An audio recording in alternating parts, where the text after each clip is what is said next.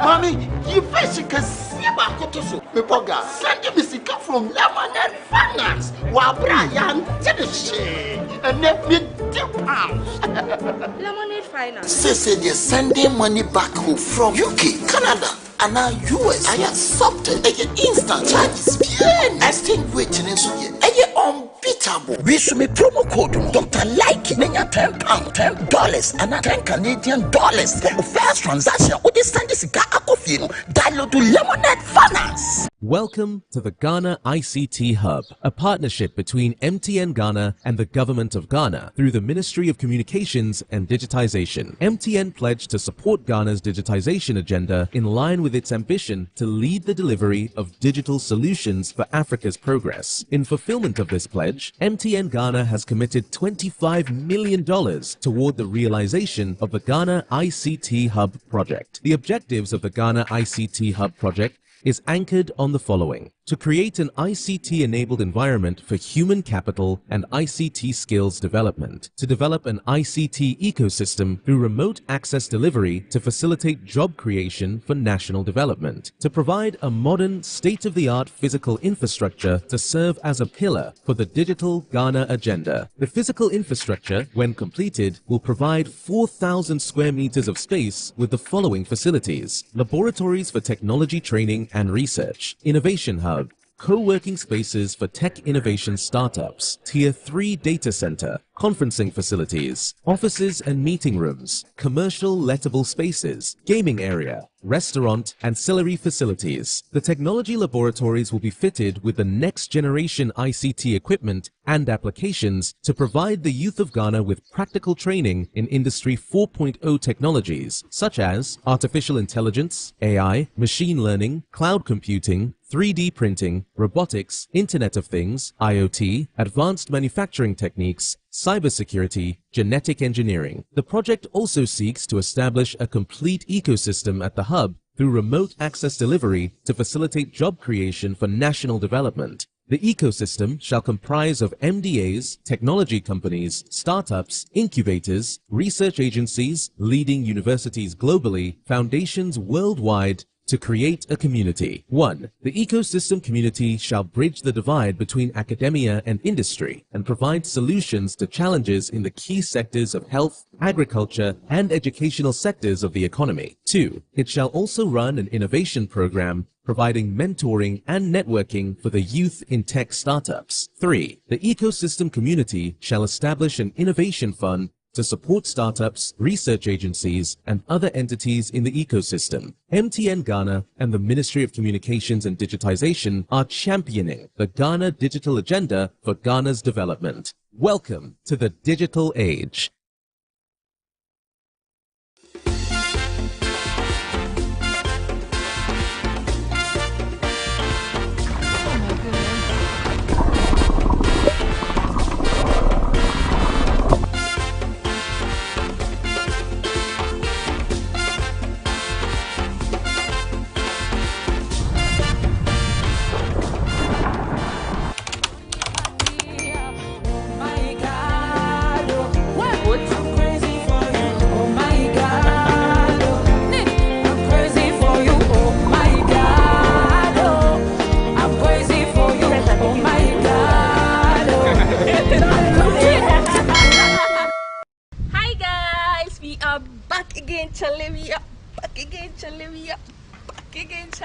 Live here in Benin. I'm currently at a place called Casa de Papa, which is a very popular place in Benin. So I'm very excited.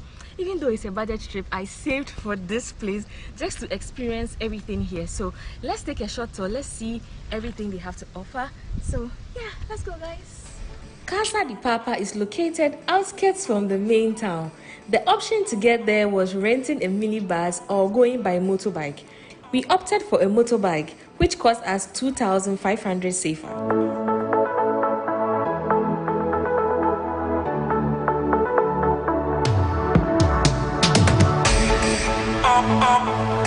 So this is the lake pond, the lagoon pond, which we are about to see soon.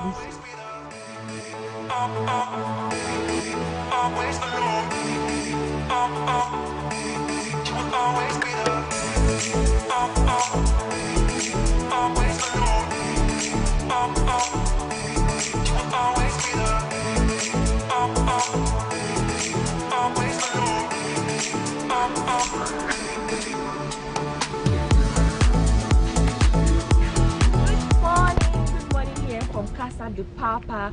I'm going to have breakfast and yeah, so let's go have some breakfast.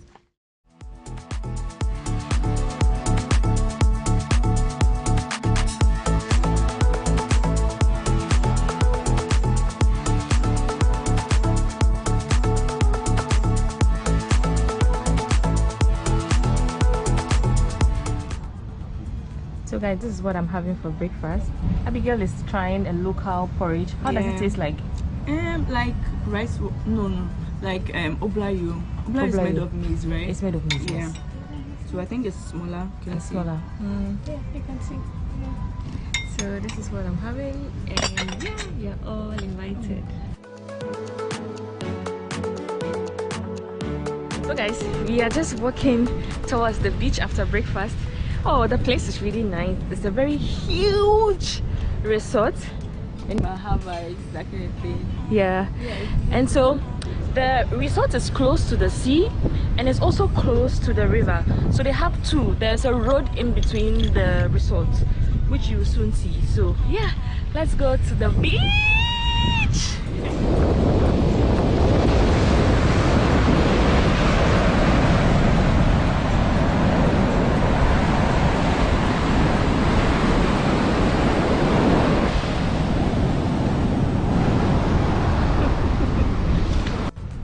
So this is their beach view.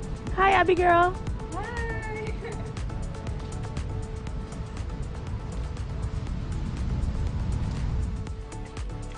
It's time for the poolside and the kayak experience. So let's go, guys. So guys, Abigail is a tour guide, and she also sells bikini. So if you like our bikini and our pants, let her know in the comment section. Yeah. On Instagram. Yes. So yeah, we are going to the poolside.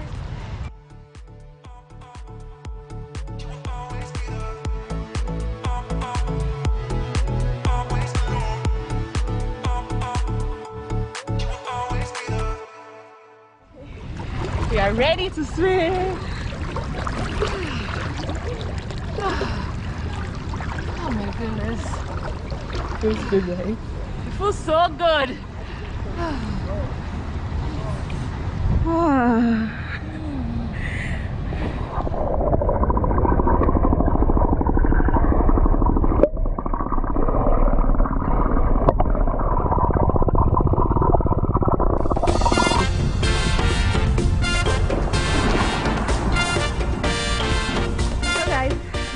Have about 30 minutes before we check out. Checkout is at 12.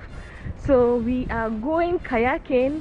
I got a ticket. It comes with accommodation for a night. So we are going kayaking on the lake, which is at the same premises as the Casa de what? Papa. Casa de Papa. So let's go, guys.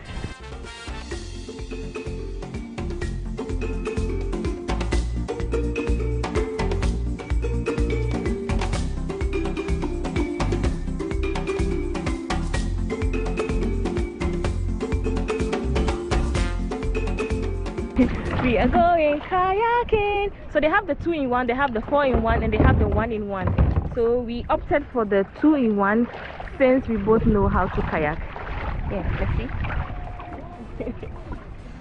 Let's see, life jacket first. Yeah. Merci. They've made me speak French this trip.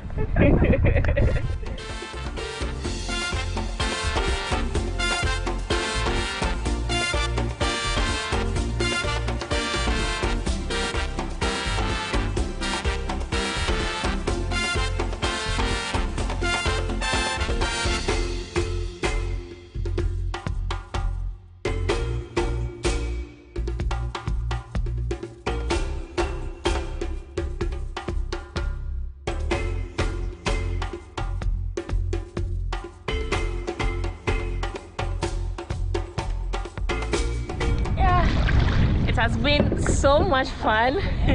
It brings us to almost the end. Yeah, this is our last activity before we leave the Casa de Papa. At this point, I just want to rest while Abigail kayaks. Abigail, continue kayaking. So yeah, it's been amazing. This is the view from here. From here.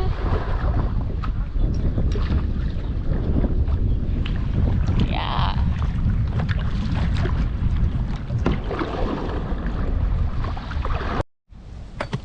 We're gonna have coconuts before we leave.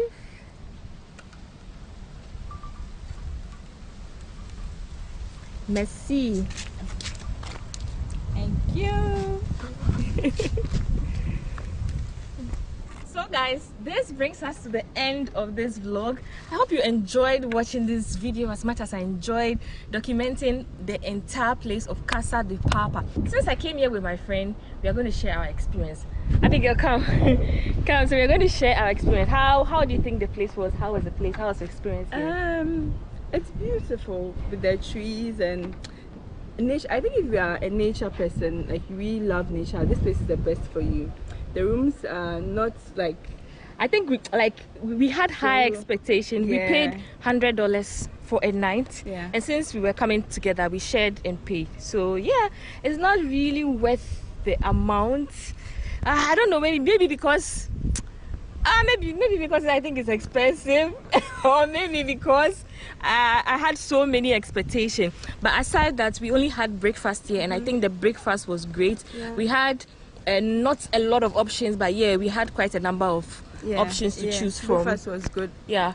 Yeah, so if you're a nature person, this place is the best for you. Okay, just come here and relax. That's okay. But Yeah.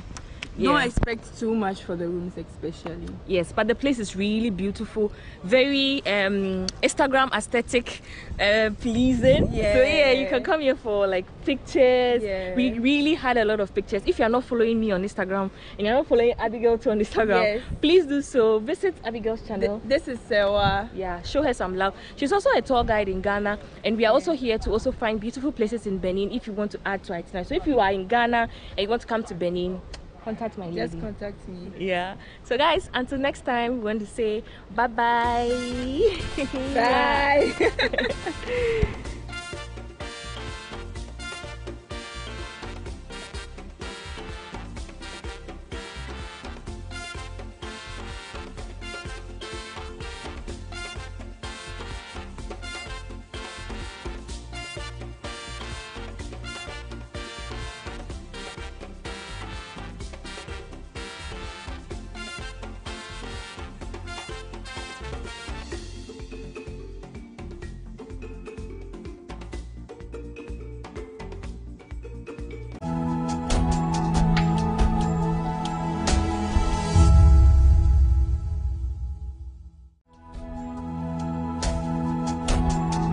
Ladies and gentlemen, Ghana's digital transformation agenda is anchored in part on a credible SIM register and a competitive telecommunications industry.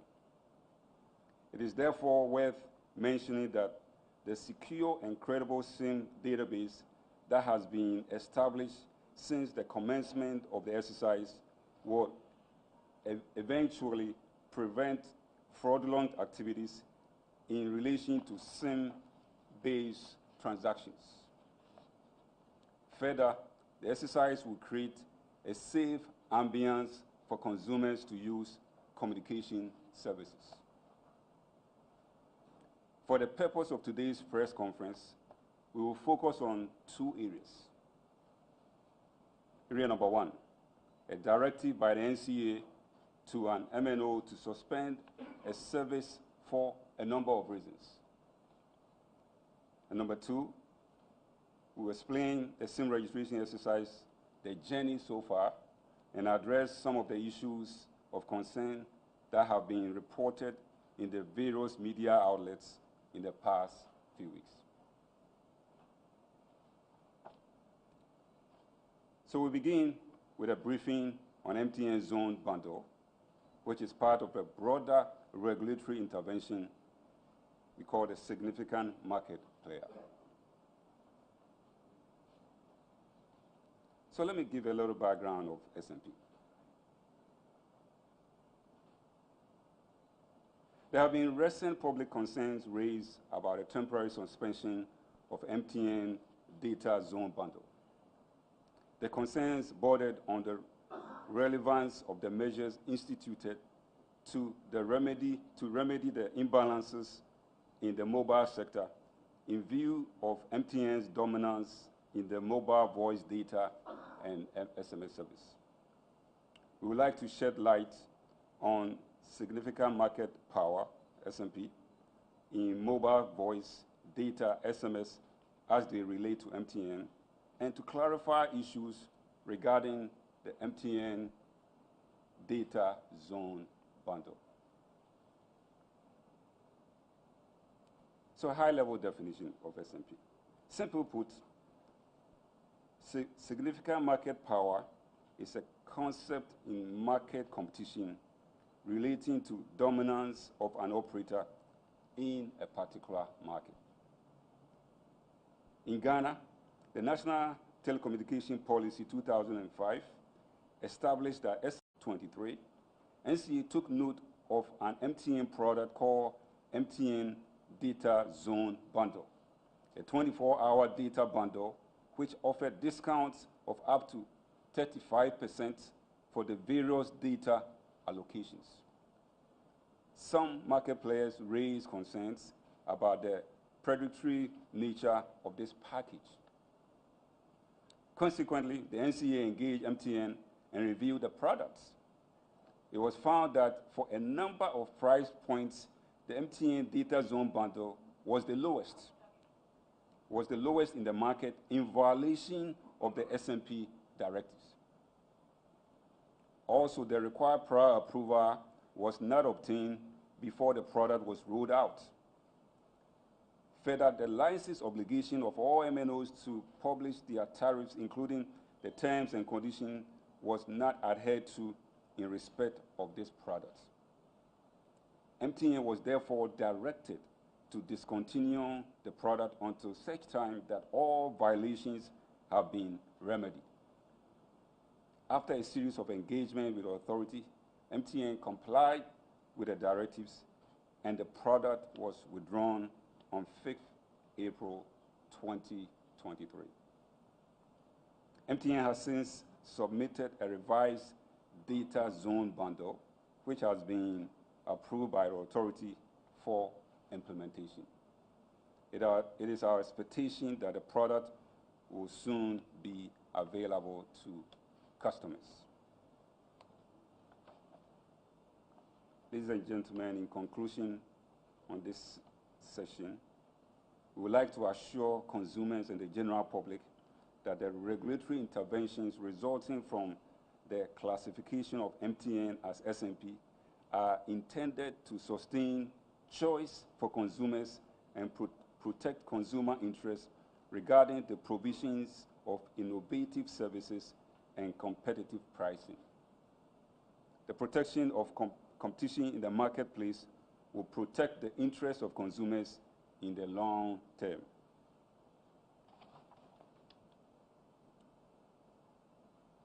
So this brings me to an end of the briefing on the MTN Zone Bundle.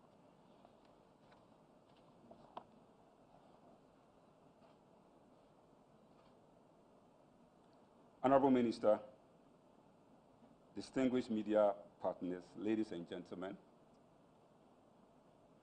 I now bring you a briefing of the SIM registration exercise and the journey so far.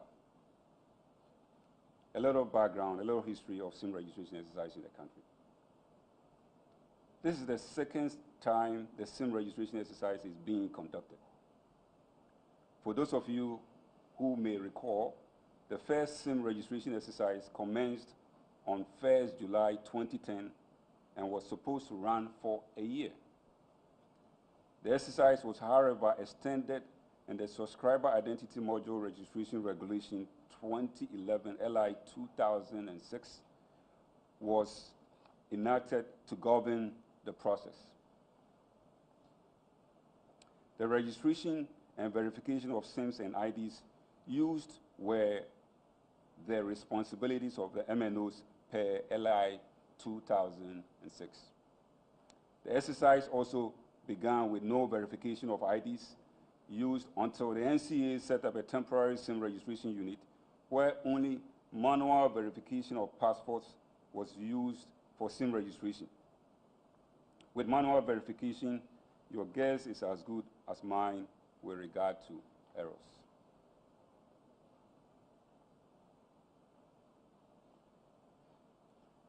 Let me quickly take you through some of the challenges with the previous SIM registration exercise. The previous SIM registration exercise recorded some challenges which impacted the integrity of SIM databases held by the network operators. These included the use of a manual and unsustainable verification process for the passport for the exercise, as explained above. There was no limit on the number of SIM cards registered by individuals.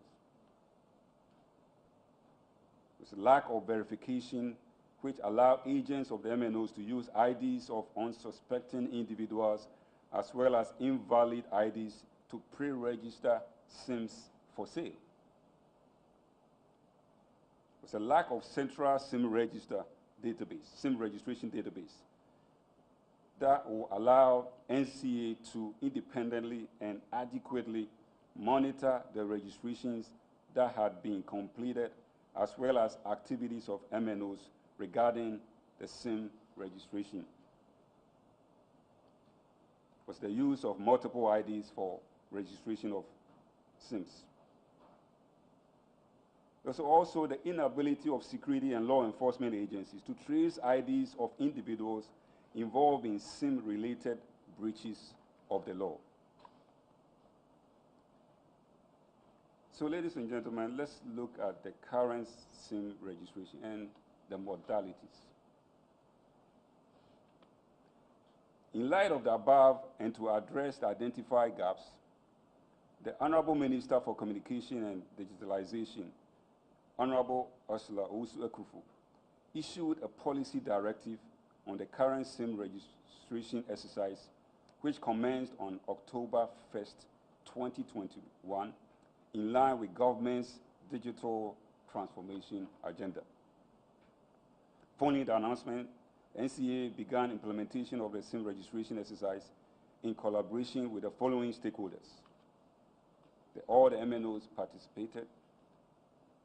It says MTN, Vodafone, Airtel, Tigo, Glo, and they all participated. The broadband wireless access providers,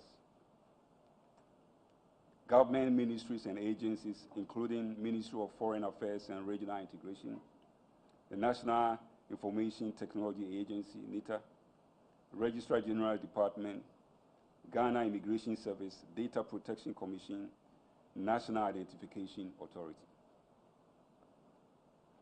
To continuously support and guide the exercise, two stakeholder committees, technical and communications, were put together. An Operational Support Center, OSC, was also set up to provide assistance to consumers and the general public on issues relating to the registration here at the NCA.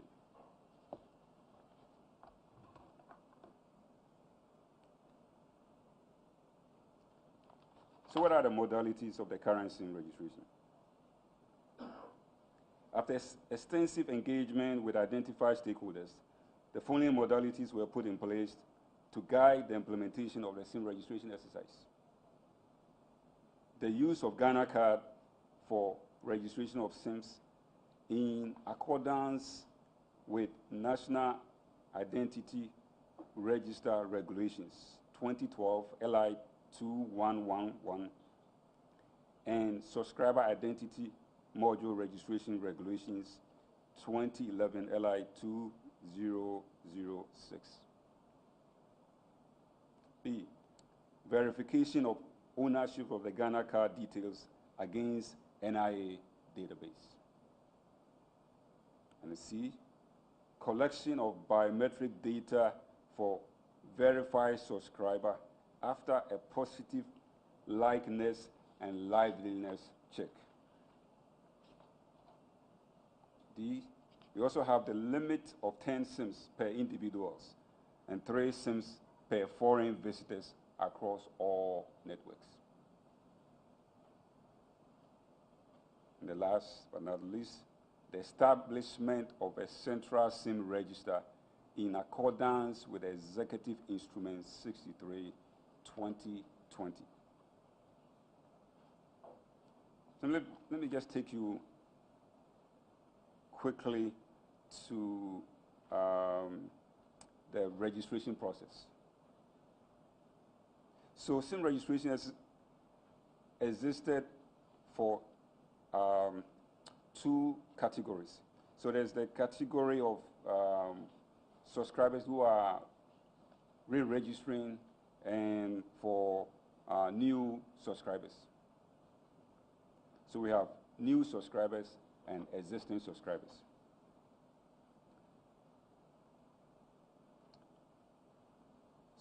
So for existing subscribers, you have 2 stages, stage 1 and stage 2.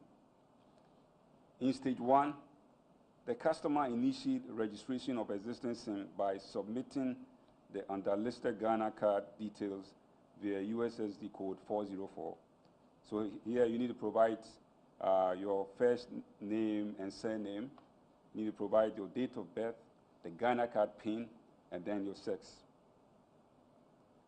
So a successful submission will result in the subscriber being sent a unique code to be used for the second stage of the SIM registration. So in stage 2, the SIM registration app was used to capture the subscribers' biometric information after a successful liveliness and likeliness check. So again, in stage 2, we don't proceed to capture your biometric unless there is a successful liveliness and likeliness check. So at this point, I'd like to use some numbers to explain to you all the journey so far.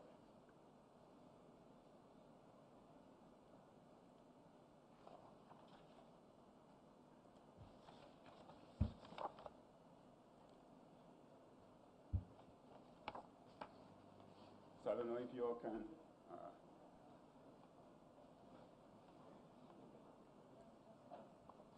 Give me a mic. Thank you. So, at the inception of the SIM registration exercise, the cumulative total SIMs that existed in the individual SIM databases that were held by the MNOs were 42,749,709. 42 million. Again, this is the number of active SIMs on 1st October 2021 at the inception of the SIM registration exercise. These were SIMs registered with IDs such as NHIA cards, passports, driver's licenses, etc. A lot of these IDs were not verified at the time they were being used to register the SIMs. So the key point here is we began with a 42,749,709.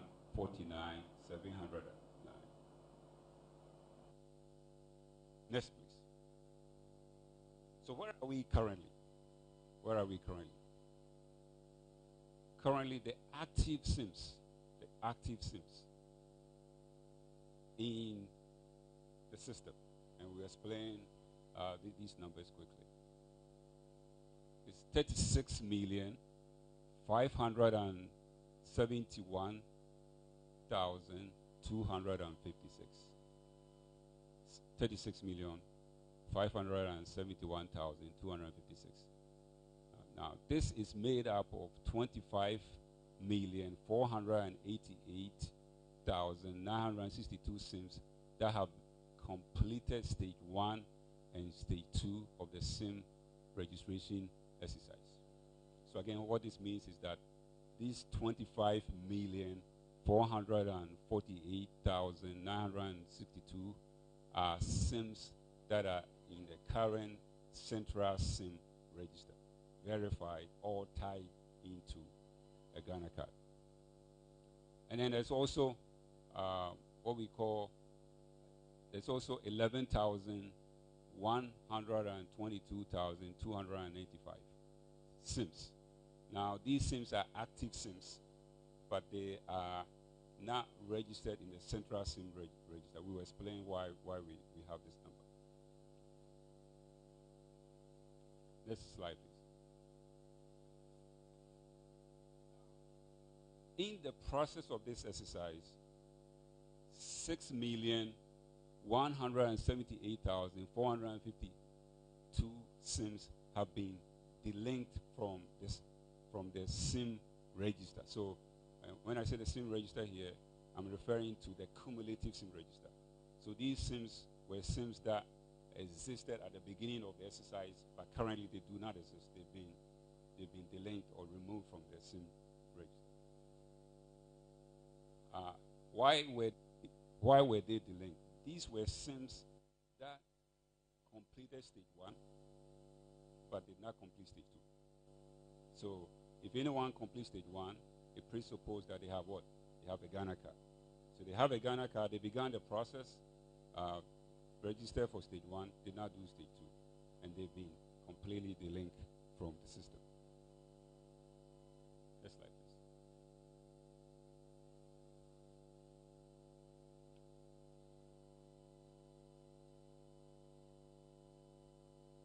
Be properly classified as what? Individual or business. At the beginning of exercise, the NCA noticed that the classification field for SIM registration shared with the central SIM register was not being completed. The MNOs who were not completing the classification field requested for time to reconfigure their databases in order to properly classify the SIM registrations and share SIM with the central SIM register. This gave some subscribers the opportunity to register more than 10 SIMs. Also, at the beginning of the SIM registration exercise, the MNOs complained that a lot of their agents did not have smartphones required for registration of new SIMs in line with the current SIM registration process. As a result, MNOs were allowed to continue to use their legacy platform, which only required the future phone for registration. This opened the process to abuse by some actors in the registration process in stage 1. As part of the monitoring process, the NCA uncovered this abuse and immediately directed all MNOs to discontinue use of their legacy platform for registration.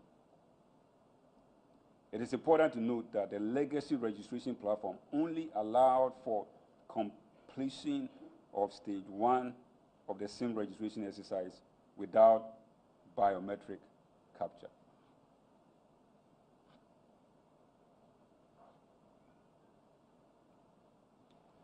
Ladies and gentlemen, I want to talk about protecting the integrity of the SIM register.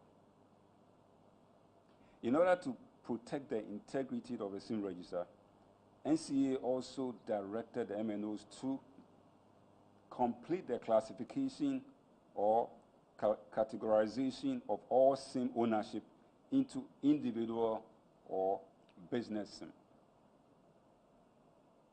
NCA directed MNOs to deactivate all SIMs that are partially registered, stage 1. I just show you the numbers, 6 million plus. Strictly apply the limit of 10 SIMs to individual SIMs. Also develop a solution whereby consumers can use a short code to check the number of SIMs registered with their Ghana cards. So,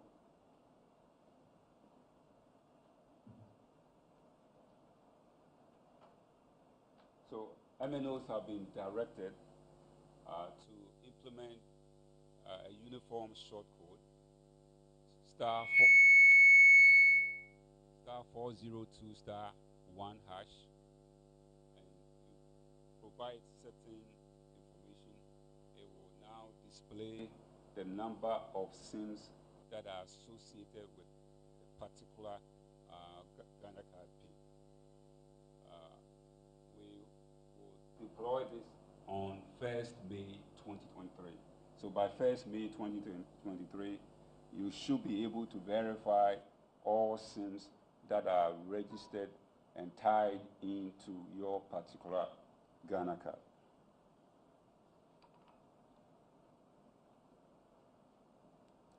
NCA also directed MNOs to ensure that consumers that want to delink SIM cards from their Ghana cards can do so after a full KYC eyeballing of the consumer by the MNOs.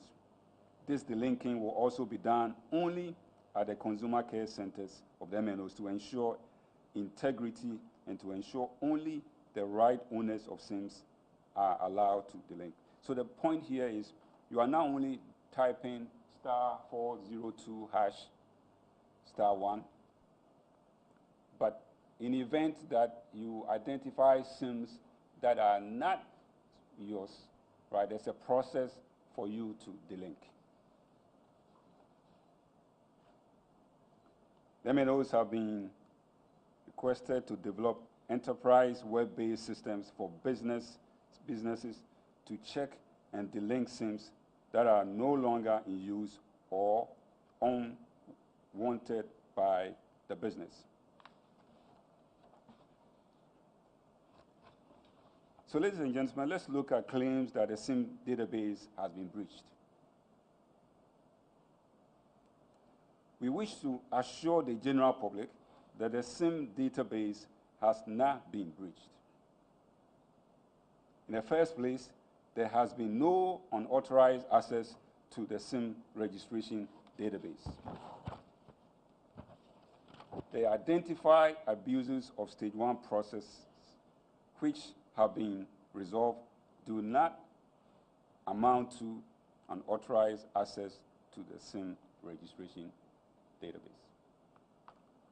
I want to be clear about that.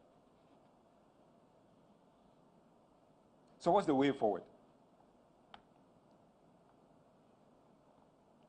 Again, in the coming days, MNOs will introduce a system to enable subscribers to check the number and details of the SIM registered in their respective names.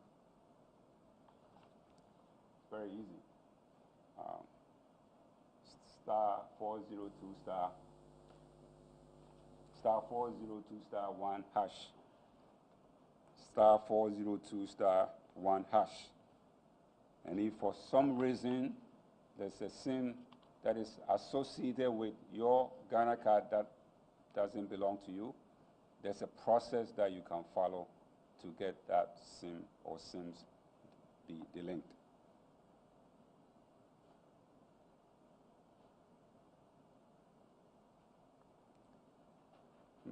Number 2, based on the statistics that we showed earlier, there are about 11 million active unregistered SIMs.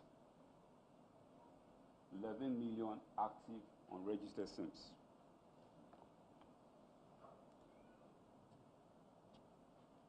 Now, who do these SIMs belong? They belong to exempted SIMs from Ghanaians on national duties outside Ghana,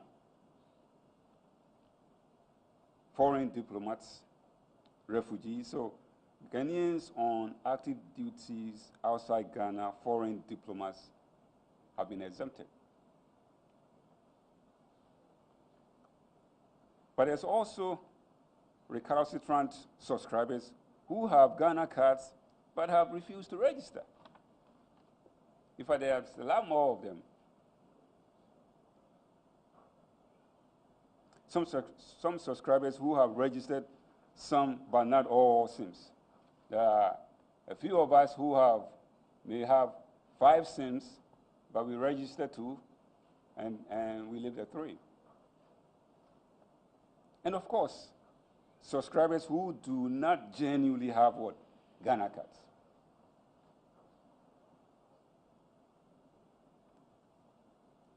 How do you address this? One of the things to note is that active mass SIM registration for existing SIMs is coming to a close. Again, I repeat, active mass SIM registration for existing SIMs is coming to a close. As mentioned earlier, we have what? 11 million SIMs which are yet to begin the registration process. So listen to this. The subscriber of these unregistered active SIMs have up to 31st May 2023 to complete their SIM registration or have their SIMs deactivated, delinked from the network. So if you don't go and have the rest of your SIMs, or if you haven't actually done it, you have up to 31st May 2023. The only exemption will be for those I have listed above, the exempted Ghanaians on national duties outside, foreign diplomats, and refugees.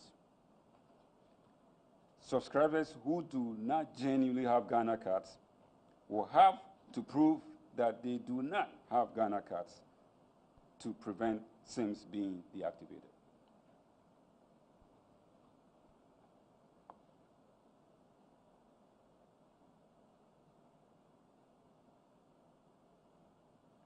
The SIM registration exercise will only be for new SIMs from 1st June 2023. The SIM registration exercise, it will be for new SIMs from 1st June 2023. If you are part of this 11 million and you are not exempted, you are not a foreign diplomat, you are not a refugee, you will be delinked if you do not register.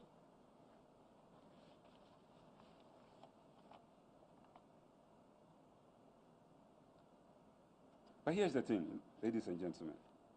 We can now state that Ghana has a single central SIM register as mandated by Executive Instrument 63. We can now say that.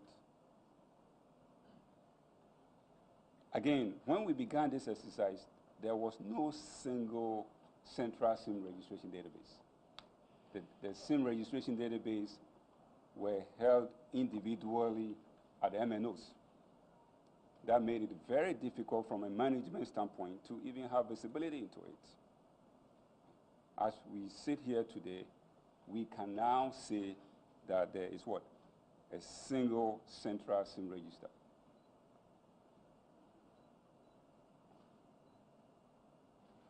B, it is important to note that Ghana now has a SIM database that has integrity.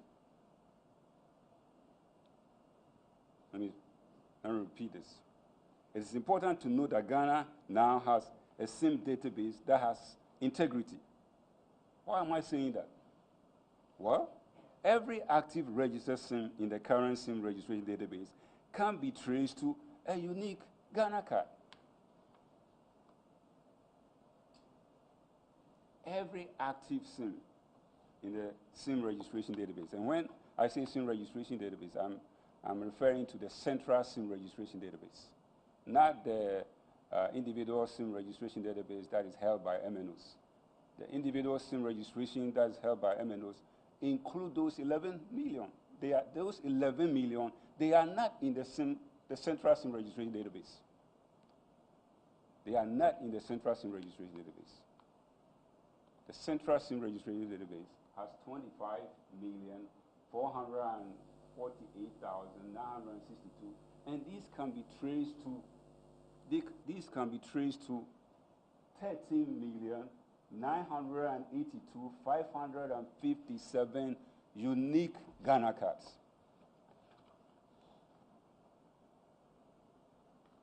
Let me repeat.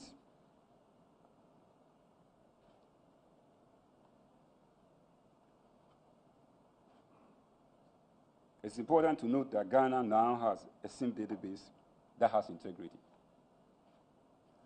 Every active registered SIM in the current SIM registry database can be traced to a unique Ghana card. That was not the case at the beginning and onset of the exercise.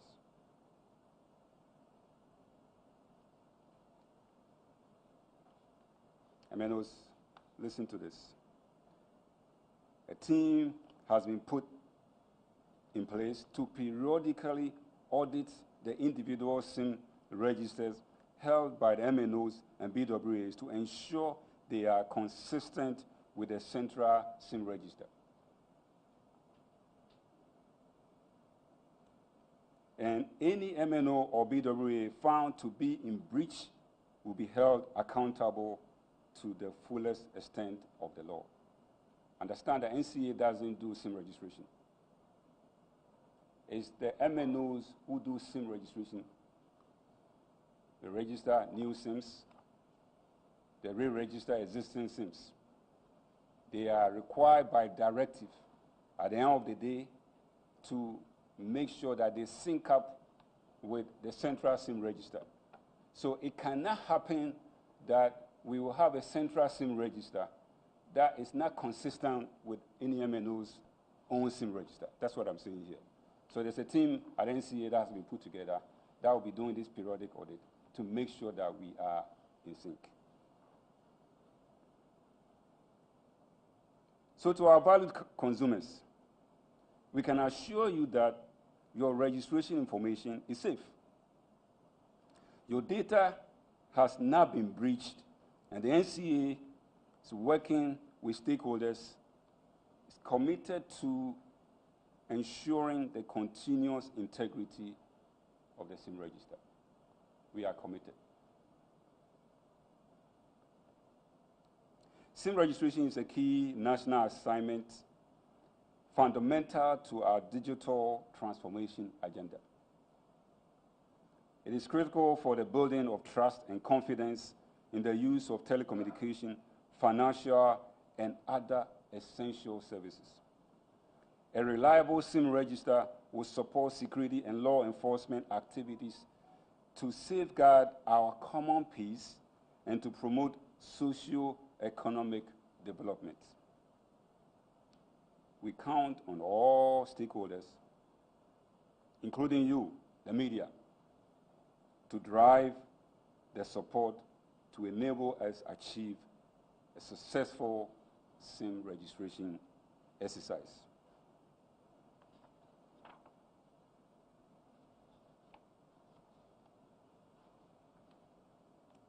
Ladies and gentlemen, Honorable Minister, this exercise has been a collaborative one involving several persons and institutions, and we wish to acknowledge them. We would like to express our profound gratitude to His Excellency, the President of the Republic, Nana Addo Dankwa Akufo-Addo, for the decision to embark on this very important exercise aimed at using telecommunication space to propel the digital transformation agenda. We also thank the Vice President of the Republic, His Excellency Mahamudu Bawumia, for his contribution to the success of this effort. It will be recalled that the first meeting by key stakeholders to discuss the process of using Ghana Card to verify SIMs in the country was held and chaired by His Excellency, the Vice President, in his office on 12 April 2021. 12 April 2021.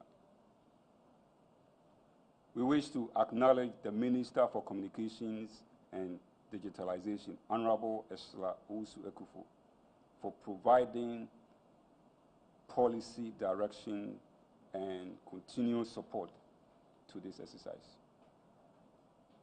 Our appreciation goes to the Board of Directors of NCA, chaired by Mr. Isaac E. Osei Bonsu Jr., for taking key interest in the SIM registration exercise and providing relevant guidance for the success of this important national assignment.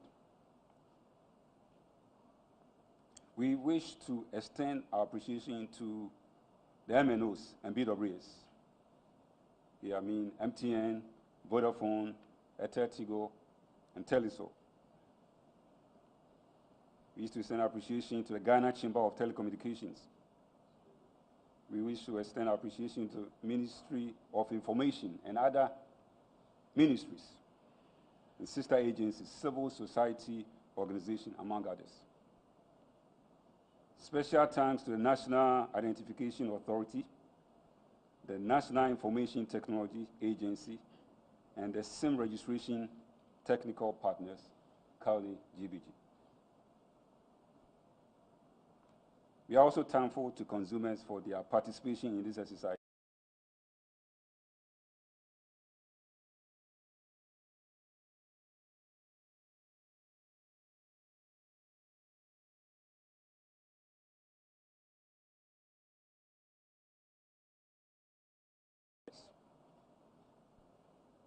Thank you for your presence and your attention.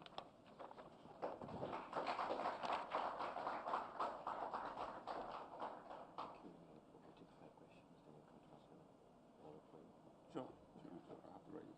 Yeah, sure. So maybe let me get my book. Okay. All right. Thank you so much, Mr. John Mochi, for the briefing. Would take questions now. The format we have is that of the microphone being placed. Can you get a microphone stand? Yeah. And then we'll take 3 questions at a time. Then DJ and the team will then answer, and then move on to the next 3. So I'll suggest that if you have questions, please line up in front of the microphones. We'll take the first 3 questions. Kindly say your name, your media house, and then ask your question. Let's keep it 1 question at a time, please, for now. So questioners, please, let's see you lined up in front of the microphones, and then we'll start off from there. Please, let's start with you, madam. Good morning. My name is Nano Yampa. I work with Advocacy Radio. From the background you gave on the MTN issue, it's obvious that the network flouted the rules. Are there going to be sanctions? And why did it take months for you to, and also agitation from the other telcos for you to take an action? Don't you have a system to monitor the services and packages of the telcos? Thank you. All right, thank you. Next question, please. My name is... hold on a second, please. Yes. My name is Kester Crunchy. I write for Daily Graphic.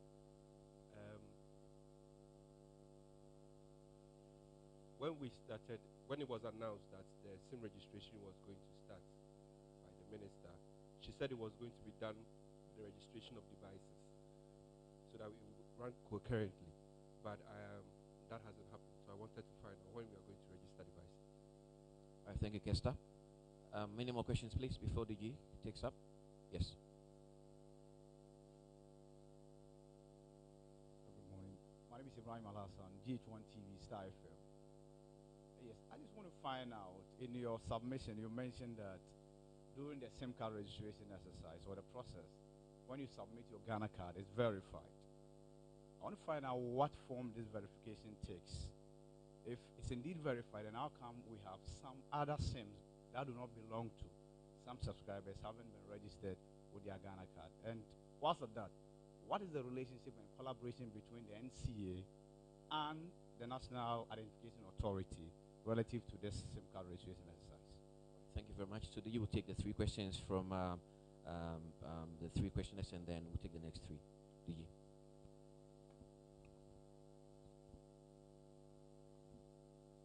So Nanawe, thank you for your question. So the question, if I may repeat.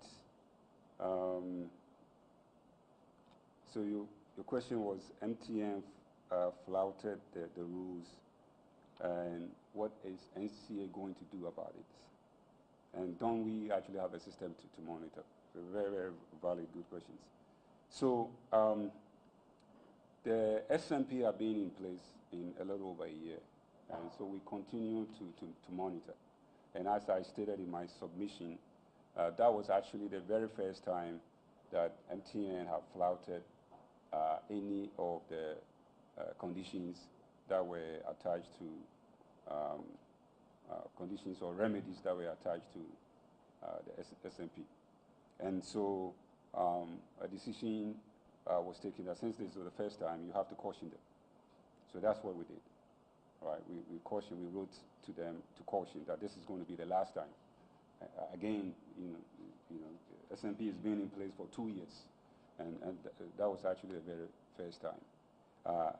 So the NCA actually have what we call the SMP desk. It's actually a team headed by a gentleman here, seated here. And so we continue to monitor, but it takes, it's not like you enter a room and you turn on the light and the light is on. There's a lot of technical analysis that should be done, and that's exactly what we did to identify that a breach had occurred. Again, we are very serious about SMP, and MTN knows that. They've been very cooperative, and each time there are issues, we call immediately and have meetings to have it resolved. But on your question number one, if it happens again, certainly there will be sanction. So, Kesta, right? Daily graphic. Registration of devices. So yes, that is in the works. Doing the SIM registration exercise alone is a lot of work. Trying to add the device registration will have compounded it. So, very soon you should hear from us on the registration of devices. But that is actually going on in a way at the background, because anytime that you are connected to the network, right, the network actually knows your device. So actual implementation will be much easier because of this SIM registration exercise. So what does it really mean that when you submit your Ghana card, it is verified? So the SIM registration exercise have 2 stages, stage 1 and stage 2, stage 1 and stage 2. So in stage 1, what you are verifying is ownership of the Ghana card. And it's actually a 2-step process. So the data that you input on the short code is captured by your MNO and verified against their KYC database. And if it comes close to what is there, approval is given for submission of the last name and the Ghana card PIN to NIA, right, for verification against the NIA database. So again, what NIA is verifying is ownership. NIA is not, there's no biometric verification, and it's verification of ownership. And so again, this explains your last question. There's collaboration with NIA. So that's why, if you can you put the slide that shows the number of SIMs in the central database? So all the 25 million plus SIMs have been verified against a Ghana card that was issued by what? NIA.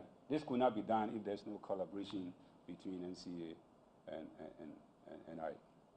Thank you.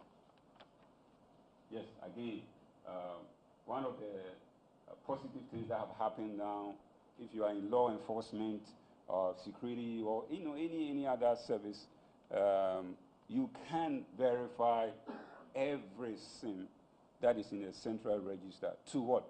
To a Ghana card. You can verify that, which is a very positive. And I think as Ghanaians, we should all be proud that at least we have a digital ecosystem that have very good verification tied into it. Thank you. Thank you, sir. Any more questions, please?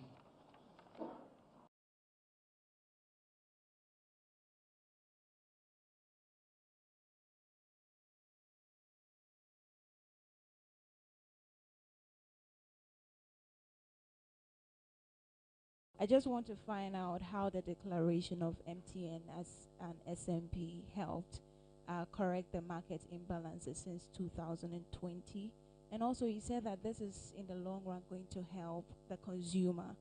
But when MTN suspended their data zone bundle, a lot of consumers were complaining. So if you could tell us how exactly the consumer is going to benefit from this. Thank you. Yes. Kingsley, Ghanaian Times. Hold on a second, please.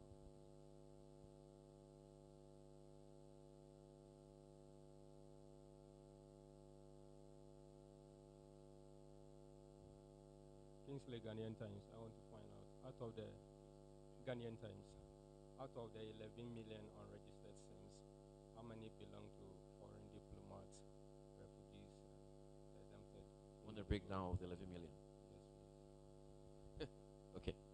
And what happens to Ghanaians who have genuinely not gotten their Ghana card after the deadline? What happens to them?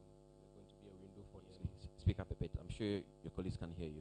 What happens to those Ghanaians who don't have Ghana cards? Yeah, genuinely don't have Ghana cards. Okay. What happens to them after the deadline? All right, sure. Thank you very much. One after this, please. Yes. Good morning. My name is Crosby. I work with TV3. This is what I'd like to find out. So the first name again? Crosby. So amongst the reasons for instituting beginning the SIM card re-registration was to reduce the instances of fraud. So for those who have had their Ghana cards unknowingly used to register multiple SIM cards that may be involved in illegalities, what can they do in the meantime until the 1st May beginning where they could, delink their numbers? Plus, how come we're still, recording instances of fraud, people calling you, I work with this, and then how are we still recording those cases despite these new registrations and regulations? Thank you. All right, thank you. Charles, please. Charles from Graphic, and then DG would take up the answers. I think he mentioned my name already, so let's go ahead. Of the 6 million that had been deactivated, can you give us a breakdown? And then 2, with the breakdown was in what? Explain that, please. A breakdown as in which MNOs. MNOs, yes. Now, secondly, I want to know with the SMP, we know that it is meant to ensure that those that are not up to are not very competitive can match up to the market leader.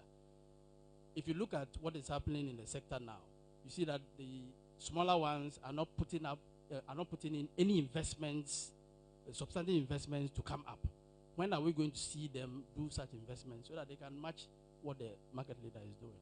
Thank you. Thank you very much, DG.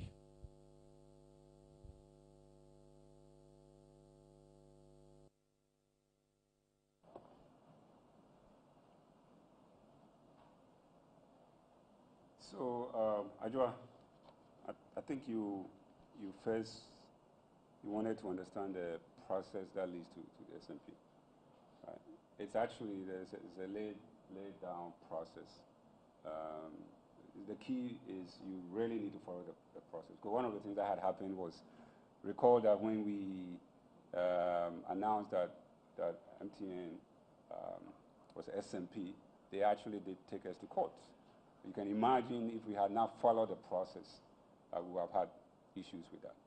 So that's a separate thing that it was going to take a long time to actually take you through. But if you want, we can sit with you and brief.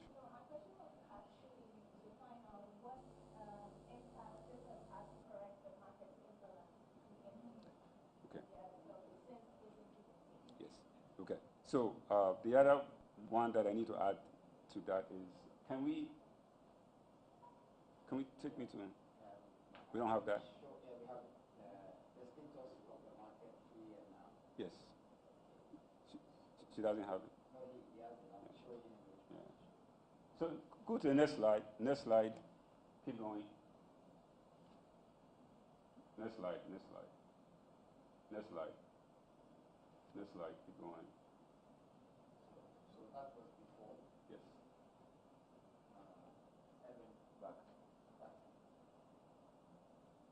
So actually, I even want to use the asymmetric. So if I understood the question, you want to know how the impact on the measures as of now. Okay. So this was. I will just stay on the chat.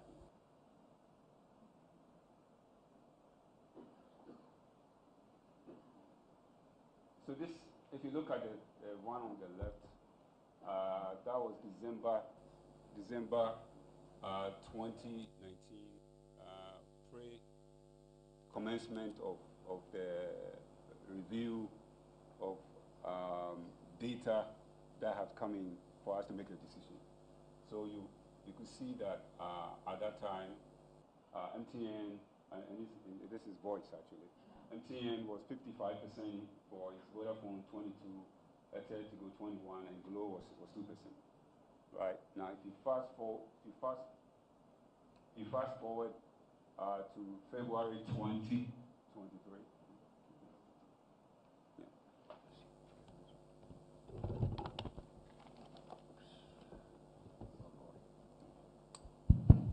So fast forward.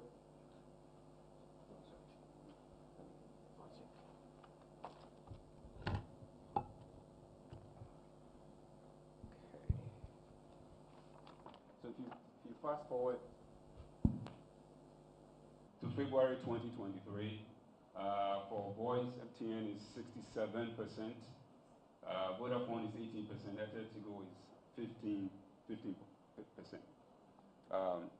Now, a lot had happened in between.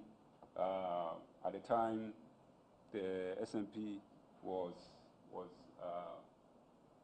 enacted to the point that we are. There are several factors that can actually, we can. Now, I think if you go back to the last question that was asked by Charles, it is part of the factors. So one of the things we have learned is that it's not only just tagging one player as an SMP, but it's also important for the other parties to also up their game. As a matter of fact, as part of the remedies, there's one of them that we call asymmetric termination, right? Asymmetric interconnection. So the goal here is we made it in such a way that it will cost you 30%. It will cost the non-SMP players 30% less, right, when they terminate on MTN, right? Now, I'll show you a slide. I'll show you a slide that, do you have that slide? Yes. Which one? Okay, good. Let's go through the SMP slides. Keep going.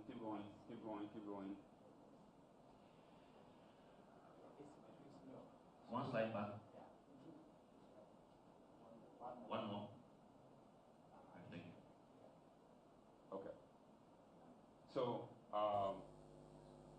again, if you look at this, based on the asymmetric interconnection, which is one of the remedies, you see that the industries have saved 86,794,227.541. So Vodafone alone have saved what? 50 million plus, right? Glo 1.6, Airtel Tigo 34.7. So it's a series of remedies that you put in place. Now some of them, there's again, the question somebody will ask, so what happened to this money? Where was it used? And so on. It's a whole discussion that we can get into some other time.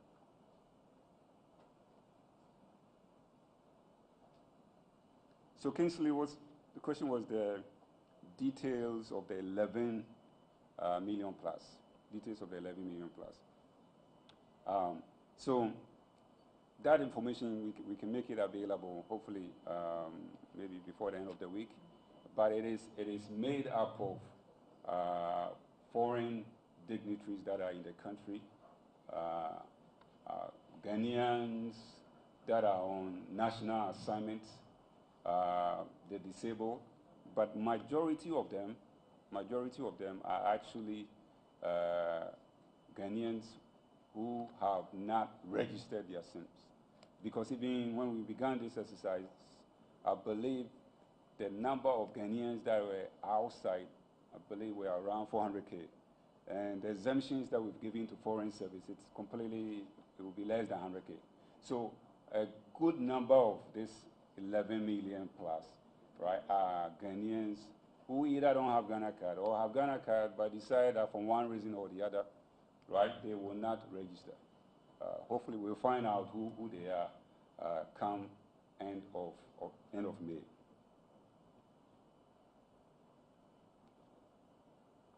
So what happens if you don't have a Ghana card? That's a very difficult question, right? So the goal is you have to prove that you don't have a Ghana card. Certainly, you know, you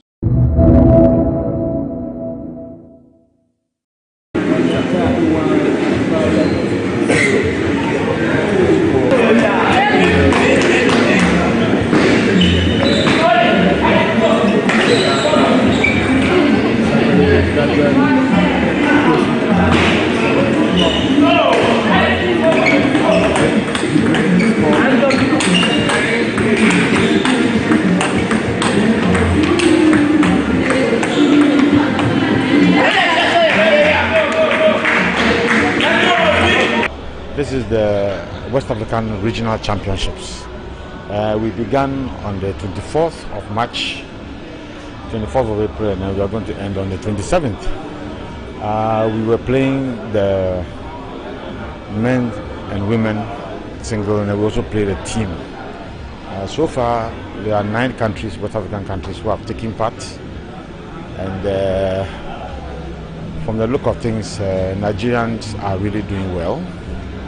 The Ghana team have placed 4th, and then the women, we have the silver. This actually is a qualification for the All African Games that is to come next month, and also for the World Table Tennis competition in South Africa in 2024. So far, so good. The organization has been good. Things are going on as planned. I only wish and hope that Ghana would have done better. I believe that Nigeria is doing very well. They've won most of their matches, almost all their matches. They are yet to be beaten by any other country. If you know the past history, you will notice that we didn't go to camp early. We had other technical issues, and therefore we didn't go to our camping quite early, and that took a toll on our players.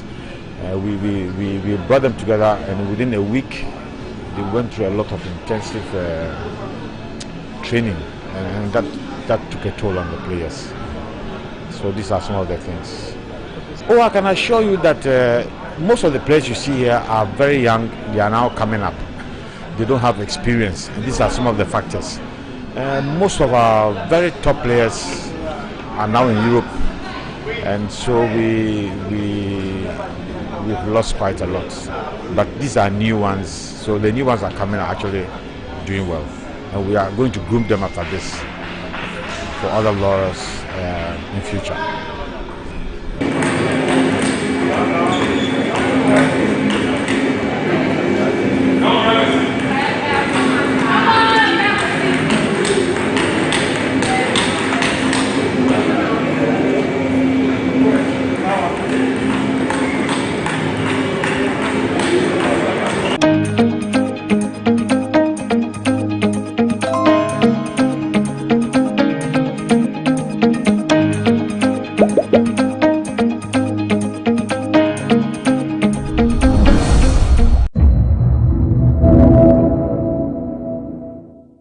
We do know that 80% of all employment is driven by the SMEs.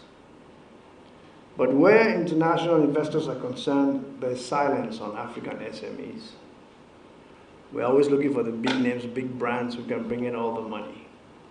But what about our people back home who really drive the economies? And I'm suggesting that there should be a global business and news network with an Africa-first perspective. Put on any television set today, you're going to see statistics about foreign companies, how they've grown, what they've done. But look at the great work we've done in Africa. Nobody knows about it. You go and sit on some of the boards of the big companies, they're ignorant about Africa. They have money to spend, but all they hear is the bad news about Africa. Why don't we give them access to hear for themselves and see the good work we've done? So developing global media is not something, this is one area that should be counted as infrastructure. Government should invest in making sure that the African perspective is known. There's a population of 7 billion that needs to hear the story about the opportunities in Ghana, in Nigeria, in Cote d'Ivoire, everywhere else. So this is infrastructure. This is not just business. For Africa, governments must make sure that our story is told. Our people should be acknowledged the way we acknowledge entertainers and politicians and give them awards. The small and medium businesses should be recognized. They drive the economies. And quite frankly, when we talk about raising money, charity should begin at home. The laughable exercise we just had in Nigeria in trying to change the currency showed us that people have trailer loads of cash buried somewhere. Hernandez de Soto, the Peruvian economist, gave us statistics to show that we have more money buried under our mattresses than all the foreign aid that's come into Africa since 1956. So the money we want is under our mattresses. How do we get it out? We need to know that we are worthy to be invested in. That's critical. It will provide more visibility for African businesses. It will help counter negative stereotypes and biases about Africa. An example will be letting the boardrooms of the world know that the default rate in Africa is lower than all other developing countries. I think that's information worth sharing. Secondly, we need a new generation of capital market products on top of an African stock exchange with unified regulations. I can't tell you how many times we funded a business and then we have to float them on European stock exchanges, on Asian stock exchanges. We need to have something in Africa. So Africans in Nigeria can invest in Ghana. They don't have to come through the GIPC. They can look at a Ghanaian company that's doing well and invest in it, and vice versa. Take out all this separation we have between Anglophone and Francophone countries, unify the regulations, and let the money move around. Not only is our default rate less in Africa, our profit growth is faster than anywhere else.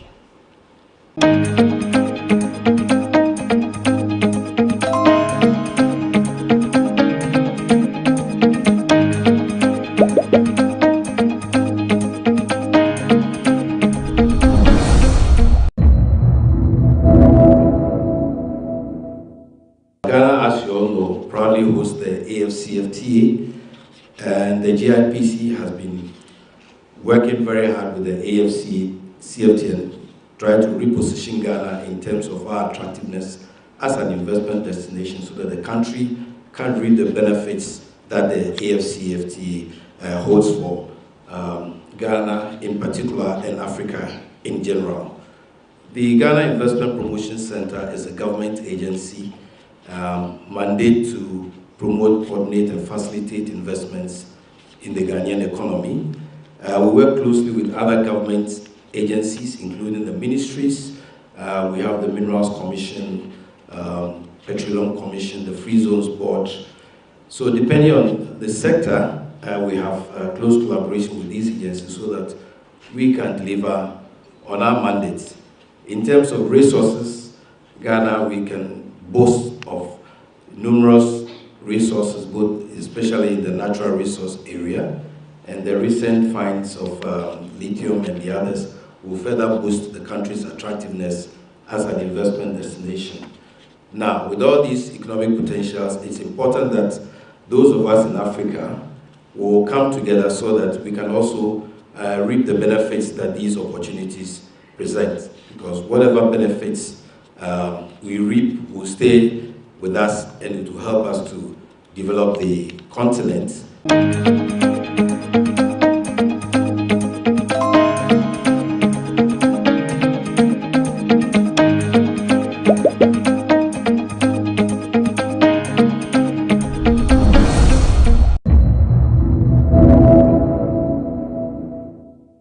The way we even fought against COVID, people are not even giving us credit more than we deserve. For example, I'm not picking on any country. If you take Ghana, for example, and I'm just opposing it against some other country, I'm not picking on them. I know how sensitive sometimes this political arena can be. But almighty USA, they've lost over 1 million people. Their population is 320. And look at Ghana. We have a population of 32 million people. Our president decided that that fight was an existential fight, COVID.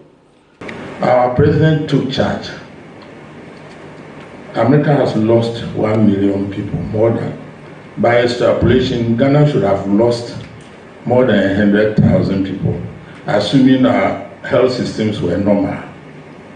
But we've lost exactly 1,546 people. So virtually, we didn't lose anything. But a lot of theories have been propounded that because we live in tropical climate, we had a lot of advantage, maybe. But if you just oppose it against the losses in Ecuador and Brazil, you see that it took a lot of human intervention. And in Ghana, I don't know about other countries, that's why I'm giving examples in the African arena. And I'm picking successes from where we have succeeded. So COVID, Africa together, it wasn't happenstance. Even poor countries surrounding us, they did their best. At least public education was there. We had a national consensus in La Côte d'Ivoire, had a national consensus even in Striveton, Burkina Faso, national consensus in Togo and all that. Even there were a few disagreements here and there. And then we fought COVID. Same thing, we fought epidemics. We've succeeded in fighting Ebola. The EPI program in Ghana is a wonderful success about how human beings can coordinate their efforts and fight and eliminate diseases like measles, tuberculosis, whooping cough, and whatnot. We have fought against the Oncholos medinensis. If you didn't know, that is Guinea worm. Onchocerciasis. I'm a physician, so I'm taking successes from this arena to say that we can win the economic battle.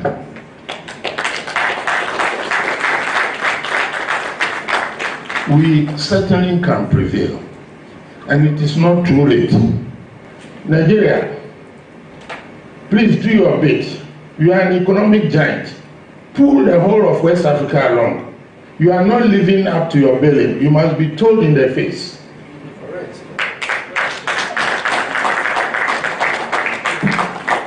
That is what Japan did and pulled the Asian Rim along.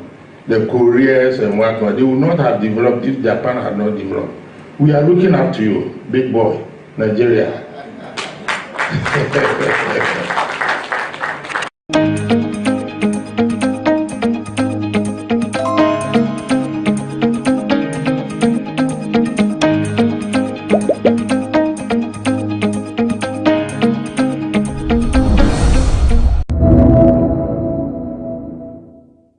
The dawn of VGMA is almost upon us. I'm your girl Doreen, and today I'm taking you to the streets so we can get interactive with some people who would want to share with us who they believe is going to win the VGMA Artist of the Year. Let's get interactive, so let's go. Who do you think is going to win the VGMA Artist of the Year this year, 2023? Black Sherif. Black Sherif. Why Black Sherif? Okay, so like last year most of his songs hit, and then last year was when he was like known worldwide, like amongst other countries, which took like made Ghana really known. So I feel like yes, he's gonna win. Yeah. What about you? I think Stoneboy. Why Stoneboy? I just like him. Looking at the list, so we have Stoneboy, Sarkodia, Kim Promise, Kamido, Kiddy, PSC, Esther, Joy Metal. I mean, they've all paid their dues, but the kind of work Black Sherif has done this year, no way he shouldn't win. No way, no way. Blacko all the way, you know, Blacko have worked so much that we shouldn't put him on a category itself. We just carry that plug, then carry give Blacko. That'd be all. That's all. No competitor. No. Hey. Me my guy be familiar, but familiar work, but Blacko work. Familiar said go vote give Blacko. I think Joe Metal. Yeah, Joe Metal. Why do you think Joe Metal is going to win? Because in everything God first, so Joe Metal. Sure. Black Sherif. Why Black Sherif?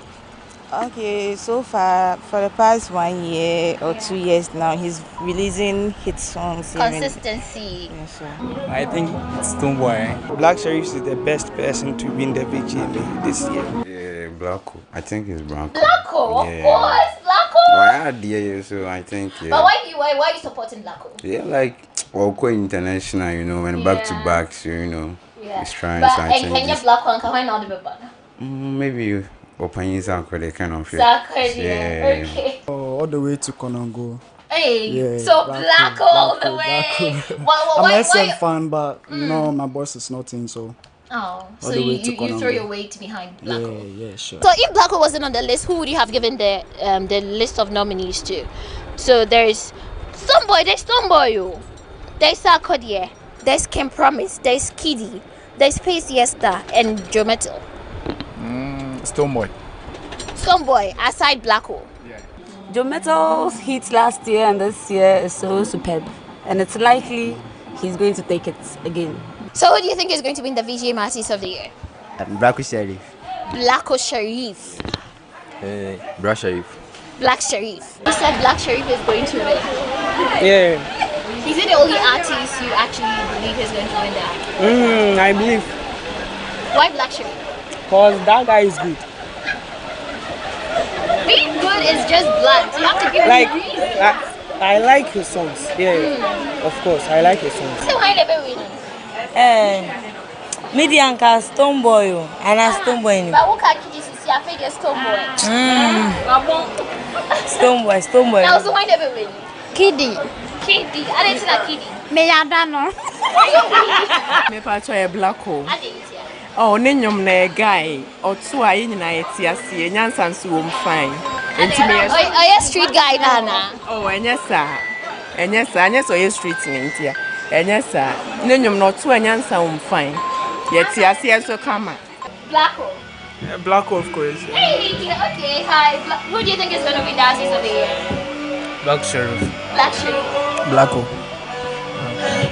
Black Sherif. Black Sherif. I'm shocked. Why Black Sherif? Because he's on top. He's the one on top now. He's no on one comes top. close. Yeah. Yourself. Yeah, maybe same. Yeah, back-to-back hit songs. Allah. Why did you get that young man? Please, why do you think Blacko is going to win? He put Ghana on the map the most this year, so last year, yeah? This year, last year. Last year. Yeah, so I think definitely him. He's gonna win. What about you? Yeah, same thing. Same thing. Well, I couldn't believe my eyes, I couldn't believe my ears, because I was here at the center of all the conversations happening here on Legon campus. Everybody is rooting for Blacko, and some of them supported Stoneboy, others Sarkodia, King Promise, Kiddy, and a few. But then next week, the 6th of May is going to tell us who gets to be the VGMA Artist of the Year. My name is Dory, and I brought to you live here on Legon campus, Vox Pop.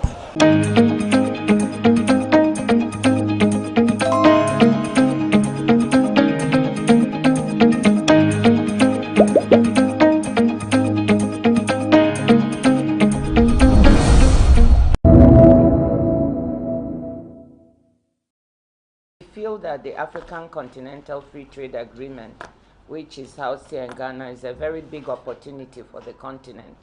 And we are very desirous that this instrument, which can allow this continent to grow and develop according to the Agenda 2063 of the AU, which is to industrialize and develop the continent in the future and create jobs for young people. We are happy to, as the WTO, to be able to say that with that agreement being implemented, we feel there are many opportunities for the continent to really create more manufacturing industries and capacity. In order for us to trade more, we have to add value to our products. And if we have a big market of 1.4 billion now, 1.7 billion in 2030, that gives us the space, the market power, to really try to develop our industries and sell our manufacturers through this agreement of the African Continental Free Trade Area. Now, at the level of the WTO, we see opportunities that can help make this real. As we speak, there is a very big move globally to diversify supply chains for many products.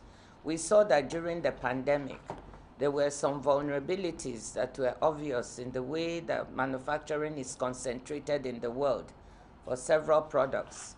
You've got semiconductors. This is something very important to many of the big countries like the EU, the US, and so on. But we've also got things like pharmaceuticals. I referred to it before. 10 countries in the world export 80% of the world's COVID-19 vaccines, for instance. 10 countries.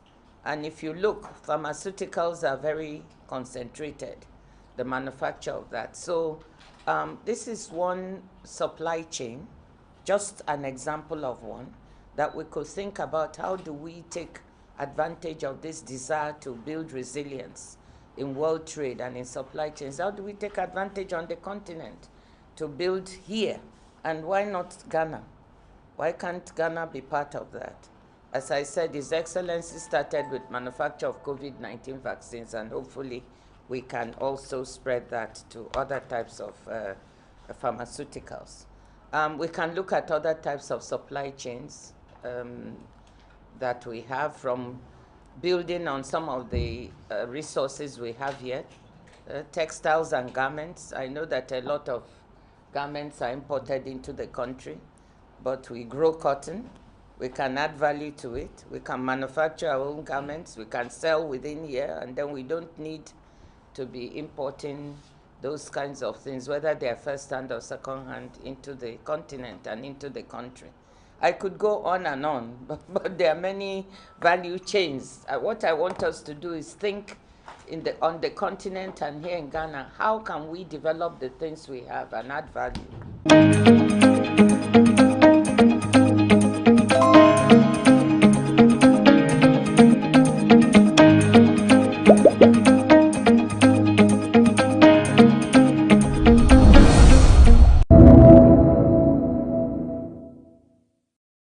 We were also able at this ministerial to have an agreement to introduce more flexibilities, a waiver on the patent on vaccines, so that African countries and other countries can manufacture their own vaccines.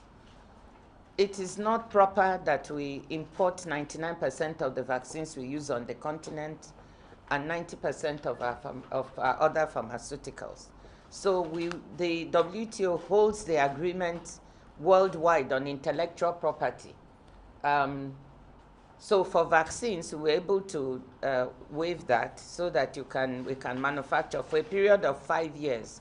I know that His Excellency, Mr. President, has worked really hard to start vaccine manufacturing in Ghana. So one of the things that I hope we can talk about is the efforts for that, because now you have a bit of an open space for the next 5 years to produce vaccines without being afraid that someone is going to sue you for the patent right. So that is a very important thing that we got, and we're trying to extend it to therapeutics and diagnostics. The agreement we had about vaccines, it's about COVID-19 vaccines. I want to be very clear. COVID-19 is to waive the ability of countries to manufacture COVID-19 vaccines for the next 5 years.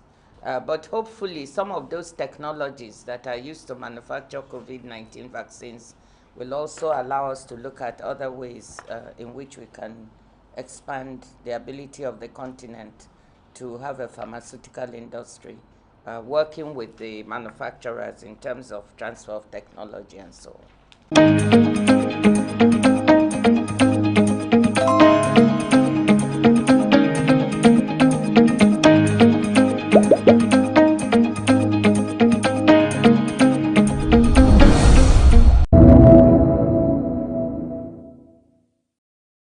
At the WTO, many agreements have been stuck for a number of years because it's a consensus organization. Every member must agree on everything before it can be moved forward. Can you imagine how difficult that is?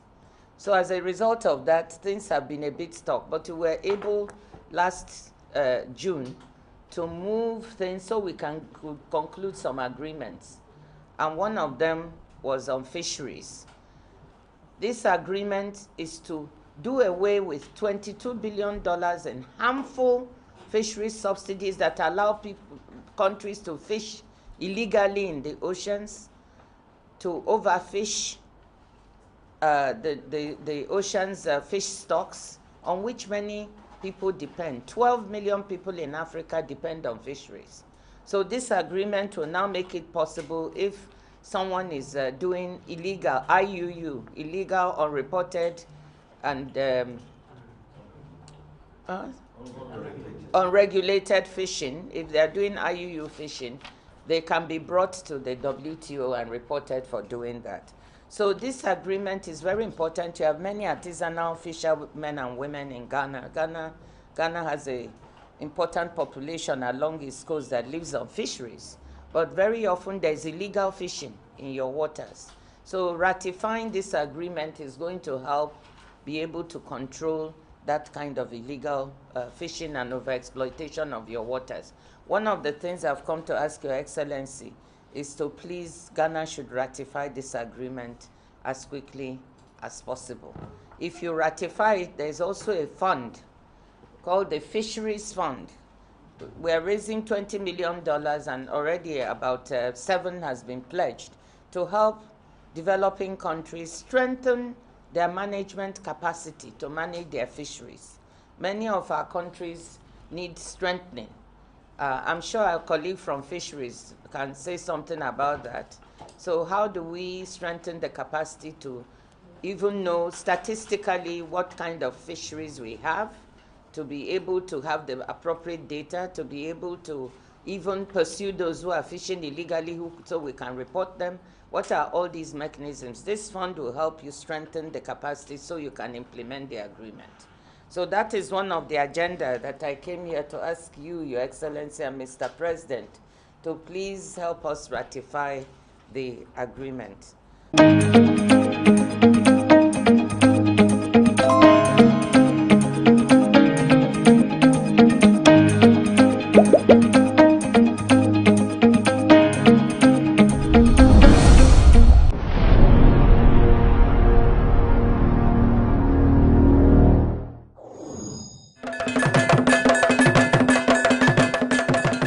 Welcome to Media Kotoku, to what promises to be a milestone of well-being for ourselves and for posterity as we break ground for the DEK Vaccines Limited, a multiple vaccine manufacturing factory right here in Ghana, as we provide hope for a healthier Africa and prepare her against any unforeseen pandemics. Your Excellency, we are here today due to the impact of your vision and initiative to set up the Presidential Vaccines Manufacturing Committee, especially Prof. Kwabra Frimpong Boateng and Dr. Nsiasari, who have worked so hard to assemble technical expertise to help bring vaccine manufacturing to Ghana.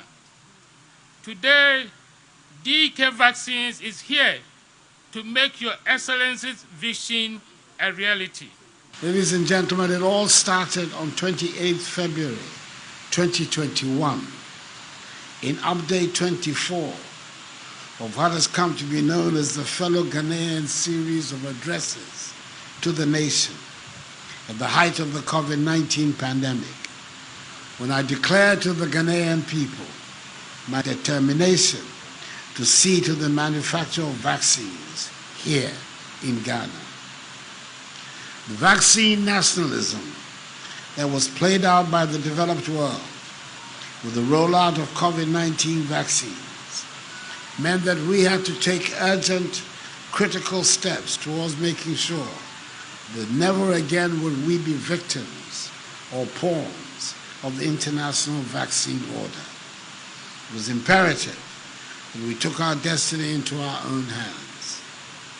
However, as has become the norm, right from my days in opposition to my becoming President of the Republic, any idea proposed, whether it is free senior high school education or one district, one factory policy, is scoffed at by those who claim they are lofty ideas which could not be implemented. The idea to manufacture our own vaccines was not spared either.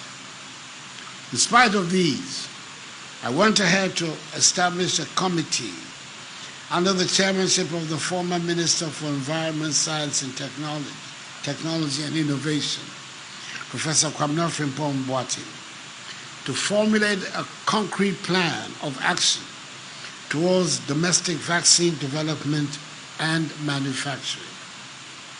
The plan of action culminated in the announcement of the establishment in July 2021 of the National Vaccine Institute with seed funding of $25 million United States dollars from the European Investment Bank. Indeed, some 2 months ago, on 14th February 2023, the National Vaccine Institute Bill was enacted by Parliament, for which I have given assent, and whose board of directors will soon be outdoor. Its establishment has enabled the National Vaccine Institute work in unison with ministries, departments, and agencies in Ghana to boost our country's capacity to be self-reliant in the production of vaccines and bring all of us to this gathering where work on the construction of the factory of DEKS Vaccines Limited will soon begin. We want to achieve self-sufficiency in vaccine production to meet future national, regional, and continental needs for health security. We shall not then in the future be at the mercy of foreign vaccine nationalism and geopolitics. Now, back canocre. Susu sang pine, Pia want to Nambia, a man in quite baby.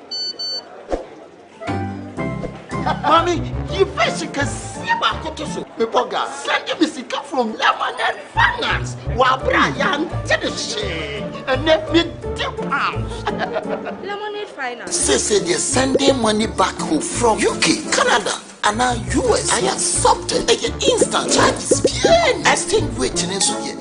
Unbeatable. We should make promo code Dr. Like £10, $10, and $10 Canadian dollars for the first transaction. What is this download to Lemonade Finance. Welcome to the Ghana ICT Hub, a partnership between MTN Ghana and the Government of Ghana through the Ministry of Communications and Digitization. MTN pledged to support Ghana's digitization agenda in line with its ambition to lead the delivery of digital solutions for Africa's progress. In fulfillment of this pledge, MTN Ghana has committed $25 million toward the realization of the Ghana ICT Hub project. The objectives of the Ghana ICT Hub project is anchored on the following: to create an ICT-enabled environment for human capital and ICT skills development, to develop an ICT ecosystem through remote access delivery to facilitate job creation for national development, to provide a modern, state-of-the-art physical infrastructure to serve as a pillar for the digital Ghana agenda. The physical infrastructure, when completed, will provide 4,000 square meters of space with the following facilities: laboratories for technology training and research, innovation hub,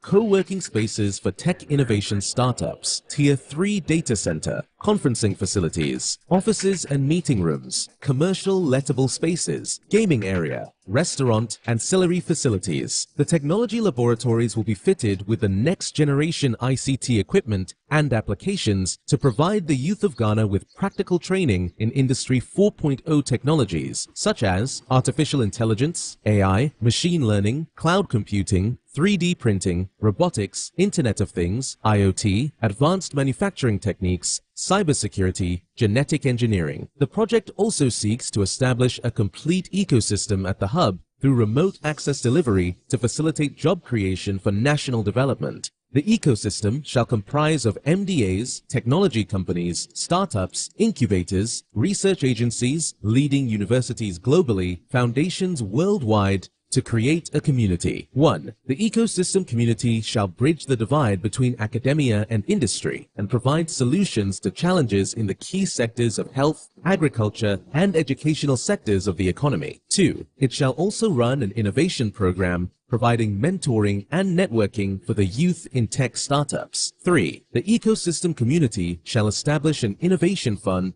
to support startups, research agencies, and other entities in the ecosystem. MTN Ghana and the Ministry of Communications and Digitization are championing the Ghana Digital Agenda for Ghana's development. Welcome to the digital age.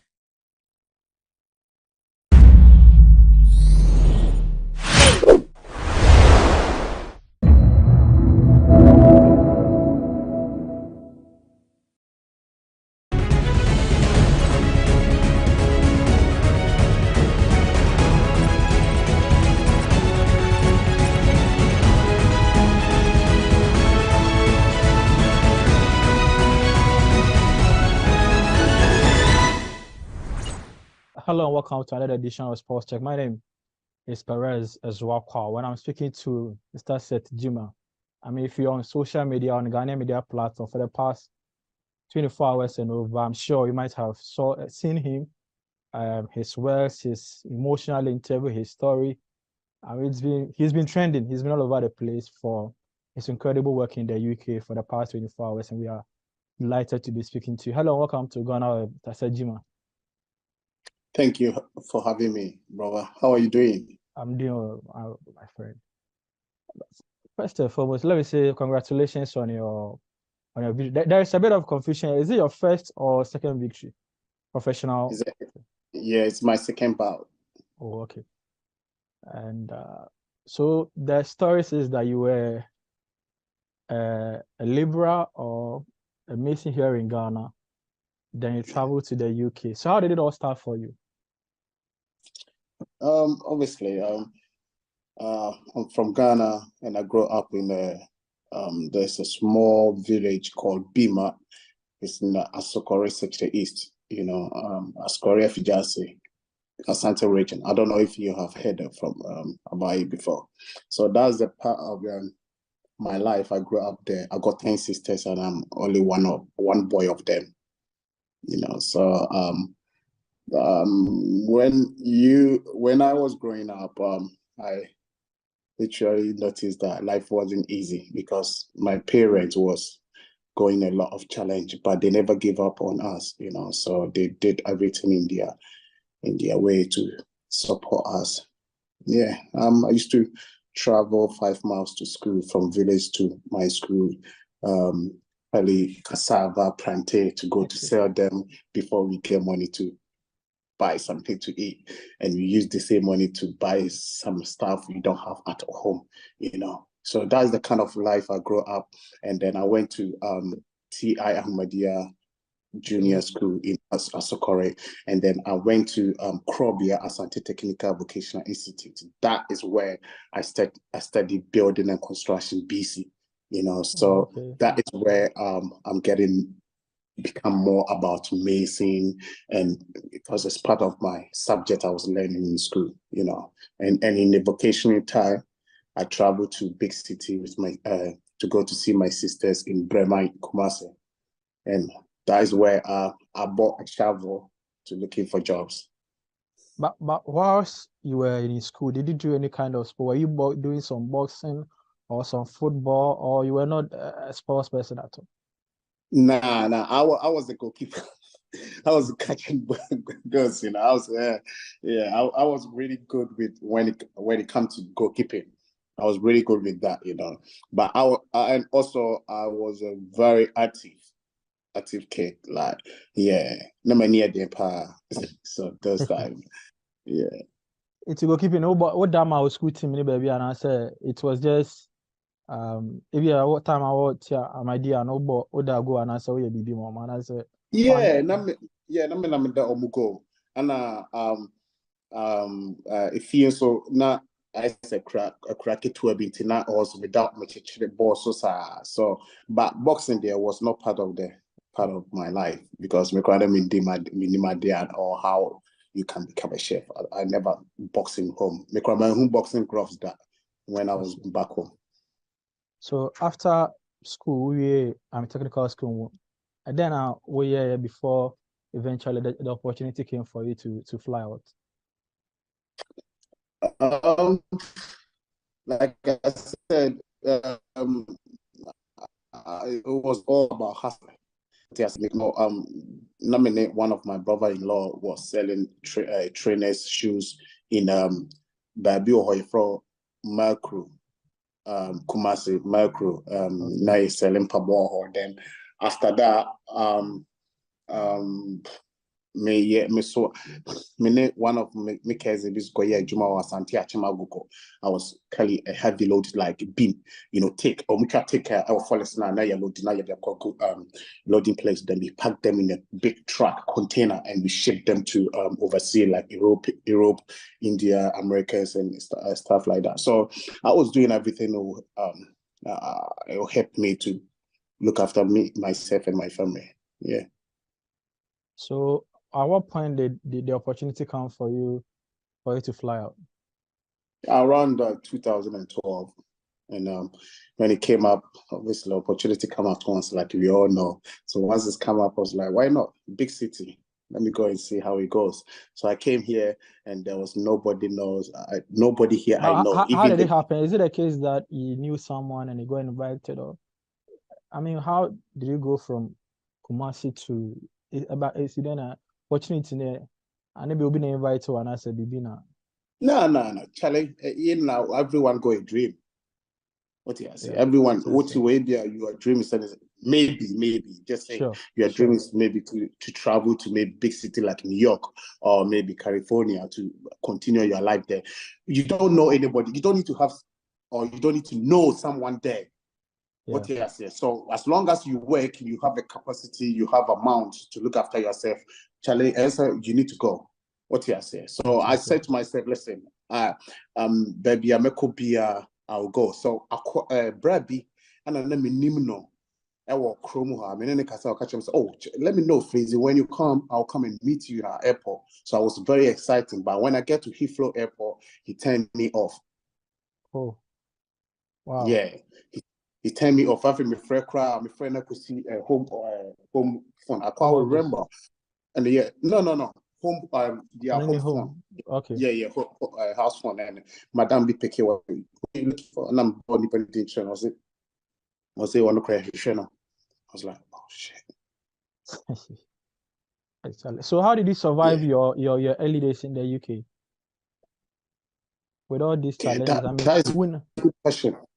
Yeah, because me buy say now my friend will be all Ghana and now on the friend down for be all Okromoa and Nipan be me now check Accra be 2 hours and Nipan be fan free airport then me buy for a ban ho.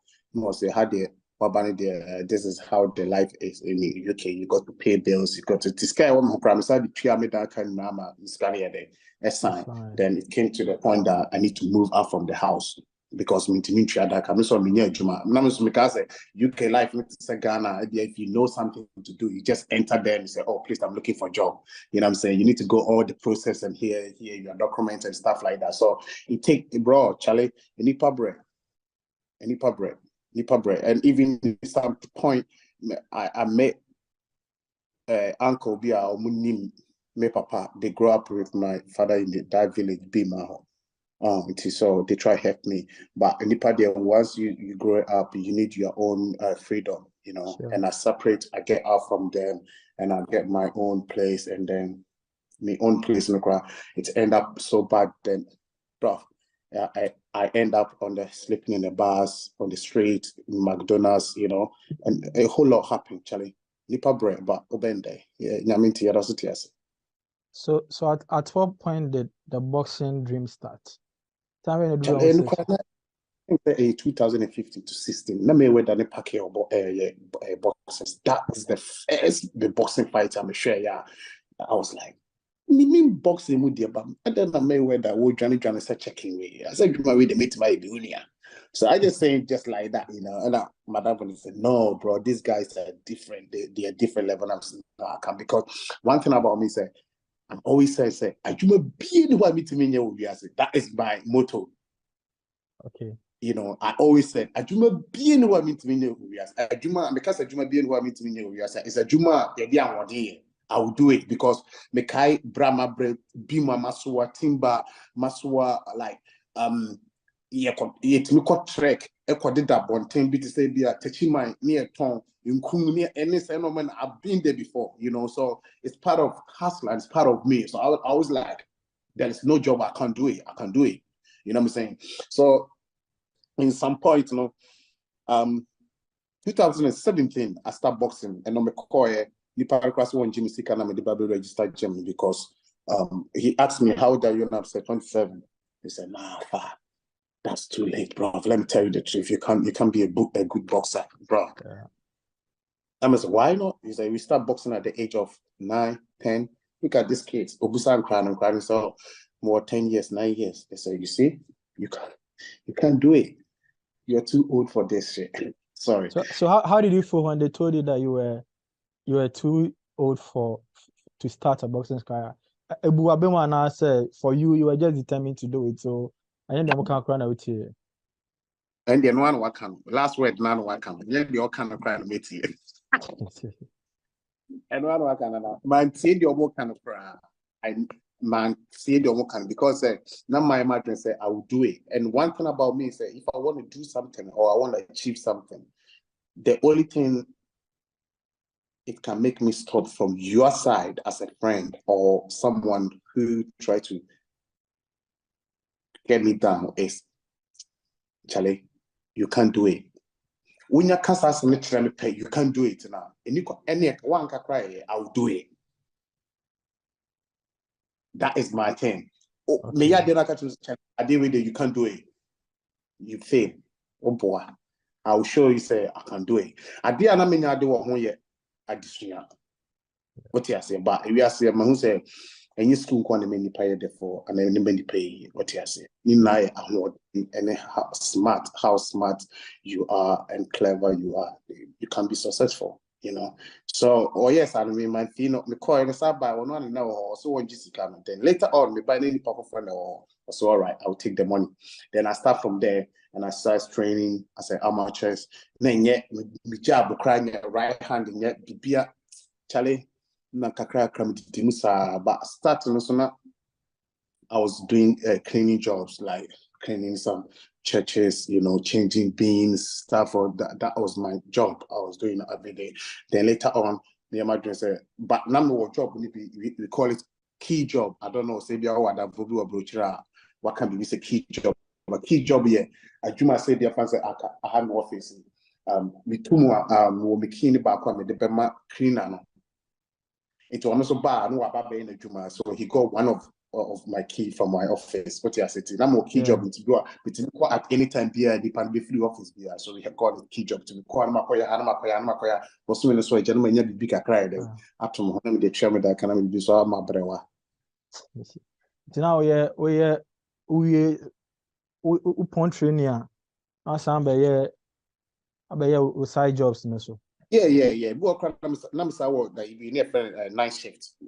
Juma be on a night shift. We gym crana beside the Masako night shift. We coban Namasaba papa to gym.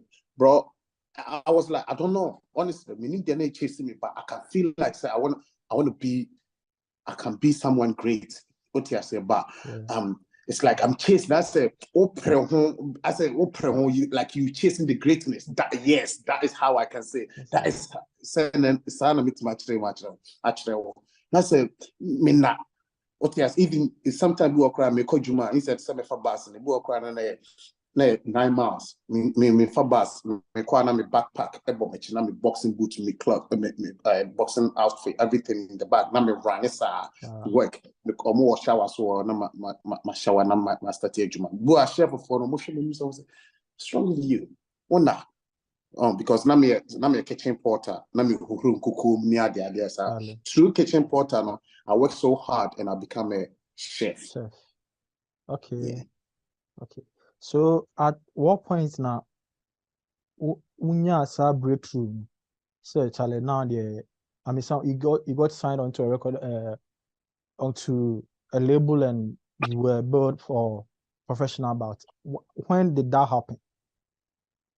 Me you call me kind of say you call a yibi boxing show be no share that boxing show like how they call it I say boxers for na akushia so yeah matchmaker they try to match they obviously they have a boxing event coming so they're looking for boxers it's some showa almost say yo spar this guy it's you only cause for not akwana matching fighting or make fighting happen or show us no this guy is not good for you you're gonna fight this guy so no or make things down he dropped things down it's because there was a one guy it was like 30 kg different. I was like 81 and he was like 115 kg. Right? He was sitting there and this guy looked so upset. He looked like he's ready to fight. It required him catch him manager and like organizer and said, "Can I fight this guy?" But I'll catch him and said, "No, this guy, bro, are you mad? Look at his size. He's a heavyweight. Why do you want to fight that guy?" And obviously, I'm a light heavy. So there is a difference with the divisions, so they don't want guy to fight me because if you do that, you can get damaged because I'm fighting, for example, if I'm going to fight Anthony Joshua, obviously it's so wrong because of size different, right? So one fan and was still be na console in the barbecue, and I'm so all right, cool. It was the be my then I really handled the guy. Okachi and say, now use your one hand to spar the guy, right? So, and this time I was still doing the amateur, I was doing the amateur. Then,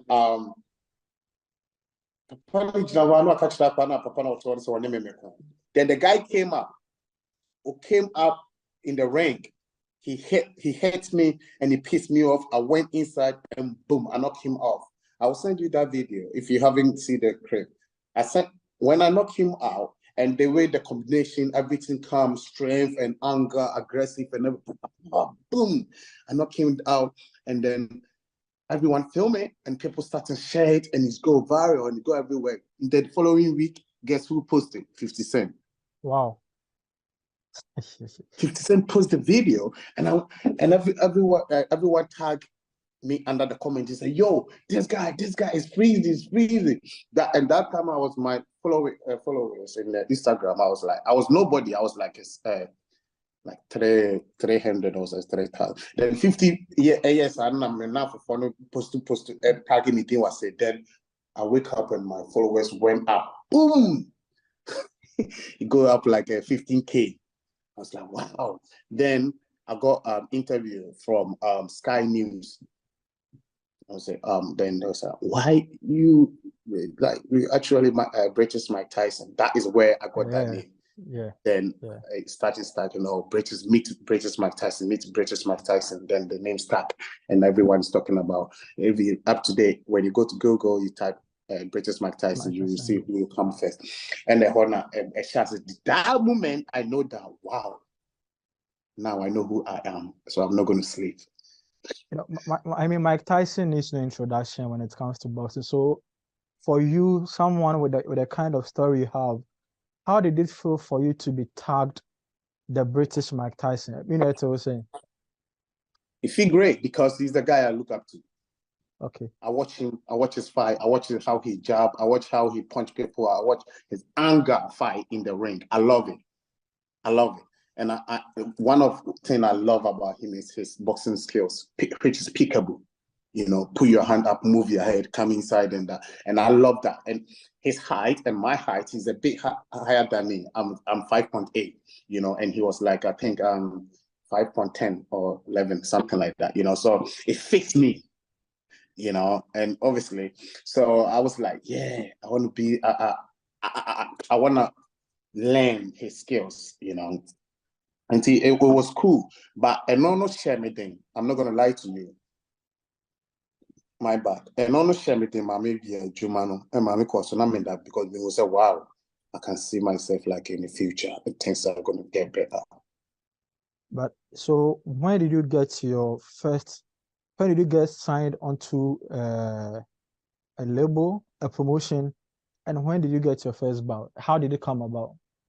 Yeah, me come amateurs now. My first amateur, I knocked the guy out 25 seconds, right? And then the next one, I lost. I keep losing. I lost 4 loss by points, And one of me lost, and I got emotional because I worked so hard.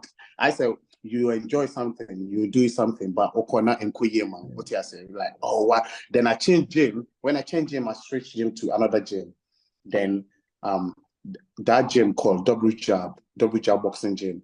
That up to date, that is the fastest knockout in that gym. That is 9 seconds. I can send you that video. And they gave me certificate for that. I went there, boom. I said, wow, and doctors look after him and that, So that was so altogether, I think I have like 18 amateur fight. And I become 2019, I'm sure 2017 or 19, I become a Haringey boxing gold medal. That is another competition. Or fighting for 3 days, Friday, Saturday, Sunday. You got to win all. Ulusua, you're out. And I did that, and I won all of it. So all these things, it built me up. And normally, it's not that sorry, now we will be able to and right now we didn't have no, there is a whole lot you got to go. But I like the type of interview you're doing because you try to dig and know who is this guy, where he has been, why he become who he is now, why his name is trending. People don't look at that way. Everyone thinking, oh, Freezy McBones, British Mike Tyson now, they even call Africa Mike Tyson now, Ghana Mike Tyson. I don't even know. Everyone can call me whatever they want. That's cool. But people don't know why you become that. What makes you that? A lot of things pushing me. One, where I come from, my mom, obviously, I spreading my family side to you. Charlie, baby, if you what you say? So share me point. No, because I saw a tweet someone saying that they could feel the hunger and the determination and the commitment in the punches you were throwing. I said, when you say Charlie, we name a Juma, we na I didn't do it. To the be ashamed. So punching the pan, I said, everything goes in. You don't leave anything out. Oh, no, I was great. Yeah. Bibia, when then many cast me for an interview, but it was funny. He said, now, Chadiana, what trying to say? And I will be a much press ya chinkusia bre. Now, what the mother be see how because of Minjao, I'll be you. What you say? So it's part of the process. So that one is there in terms of the, and also the honor na a normal chassis ye kakra bidini kosrono, and Buhuman reach out to me. Buhuman is a brand, is like a Nike. This is their outfit, and they look if I need a clothing outfit, I say even if you look at my pictures, I didn't know the same brand. Buhuma. They are my sponsorship. It's have a nanya coupon man is also then I think next kaka krabi super up and I'm in Kojuma being go over and but when you say Ghana for me, one more. Yeah. It's the kitchen, no, not me kitchen. Honestly, I love kitchen because it's like a meditate. That it helped my mind to grow. Even that because of the kitchen, that's where now I got business going on. It's called Freezy Snacks. So check your social media. We call it Freezy Food. It's like a plantain chips. And now I'm gonna do jollof rice as well. So the whole I love kitchen. I love being busy in the kitchen, like I told you. All this kind of idea. I have my own brand going on right now. Okay. So latest bout here, I mean, everyone is talking about. How did you get to that level, and what going into the fight? What was the mindset? Yeah, me do be quite before this fight, you know, it's like almost like a 4 years. Opia who me on the street. When are you fighting? When are you fighting? Instagram, when are you fighting? Because it's like people want to see me fight. People want to see what I got. People want to see what I have because they see me sparring like professional people, great people, but they don't have a chance to see me on the main big show, you know. It's a normal delay kakra. Nyame adoma normal being Aqua. Then last November, I supposed to have my first professional fight on November, but I broke my hand and I got injury and it got cancelled. Then last month, 10th of March, I got my first bout. Then I stopped the guy Woodley. His name is Woodley. Yeah, I think so. I stopped him in the second round, 10 seconds. You know, I stopped him. So this one, 2 days, yeah, me Tokoya me on 2 days. Me your friend say, second bout.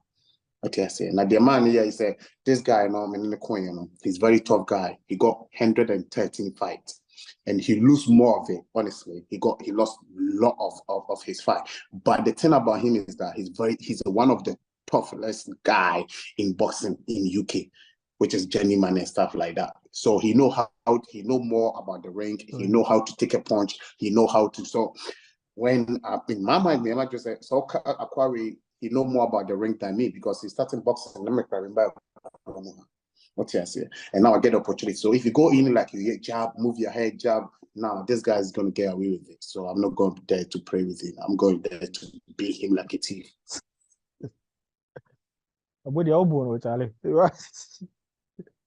The way you went all offensive, I think there have been a lot of praises for you as well. The others also feel that the way you fight is too amateurish and you still have some grooming to do. How do you feel about the criticism? Of course, the praises are allowed. I mean, but there are others who also feel that you still have a long way to go before getting to the top. How do you feel about those things? So who's our comments in Libya? If you do something and you don't have people to talk about it, that means you're doing something wrong. Yeah. You need people to talk about you. You need people to talk good, bad. It's all good. It's all come together. You know, like I said, I started boxing at the age of 27. And if I'm going to me and cry, sure. So I assume I move them. Now, I feel I'm opportunity fighting on the platform. So now I catch them say, oh, the way I fighting the won't come baby. And I don't baby. No, I'm doing me, bro. I'm enjoying my boxing. I'm enjoying what I want. What you say? And one thing about I don't listen to what people say. I don't focus on that. I do me.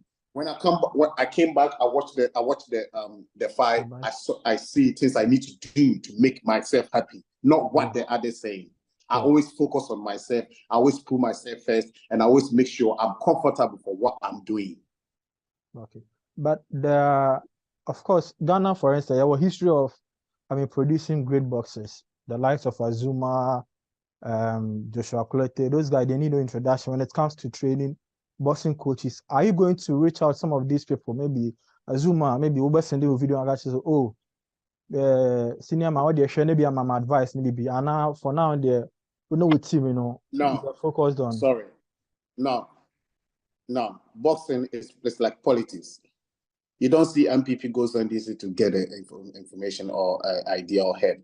Yeah. Right? I start where I am, me and my team, me and my coach. If it doesn't go well, we plan together what next, what we should do, what that, right? And we bring what we have learned to the public, and the public will see. So I don't need they all kind. I still have respect for them. They are goats. They are legend. They are up there.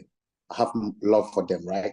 But everyone, I keep myself to myself. I do me. Yeah, so I just want the best for myself, and I have my team, and we keep growing. We're growing. Charlie, remember, I started boxing 27, bro. 27, brother. What you saying? I got nothing to lose. Like I said in the interview, I got nothing to lose. Every step in my life right now is a blessing. I'm a winner. Sure. So, yeah, keep going, brother. But what's the biggest objective for you? What do you want to achieve at the end of it all? Biggest of what? Your biggest objective in boxing. I want to have a title. But this year at least I need to have like 6 fight for year or 5 fight. So next year I can start having a title. What did the mission I say? Yeah. Everything will come. I don't look at the big. I look at the big picture. That's the dream. I don't look at big top like WBC, IBF. No, we start from here to go here, step by step, 1 to 2. You know, we don't jump from 1 to 4. What I say? So right now I stay focused. Now my real 2 win. Woo, that's beautiful. Next one, manager when next month, Freezy, you are out. Let's go. Give me the date. Okay, give me the event. There say, give me the opponent. Let's go. I win it. Next one, go. That is my thing. I don't jump. I don't look at so far like that. You know what I'm saying? Step by step, you build yourself up, and everything will come. Everything. Your story is like a big inspiration. I mean, Obi ano benya nkranshe biefrim. What would you say to people from similar backgrounds like you? And then what should they take from your story? Yeah, what I would say is like, never give up in life. Never say, so what I say, and that time you can't even get close to him, because I've seen a lot of people, they treat people like a shit, like nothing. They don't respect them, you know. And right now, for example, myself, I'll give myself an example. I know a few people, they put me wrong, they don't respect, they don't do nothing. In terms of humanity, they don't respect what you say, because so they look down to you. But now I've become someone, just a few times, people start to be nice to you, you know. That is the big thing people need to learn. Always respect people and treat people according to how you want you to be treated. If you feel me, that's the thing. And another one, don't let your position you live in now judge you like you're not going to make it, or you can't be somebody great. No, it's possible. And don't let anyone decide your life to you. Your life is in your hand. Your life is like a movie. You are director, you are actor, you are this, you are cameraman, you are this. You need to control everything, right? Don't let anyone tell you because you're too old, so you can't do this, you can't do this. No, it's possible, brother. You can do it. You can do it. Me, like a Freezy coming from somewhere, nowhere, no hope, bro. If you are crazy, so crazy, be declared so anointing. Now, this is my name, sisters, me call for this, and that form say, yes, sir, yeah, swap. Aside the buffet, the copper bunch be the business so the china go home. What you say? Yeah. Me, and all this I don't want to talk about it because me can't. It's a memory, like it's a picture. What you and I am emotional. What you say? Because now me time free ho abaha nene. Charlie, and then sorry, cry me team did cry because Joy FM, TV, Kesben, TV3, here. Now I'm like, it's crazy. It's like a dream. You know, it's possible. Whatever you go in there, whatever you thinking, go for it. Because sometimes so much there will be a better challenge. I know any no, and can't show you. Just do your job. Do your thing. Be you. You know, but the most important thing is that be faithful to yourself and be true to yourself. Just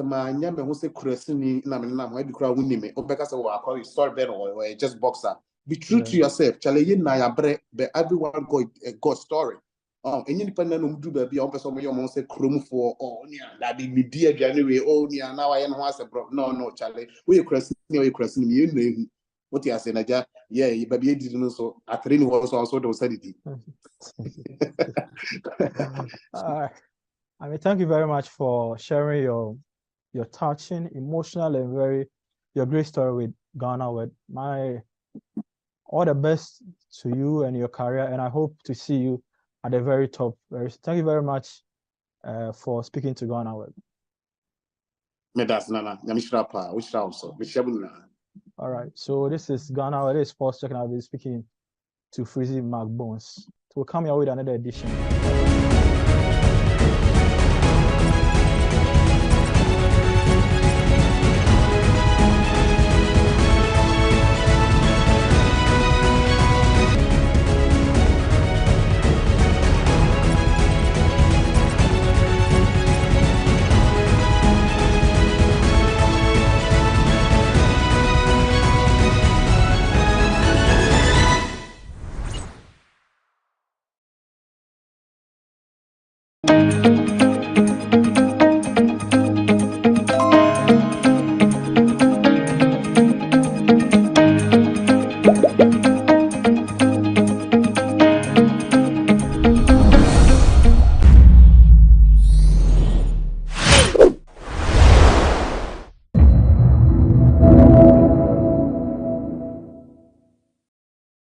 We control a lot of the things we do.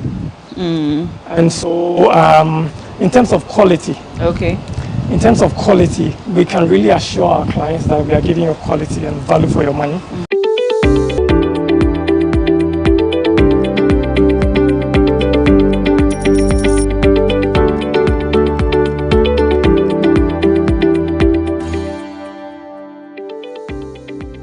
Hello and welcome to Business Moment on GhanaWeb TV. My name is Na Oyokwote. Today we'll be talking about the real estate business here in Ghana. Don't go away, I'll be right back.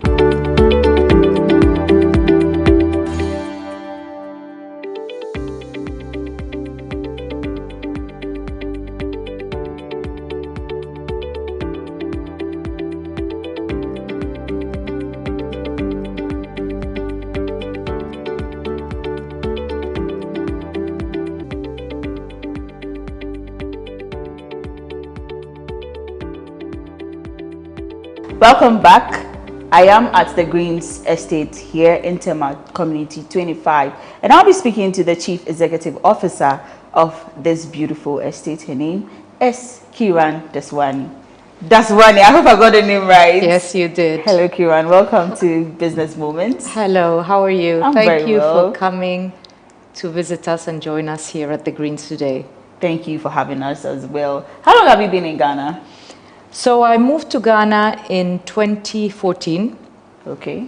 And I started a company called Alubond West Africa, where we used to cater to the construction industry. We used to do facades, so glazing, curtain wall, cladding, company from Dubai called Mulk Holdings. So that's how I came to Ghana in 2014. Oh, okay. Yes. So I think you've been in Ghana for, like, should I say, almost 10 years now. So I'm sure you might have had some favorite food of yours. What was your favorite Ghanaian food? Jollof, wache, kenke, which is which one? I love wache. Okay. I like jollof, and my favorite is light soup. Oh, wow. I don't know if that's a typical favorite, but my favorite is yes. Oh, I that's like good nice. light soup. Oh, wow. Yes. That's nice. That's really nice. Spicy and all. Little spicy. Okay. All right. So then we are delving straight to business. We want to talk about the Greens Estate. What is the Greens Estate and what do you do? So we actually founded the company in 2017. We came across a parcel of land that we acquired. And luckily we had no issues with the registration, the title, which sometimes happens to be a problem here in Ghana. Then an architect, when I actually first bought the land, we didn't really know what to do. So it was getting the architect, and he actually had a vision. So we had that as an option. We had reselling the land as an option, and we also had doing service plots as an option. Okay. Right? Because we were like, okay, this is not our trade. So we had three options, and we were very convinced with actually the architect's overview of what the estate could look like. Okay. Which was what you have visited today. Oh, wow. So the plan was not to essentially start on the estate. No. Just wanted to acquire property in Ghana. Yes. Oh, okay. We just thought, okay, real estate, whether it's land or finished product, it's always a great investment because I do believe that real estate is tangible. So it's a real asset that you can actually see. So we just bought the land, and then from there we have come quite far actually. Oh, okay. That's nice. So prior to starting, I mean, after getting the advice from the architect about starting a real estate, did you dream of having such a big space or over 100 homes or units? Not at all. Okay. And I remember an architect in Dubai actually said to me, once you start being a developer, you will never stop. Okay. So it's like you will never look back. And I was like, okay, that stuck here.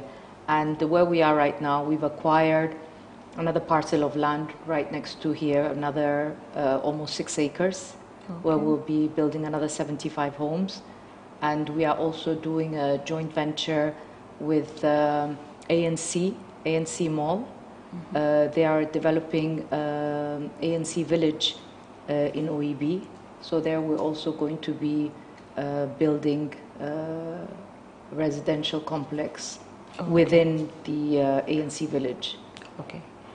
Yeah, so from my research, I realized you guys have a good taste when it comes to housing. I mean, the features are quite unique and all. What went into that thinking or that the building, you know? So definitely design, the architect has had the eye, and of course I think we also appreciate aesthetics, and we do believe that you don't necessarily have to spend extremes amount of money to have something looking good. So we do consider ourselves in the middle income bracket. So people mainly from the diaspora are our preferential buyers, and then professionals, doctors, people in the oil business, like people working for these companies. Oh, okay. Did you face any challenges while starting up? A lot of people asked me, like, how have you actually succeeded being in such a male-dominating industry? But I have been very lucky that I've been treated very well by, you know, the greater organization, the Ghana Real Estate, banks, clients. It's been quite smooth. Okay. And I've had a great team also. I mean, it's not just... Kudos to the team as well. Yes, very important. You should always have the right team for Yes. your business to Yes. help it expand and Yes. grow to reach this level. Yes. Yeah. So I see you have quite a number of amenities. There's the pool area, there's the bar area, there's a playground for children. What went into that? So again, I think coming from Dubai, like I'm originally Indian, but I am born and brought up in Spain, and I've been living in Dubai for the past 15 years also. Okay. So my husband lives in Dubai, and I am between Dubai and here. And I've always appreciated seeing, you know, gated communities where you have the amenities, so you don't have, especially for children, when they come home after school, they don't have to commute to go for swimming classes or tennis classes, or, you know, just hang out with your community, neighbors, friends. It's just safe. So that's why I think we also think that it's more a lifestyle than just amenities. It's like people that come here look to have a better lifestyle. Okay. So meaning there's something for everyone. Yes. Whether mother, father, Yes. children, Yes. there's something for everyone. Yes. Okay. Yes. So I want to find out what makes you different from other, I mean, your company, the Greens Estate, what makes it different from other real estate companies? So one thing that we really pride ourselves in is that we actually do our construction in-house. And that is something that I always think that it is one of our unique advantages. Normally, developers contract or subcontract the construction to a construction company. And construction, it is like a very, very difficult industry to actually know what has gone into the construction. Like if we look at the wall, you don't know how much, what's the iron rods that are inside, the steel, you don't know how many coats of paint. So there's a lot of like, you can't really measure construction. So for us, we do our construction in-house. And I think that gives us an edge in controlling our quality and what we actually deliver to our clients. Okay. I want to delve just a little bit personal. Have you always been interested in the real estate business? I have. Okay. I have always admired growing up people that would get passive income. Like I would be like, okay, so this gentleman, you know, he's collecting X amount of thousands of dollars or euros when we were in Spain. It wasn't his main business, but it would be like his passive income. He had invested in real estate. He was like older at that time, and he could just sit and just get that income. So I've always looked up to investment in real estate. Oh, okay. And again, like I said earlier, the fact that it is a tangible asset. Yeah. But what's your clientele base? Mainly diaspora. Targets? Okay. From the USA, from the UK. We've got some clients that have come from, actually even Ghanaians from Japan, from Israel, Canada. Okay. Mainly. I would say 80% of our clientele is from the diaspora. Oh, okay. Yeah. So still on clientele base, you already have already made units, and you spoke about acquiring another land. So what if I'm your client and I do not want the house, but I want a land? Is there an option like that? No, Okay. because as a gated community also, we believe that, you know, we do want to protect your investment. And I think having the, let's say like units that will be easy for you to resell in case of wanting to resell, it would be easier when it's all properties that are standard, not different colors, different styles, different designs. So that's why we don't sell land. Okay. No. Okay. All right. You spoke about style. I see the houses are almost in the same style. What inspired that? Colors, style. Yes. So the architect. Okay. The architect. So an advice based on the architect. Yes. So okay. he's the let's say the master behind the designs that you see, the colors, you know. Oh, all right. Okay, so it's been nice having you, Kiran Daswani. Thank you so much for joining us on Business Moments on GhanaWeb. Thank you for sharing your business with us, telling us what you put into it and everything that's got to do with your business. Thank you so much for coming. Thank you. When we return, we take a tour of the Greens Estate. Stay tuned.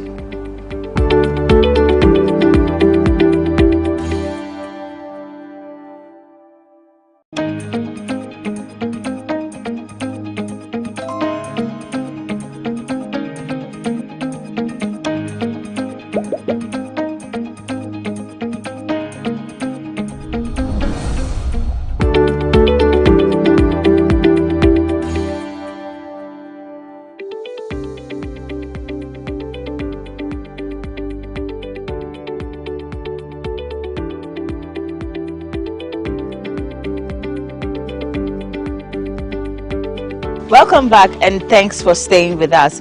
Well, this is the part where we take a tour of the facility. I believe you've been enjoying the interesting conversation so far, but we are going to check out what the Greens Estate Company has for us, so you would decide on the kind of house you want. I have with me here the project manager of the Greens Estate Company. He is Prince Nyako. Hello, Prince Nyako. Welcome to Business Moments on GhanaWeb. Thank you. Thank you. Right. Welcome to the Greens. Thank you. And what do you have for us? Take us on a tour. Well, we have a lot to offer, and I think once we go on the tour, you should see what we have to offer. All right. So come with us. He has a lot to offer. Let's go. Okay. Okay, so I've noticed something interesting when I entered. I realized the street names are named according to, the streets are named according to flowers. I see marigold, I saw tulip over there. Yes. Is there any inspiration behind it? Well, the vision of the Greens was to, as the name suggests, the Greens. We are trying to project nature and give a refined living experience to our clients. And so that is the reason why we have named our streets also after nature. So we have the palm street, and as you can see, you have palm trees all labeled here. You have the tulip, marigold, and all of that. So basically, that is the vision. Yeah. Oh, okay. That's interesting. And I read your profile, and one of the things I saw was that building affordable houses. How affordable is the Greens to the average Ghanaian? Well, people may say that affordability is relative. Okay. But what we have done here at the Greens is to give you quality for not to also break the bank. Okay. That is what we've tried to do. And so we have houses ranging from 1 bed to 5 bedroom. Okay. And as much as possible, we try and control the cost by making sure that we do our own construction. We source materials from very competitive sources to be able to also beat down the prices for our clients. And so as we go along, you learn about the prices we have. Okay, sure. So whilst we are sourcing your materials, do you do local or international? Basically, we do local. The vision of our CEO is also that we want to get the community involved. And so we have a lot of workers here who are Ghanaians, indigenous people, and then as much as possible we source our materials also from here in Ghana. Yes. Okay. I think that's beautiful. At least there's some sort of employment for our local people here in Ghana. Exactly. And I've also noticed one thing. There's you are using particular colors. I see ash, I see white, and that color, is it light burgundy? Terracotta. Okay. Is there a reason? Well, we have a professional architect who does all our designs, and so the concept is to make sure that we have uniformity, and also not to have colors that are too, pungent on the eyes.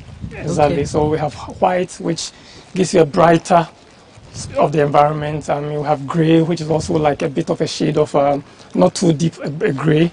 Okay. But so it just blends in. It gives you a very bright community. Okay. Yeah. So as the project manager, what are some of the amenities house owners get to enjoy? Okay. So maybe I'll take you there. But in here we have a swimming pool, a community swimming pool. We have a gymnasium. Okay. We have a multi-purpose court. And then we also have playgrounds, as you can see from behind me. We are yet to finish though. But we have some of these dotted all around, so you don't have your kids go outside to go and play. So we'll have some things like this for our kids to be able to also play. And then for the adult, we have a rooftop bar. Okay. We'll go and see that. Oh, nice. Yeah, it's really beautiful. How much went into all these? Okay. What plans went into putting these edifices? Okay. So where we started from is where we actually started in 2017. So that was our first phase. So we have some 2 beds, 3 beds, and then 2-bed terraces. Okay, so that's ended the first phase. And then we have the second phase, which started from just opposite to the first phase, all the way to house 57, just ahead of us. So that also comprises some 2 beds, 3 beds, basically. Yes, and so we have a mix of everything, 2 beds, 3 beds for our phases 1 to phase 3. And then ongoing, we have some 1 bed as well. I'll show you that as well. Okay. Very beautiful. Okay. In terms of space, some of us like our spaces. We like big spaces. I've noticed some of these real estate companies have quite smaller spaces. How big is your space? Well, it's quite sizable. We have actually optimized the spaces we have. And so as you can see on my left, this is a typical 4-bedroom, which is part of our, phase 3. You have your parking to your left here. You have the building there. You can go all around the building. Oh, okay. You have also some greenery to your left as well. And so, I mean, we have really optimized the space, and definitely it is really a design for a family. I mean, yes. Yeah, and for this particular house, I could see your client understood the concept, because I can see more greens actually in the house, and it makes it more beautiful. Exactly. Okay. So as you can see, I mean, he's done a lot of additions to it. We have spaces for families to sit around for families. We have a lot of greenery around there, so there's a lot of space for families to be able to sit around and enjoy the facility. Okay. I see quite a number of units around me. How many in total do we have? Okay. So in total, we're doing a community of about 108 houses. 108 houses as we speak. We are on the last phase of it.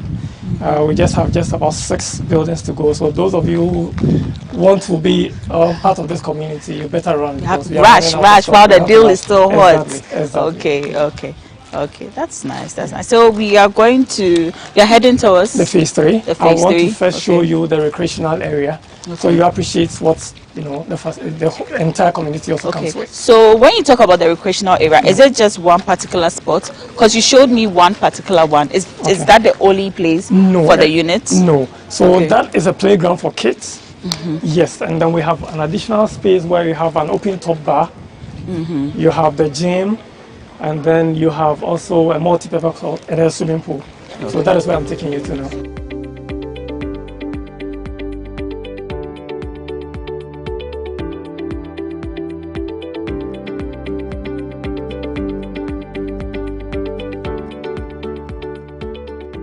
All right, so this is the recreational space, and like I said earlier, I actually thought it was a unit, a housing unit, but it really looks spacious. There's a pool. I think there's a tennis court. That's the bar you spoke about up there. Exactly. I'll take you there to look at it. All right, sure. Very beautiful.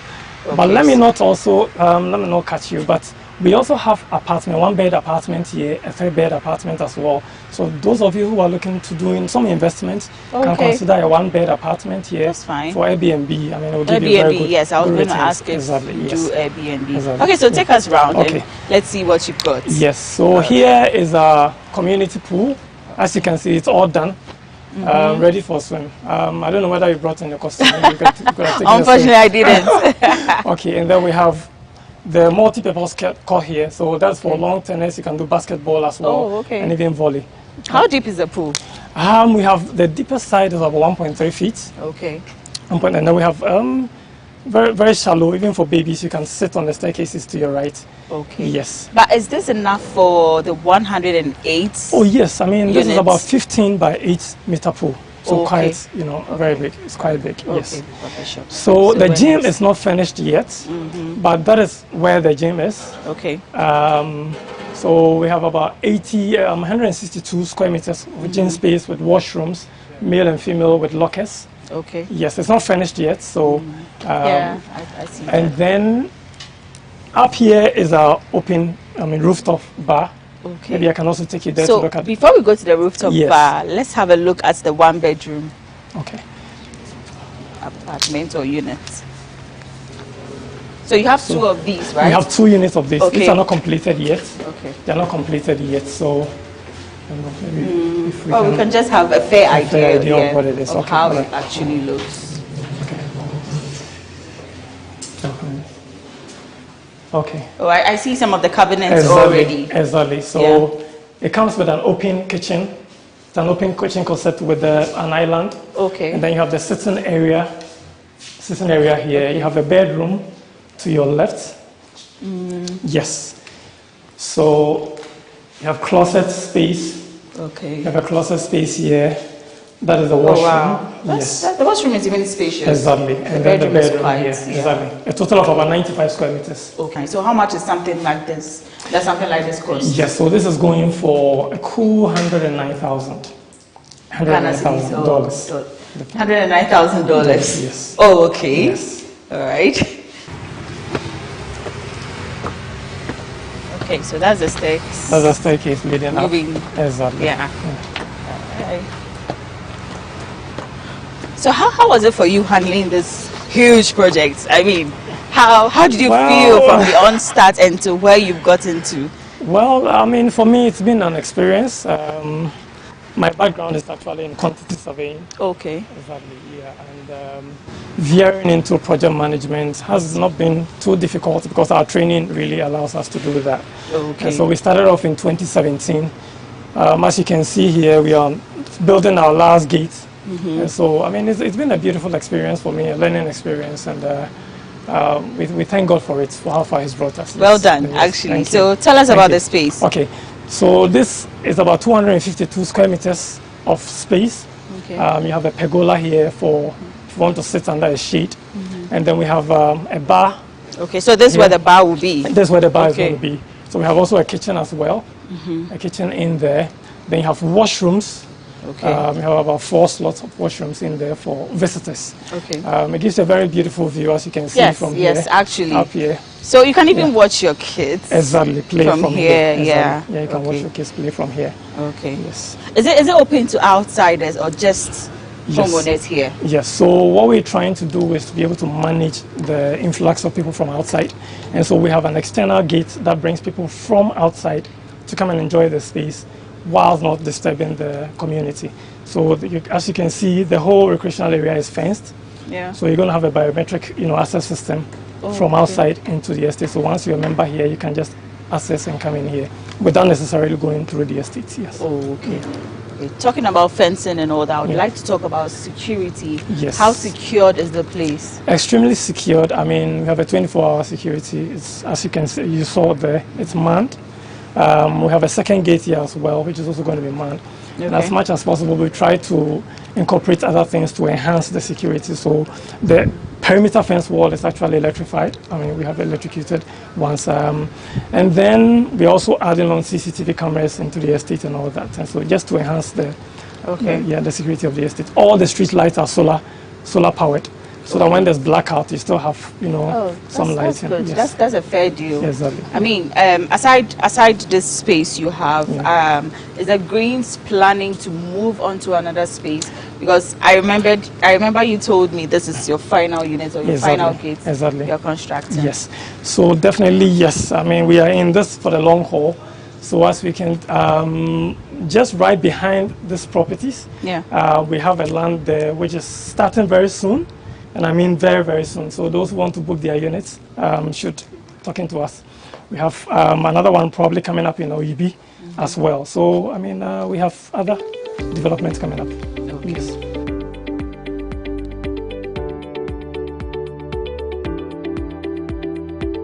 Yes. Let's go back to the final phase of the whole project. Yes. How long is it going to take to complete the final phase? So we're actually looking at by June of this year we should be out of here. June of this year? June of this year we should be. All things being equal? All things being equal, we should be getting out of here. Yes. Okay. So we were talking about drainage. I don't see the pipes. I don't see things I'm not supposed to see. Open drainages and all that.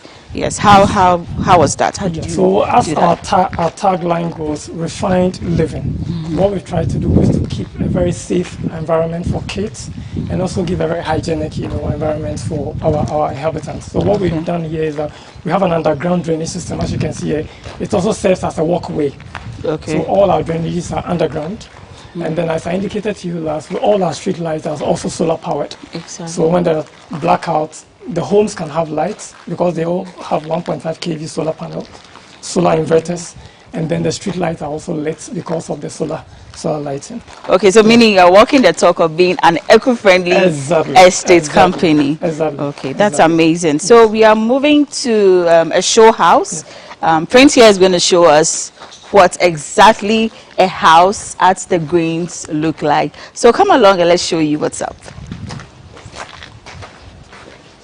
Okay, so this is a typical entrance. Yes, so this is our 3-bedroom, known as the cedar. As I told you, all our houses are named after nature, so cedar is the form of a tree. Okay. Exactly. So this is our 3-bedroom. All right. Yes.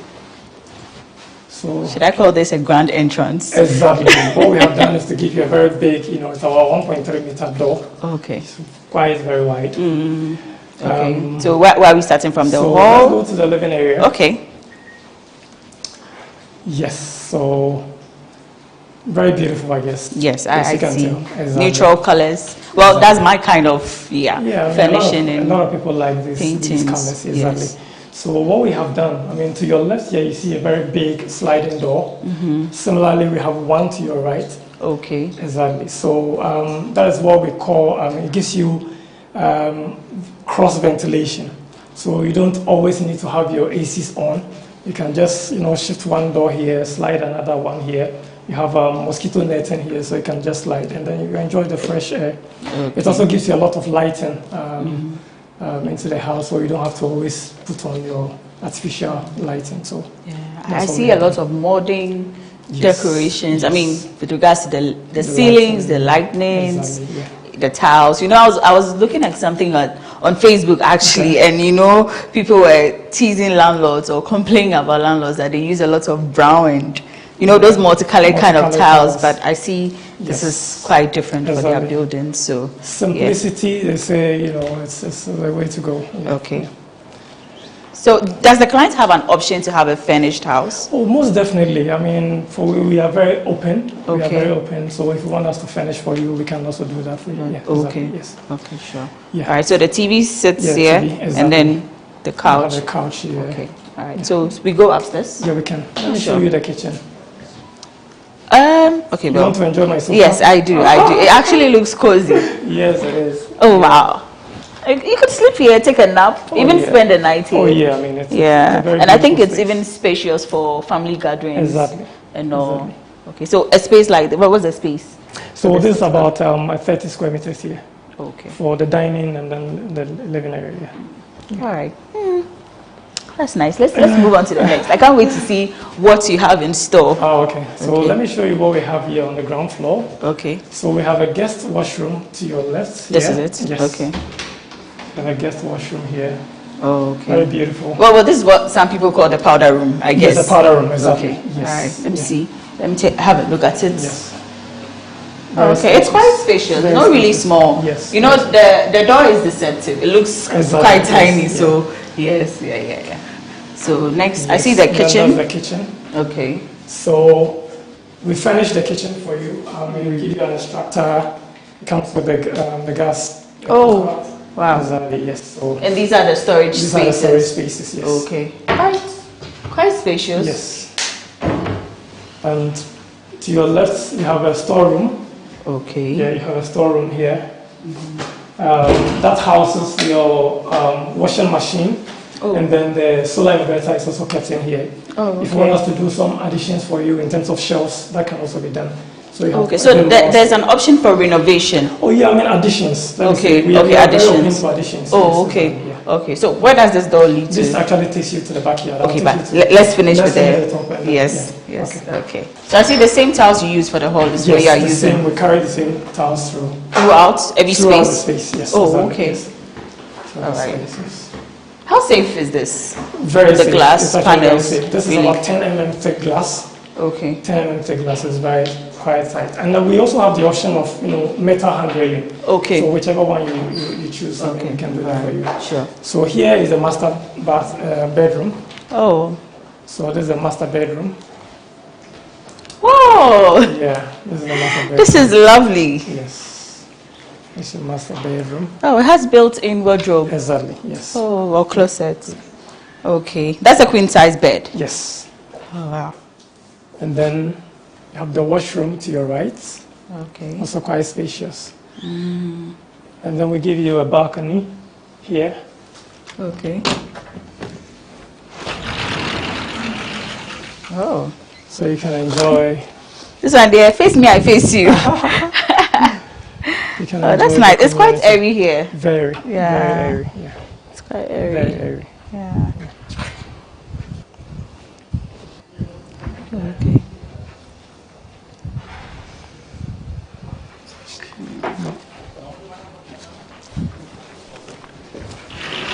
Alrighty. So the washroom. Yeah, that's the washroom. Yes. Okay. Okay. Okay. Right. So we move on to the next room. Yes. So we have 2 other bedrooms, all en suite. Okay. So one to your right here. Okay. Oh. Yes. This quite smaller. Yes. Yeah. That's a bit. Yeah. Okay. Yes. Oh, another built-in closet. Exactly. All the rooms comes with that. Okay. So that's the last bedroom. That's the last bedroom. Yeah. Okay. I see 2 beds. Yes. So for like a kid's room, right? Room, Children's exactly. room. Yes. Oh, but I didn't feel all the beds. Yes. That's a clean space. Yeah. Oh, okay. So let's talk about the units. Yes. How is the units, or how are the units like? 2 bedroom, 1 bedroom, 3 bedroom? Yes. So we start from 1 bed. Okay. As I showed you at the recreational area. Yeah. And then 2 beds. We also have 3 beds. We have some variety in the 3 beds. We have the cedar. We have another unit, another 3 bedroom known as the oak as well. Those are under construction. And then we have the 4 bedroom known as the cypress. Okay. Yes. All right. So, okay. This is the parking lot. Oh. The parking lot. So how many cars can fit? You can fit 2 cars actually. Okay. 2 SUVs can even fit here. Oh. Yeah. Okay. It looks small. It's a 3.5. The average car size weight is about 2.5. So you still have space to move around. Okay. Yeah. And the payment plan? Yes. Yes. How is it like? If I want to purchase? Yes. As I indicated, I mean, we are very open. We have self-financing where we give clients up to, say, 1 year. Exactly. We also have asset mortgage. Exactly. And then when you're doing self-financing, as I indicated, I mean, within a period of, say, 6 to 1 year, I mean, we can consider that. Yeah. Okay. So does that mean you make a lump sum in the first month? Yes. So what we'll do What's the percentage? Okay. So what we'll do is that you do a 30%, between 30 and 40% down payment, and then the rest, if you're doing self-financing, is spread for you between 6 and 1 year. And then if you're doing a mortgage, depending on your income and your commitments, the bank can look at 80%, and you do a down payment of 20%. The bank disburses the 80% when you have made your payment, and when the house is also completed, the bank does they do the payment of the 80% for you. Oh, okay. Yeah. That's and quite flexible. For Ghanaians, I think you can get between 5 to 15 years on your mortgage in terms of payback period. Yeah. So for how many homeowners do you have out of the 108? Living here? Yes, living here. In and out, we have almost about, say, 30. And we have clients who live abroad, so they come in and go. And then we still have some residents also in there. Yeah. Okay. And finally, what sets you apart? So we are going. This is still the backyard. This is the backyard. Okay. Yes. I think we should give a full tour of the house. So one thing I need to mention is the cedar. Okay. It also comes with an out room. Yeah. This is an out room. What's it for? So if you have a house help, you can. Okay. A single the student bed can fit in here because it has its own washroom. Oh, it has a washroom. Exactly. Okay. If you want to also say set up an office space, you can also hide away from the kids. All right. Okay. That's nice. Oh, that's fine. It's okay. Okay. So finally, whilst we are moving out of the house, what differentiates the Greens from other real estate companies? Well, what I would say is that we control a lot of the things we do. And so in terms of quality, we can really assure our clients that we are giving you quality and value for your money. In terms of payment terms, we are very flexible. The construction itself, I mean, some estate developers are averse to taking people around to see the start of the construction. But we are very open. We wish that people come here to see the construction right from the onset. I mean, the convention here is that people use blocks in the foundation, but we use concrete solely for the foundation. From foundation all up, we use concrete for the foundation. In the block, we produce it ourselves just to satisfy ourselves that we are giving you quality. And then our materials are carefully sourced, from the right sources. It's not like we want to cut corners. No, we don't do that. So that is what actually set us apart from others. Okay, but I want to take you back just slightly about the housing units. What's the range from the lowest to the highest? Okay, so our pricing, as I indicated earlier, start from 110,000 to 262,000. Okay. right. Thank you very much, Prince Nyako, for joining us on Business Moments. It's been lovely having you take us on a tour to your project and as well as the showroom house. Thank you very much.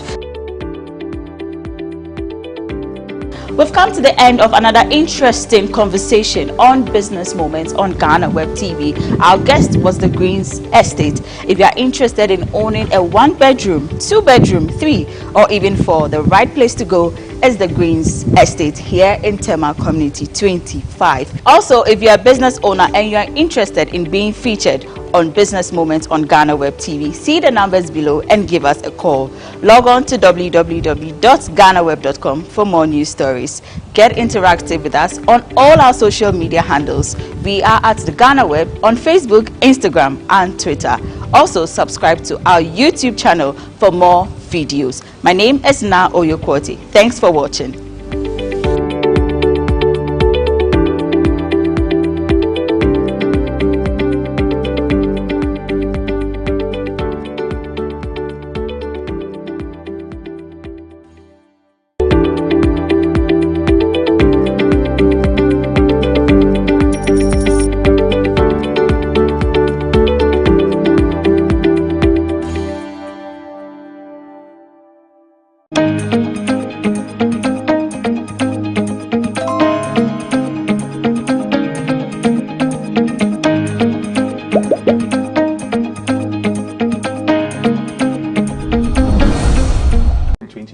Across Spain, and it was an eye-opening experience for us having to play music, and man, people in Europe love Ghanaian music.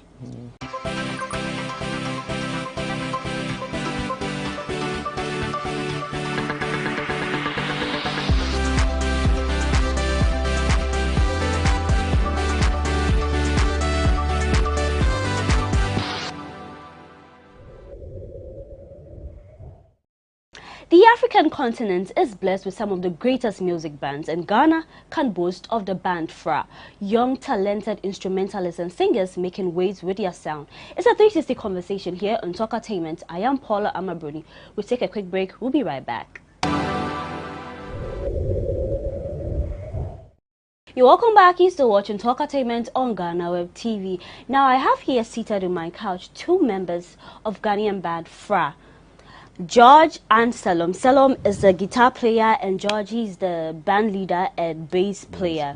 Welcome, guys. Thank you very much. Great.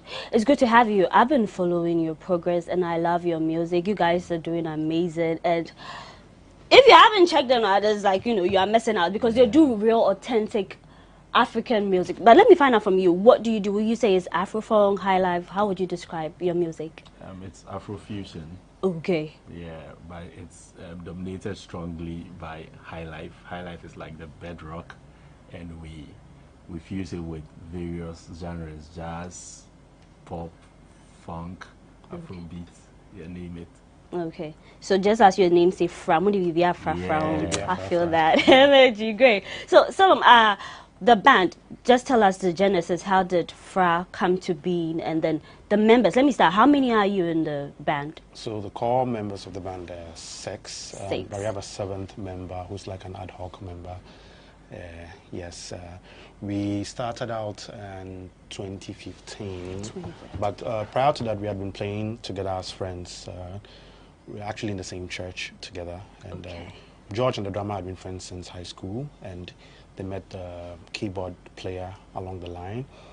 And I think one day they came to Koforidua, where I lived, for a workshop, and they met me over there and we became friends. So around that time I was in Legon, and we linked up, exchanged contacts, and when I came back to school, I was on vacation. When I came back to school, I met up with them and I started playing with them. So in 2015, we just came up with the idea of, coming together to form a band and doing our own music, even though we're like playing at pubs and bars by then and doing cover stuff for other artists.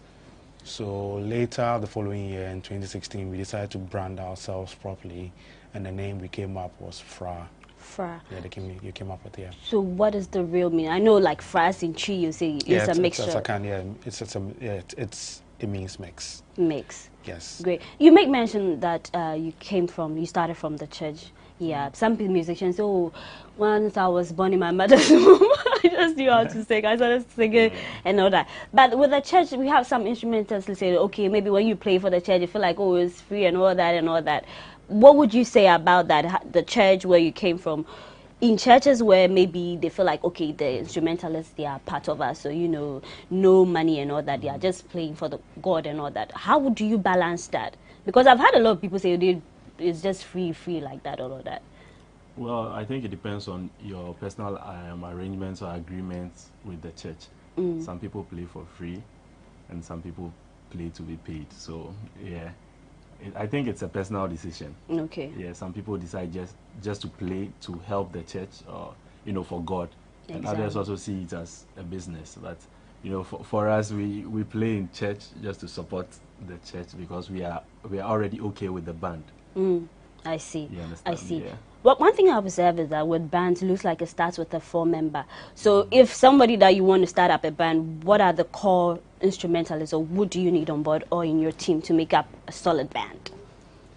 I think every band is made up primarily of a drummer, a bass player, and a keyboardist. And usually there's a singer. So at least 4, although I've seen a lot of bands with less members, like 3. It's very common in America and Europe to meet what we call a jazz trio or even a normal trio, where we have just like a drummer, a bass player, and either a keyboardist or a guitar player. There's several examples like that.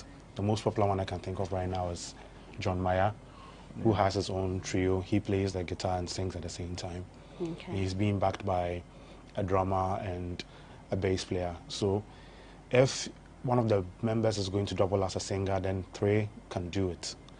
But 4, 5, 6, 7, I mean, you can go above that. I remember this man, Fela Kuti, had a team of running into like 40 plus. Yeah, when he traveled with a very large team. But to answer your question, there's usually a core in the band, which starts out, in our case, we were 4. And when the band becomes bigger, when you guys gain some traction for yourself, you can definitely build up on that and bring other people on board to beef up the sound. Okay. Okay, great. So you coming together, what has been your greatest inspiration? What is the goal? What is the plan? So for us now, I mentioned earlier on that we started out as a cover band. Then it got to a point where we were like, nah, we need to put ourselves out there, come up on stage front and center, and brand ourselves as an artist. Why did we go in this direction? We look back at Ghana's history and we realized that most of Ghana's music from the 80s, 70s, and 60s had been born in band culture. We've had a lot of bands coming up from Ghana and making a big name for themselves out there in the West. The most prominent example being Osibisa. Yeah. Ramblers, E.T. Mensah, the African Brothers Band, like so many of them. If your father or mother, if your parents or grandparents had any vinyl records, you would see most of these bands I'm talking about out there. And I think as at now, not many of them are active. I can only think of Pa Thomas and the Kwashibu area band, Ebo Taylor, and a few others.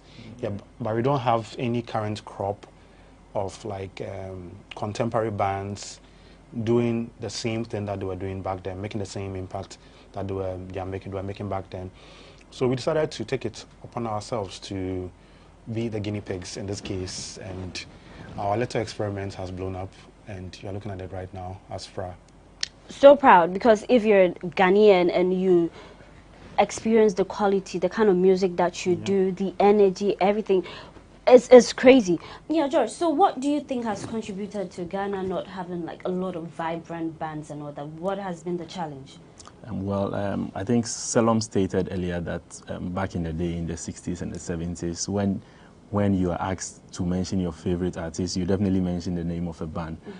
But we learned that around the 80s, there was a little bit of political unrest with the the coups and the military regimes and all that. And, you know, some of the band's music were political. And, you know, there were curfews and all that, so the bands couldn't perform. So most of the active bands then left Ghana for Nigeria and other African countries and Europe. So that sort of killed the band culture around that time. And fast forward, you know, electronic music started, the beats and all of that. So that has really played a major role in the band culture going extinct at a certain point of time until recently, where the Ebo Taylors and Pat Thomas's Jedoublé and Boulé picked it up again. Okay. Yeah. All right. So you will encourage more young people to, you know, form bands and all. Later we'll talk about the challenges. Yeah. But I want to find out who are your greatest top 3 music bands. Everybody got an inspiration though. I think we have to answer this question individually. Okay, George, how are your case? Top 3 general? Yeah. In general. In general, wow. Man, definitely Osibisa.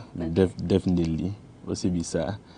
And then Ebo Taylor and the Salt Pond City Band.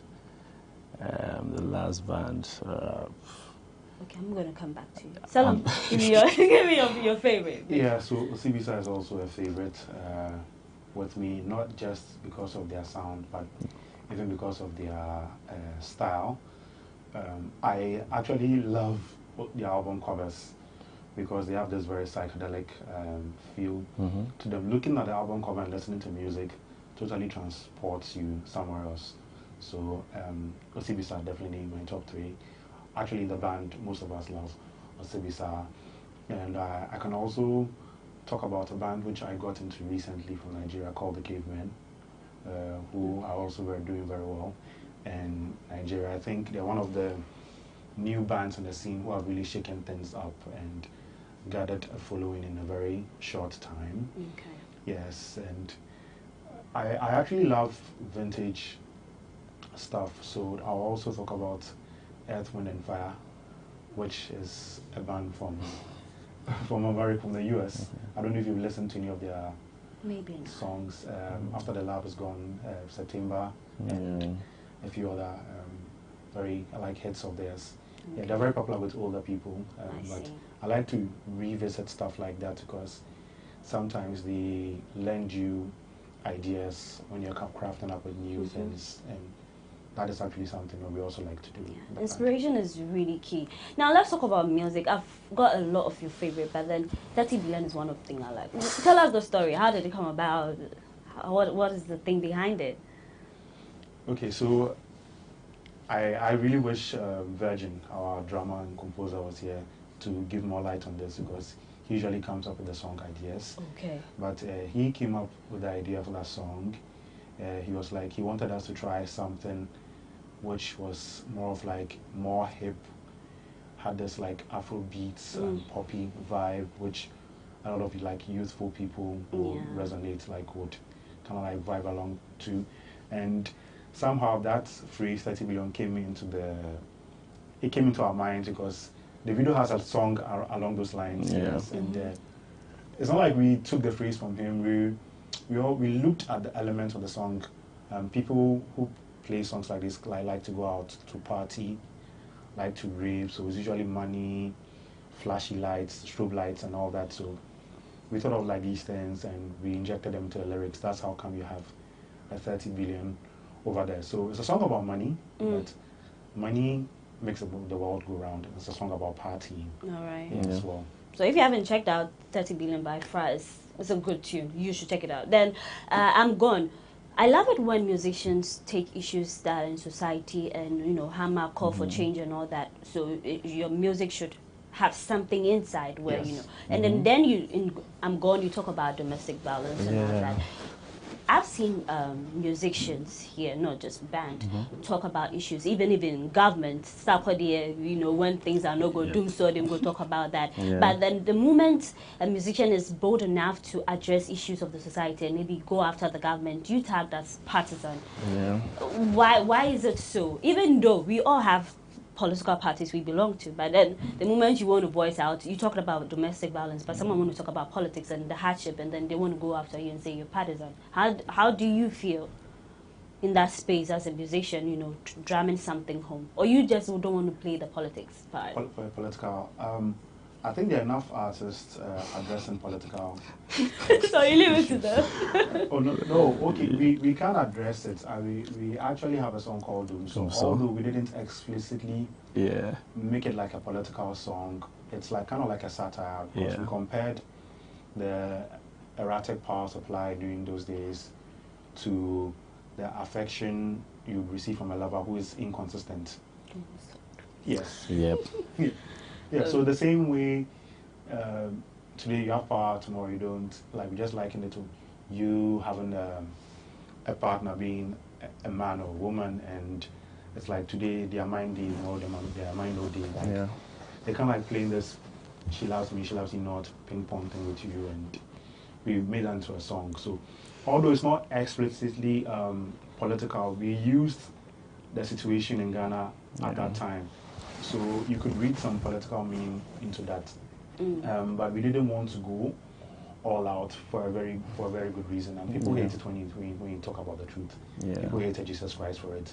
They hated Fela Kuti. He was actually banned, from coming to Ghana because he performed, I think, at the Black Star Square, a song called Zombie, and which described the way and manner in which soldiers were being used by the government to bully people, to bully political opponents. They don't have a mind of their own. They're like zombies being given orders. And this instigated unrest among people who were at the concert. And I think there was a riot after that. People went from the concert to Osu area to go and riot, something like that. And the government was not so happy about it. So it was banned from coming to Ghana.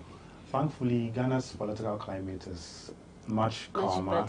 Yeah. Even though sometimes they come after them, but of course. You know, people are still, you know, partisan, very partisan in this side of our world. So later we'll talk about that, because some musicians, they'll campaign when things go bad. It's a whole lot.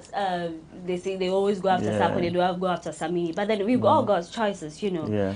So I'm still seated with the band Fra, Ghanaian band instrumentalists. I'm here with Salom and George. We're talking music and everything 360 about their band. We'll take a quick break. When we come back, we delve more into their music.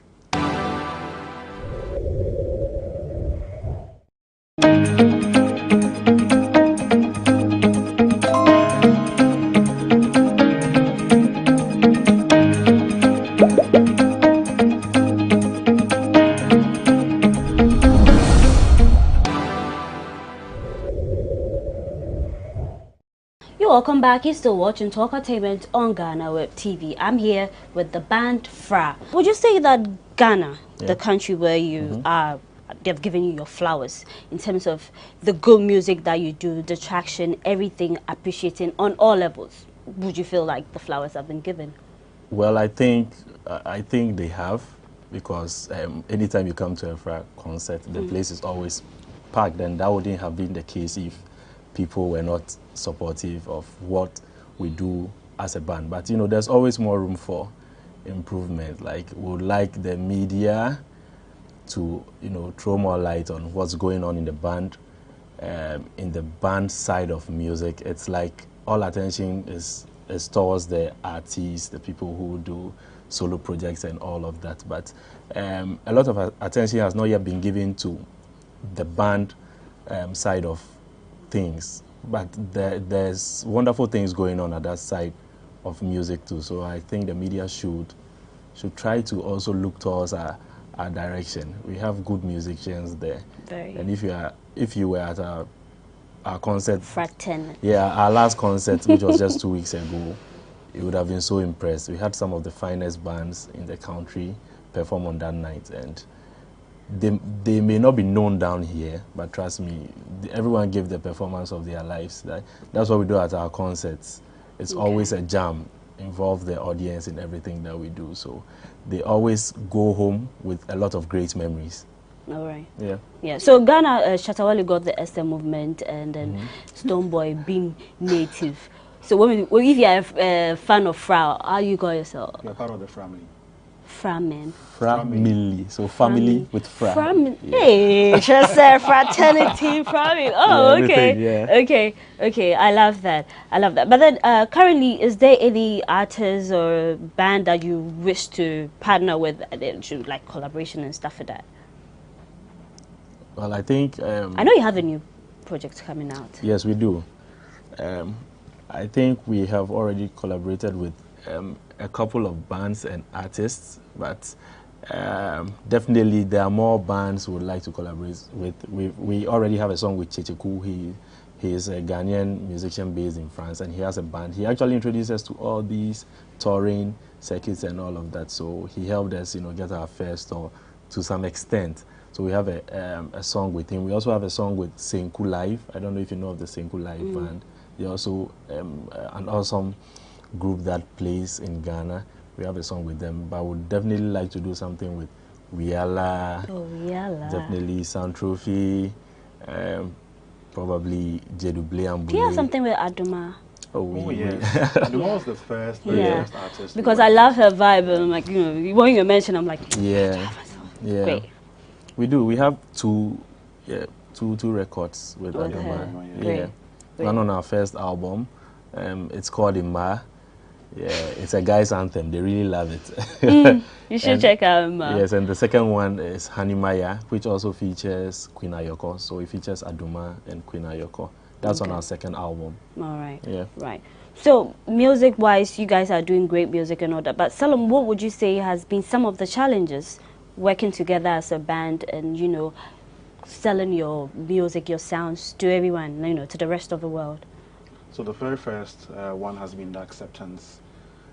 You have friends and family, people very close to you, questioning what you are doing. And you know how it feels like when people are around you are questioning what you're doing. It feels like what you're doing, it's not really going to work out.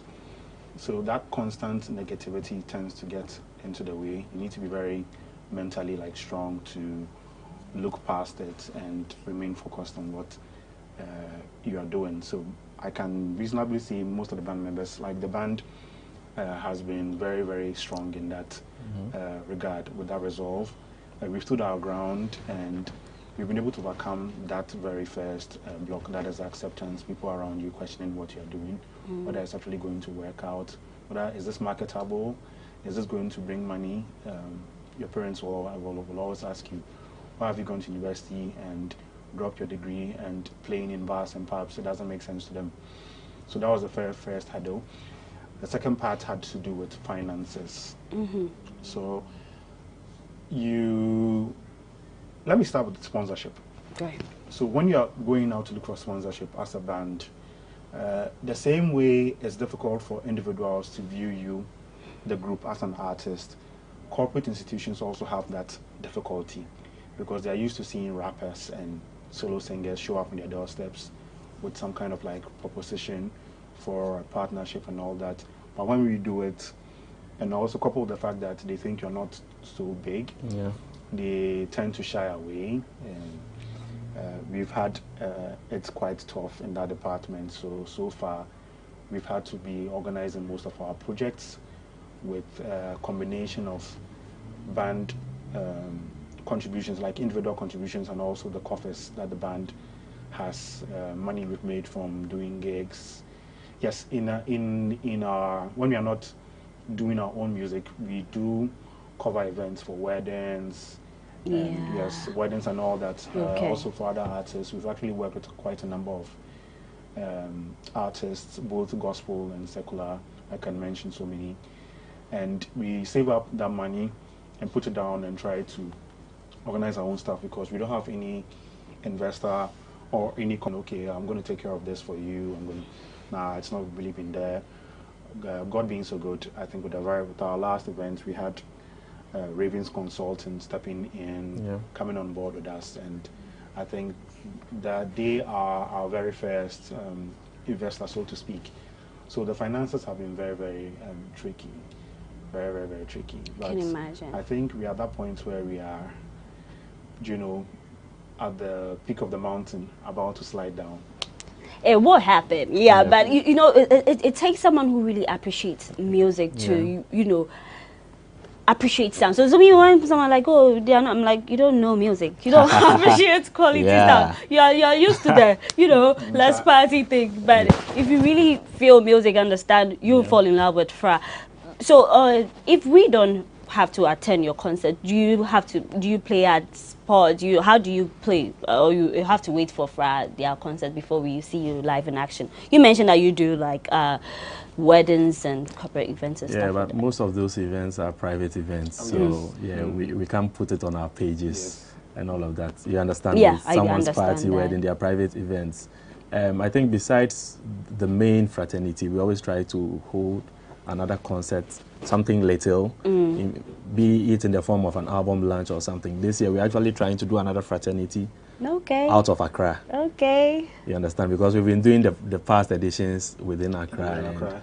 We feel it's time for us to take fraternity out of Accra to another city. So we are still, you know, in discussions with people out there. You know, we don't live there, so we need to partner with people who are actually there. I think Takoradi will do, because, you know, they have, like, I've been to Takoradi a couple of times, and they also appreciate the sounds and all the things. So, Fra, have you toured the world? What are some of the events that you've been to? And of course you're saying that this year there are plans for it, but then let's talk about tours, selling your music, what you do, the quality to the rest of the people, maybe on the African continent or part of the world. Okay, so our very first trip together as a band, prior to that I think some of the band members had traveled individually, but together as a unit, going out there to go and do our own music was in 2019. We auditioned on a project called Bisabi by an organization called Casa Africa, and this was based on the recommendation of our friend Chicheku, who is very conversant with the touring landscape. So he advised us to get ourselves out there and that people in Europe would love our music. So we applied, we were picked, and we were asked to come and audition out of like 12 bands. Chicheku himself was there, so his band and Fra, we were chosen to go on a tour for 6 weeks in Spain.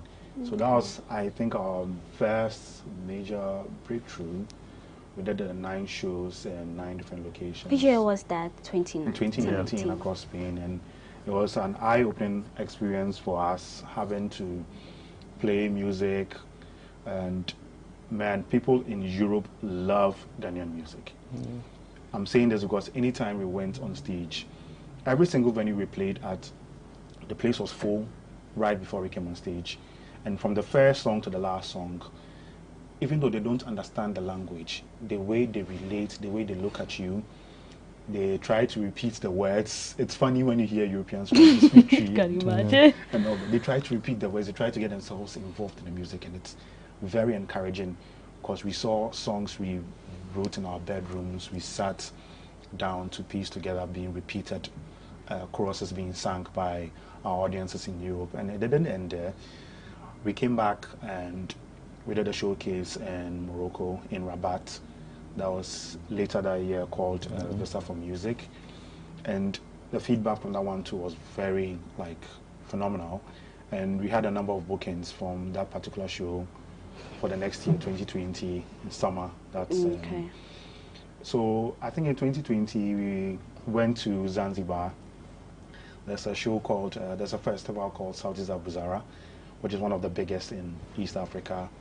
We also performed there, and that, I mean, that show, I just want to go back to Zanzibar just because of that show. It's written all over your face.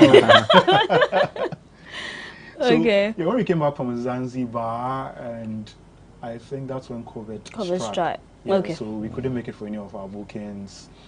Later that year, 2020, we were just indoors. It was difficult. Yeah. 2020. Charlie, it was difficult for all sides. Yeah, there were no venues doing live music, so we were just indoors. What we were having was like the virtual thing where people play, then you could go on YouTube and go and watch. Go and watch. So that's what we did for 2020, and subsequently 2021, we did that again, but.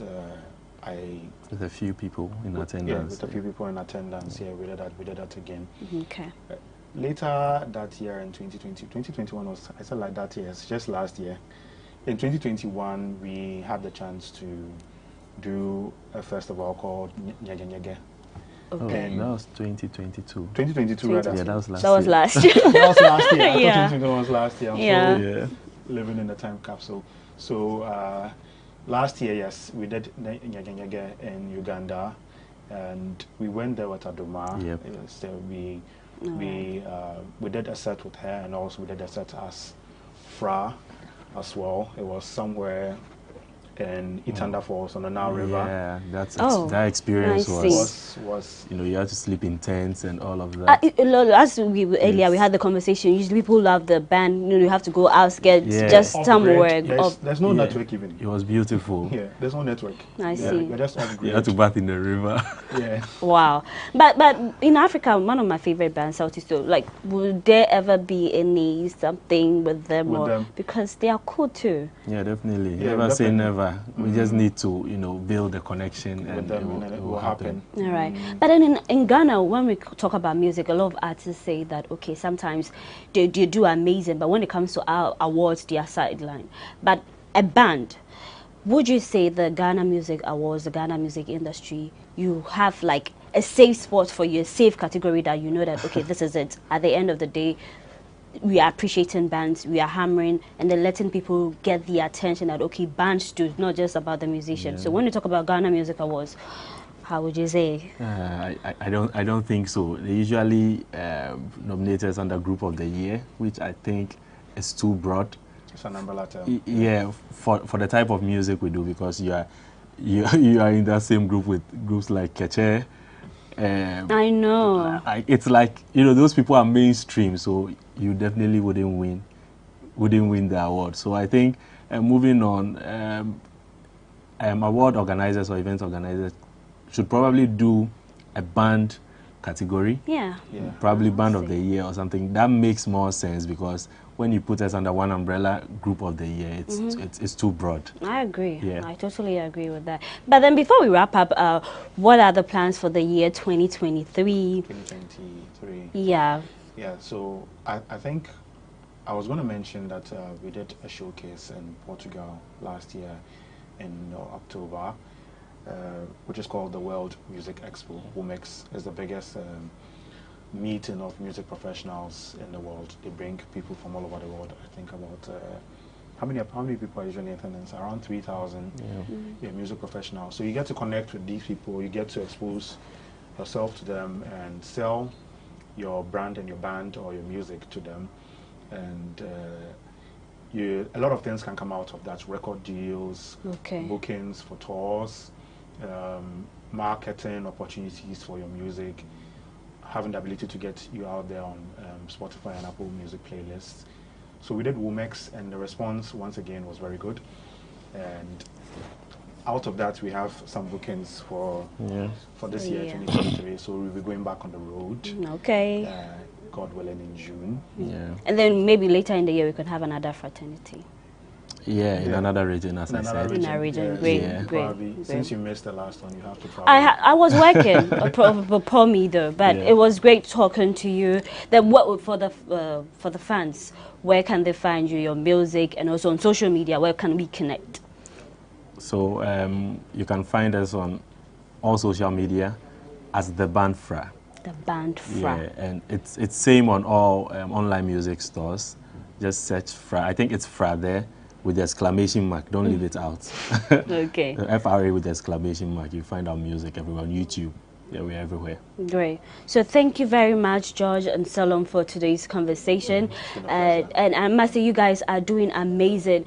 Thanks. The first time I heard your sound, I was blown away. I was like, this is good. I love good music too. So I was like, yeah, this is it. So for those of you who are yet to discover Fra, you know you've missed a lot, but you can join the family, yeah? Yep. Yeah, great. So thank you very much for doing this with us. We really appreciate you. We're going to support, as you say, the media. So whatever you're going to do, we're going to get on board, because good music, we love to also see that, okay, Ghana is winning on the international platform, whatever. And then when we talk of bands, they're going to chip in from not just like your CBSA, the Ramblers and all that. The new school too are on board.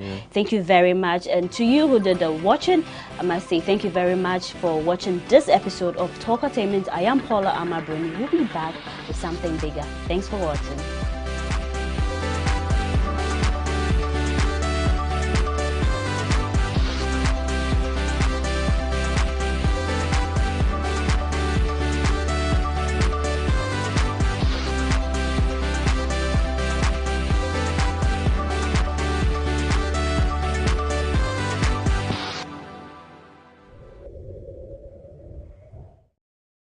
CocoBoard is doing a lot of things. Yes. Are you a rich company?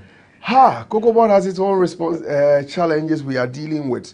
Unfortunately, despite all the interventions, the support CocoBoard is rendering to farmers and to our society, we don't unfortunately get the praises, but we get a flag.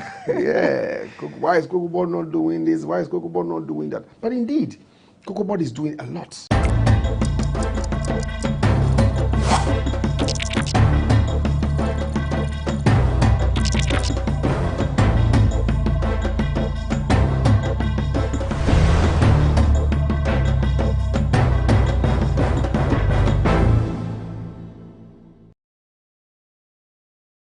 Thank you very much. You're welcome to the part 2 of our interview with the regulator of the cocoa industry, CocoBoard. I'm having an interview with the head of the Public Affairs Unit, Fifi Boafo.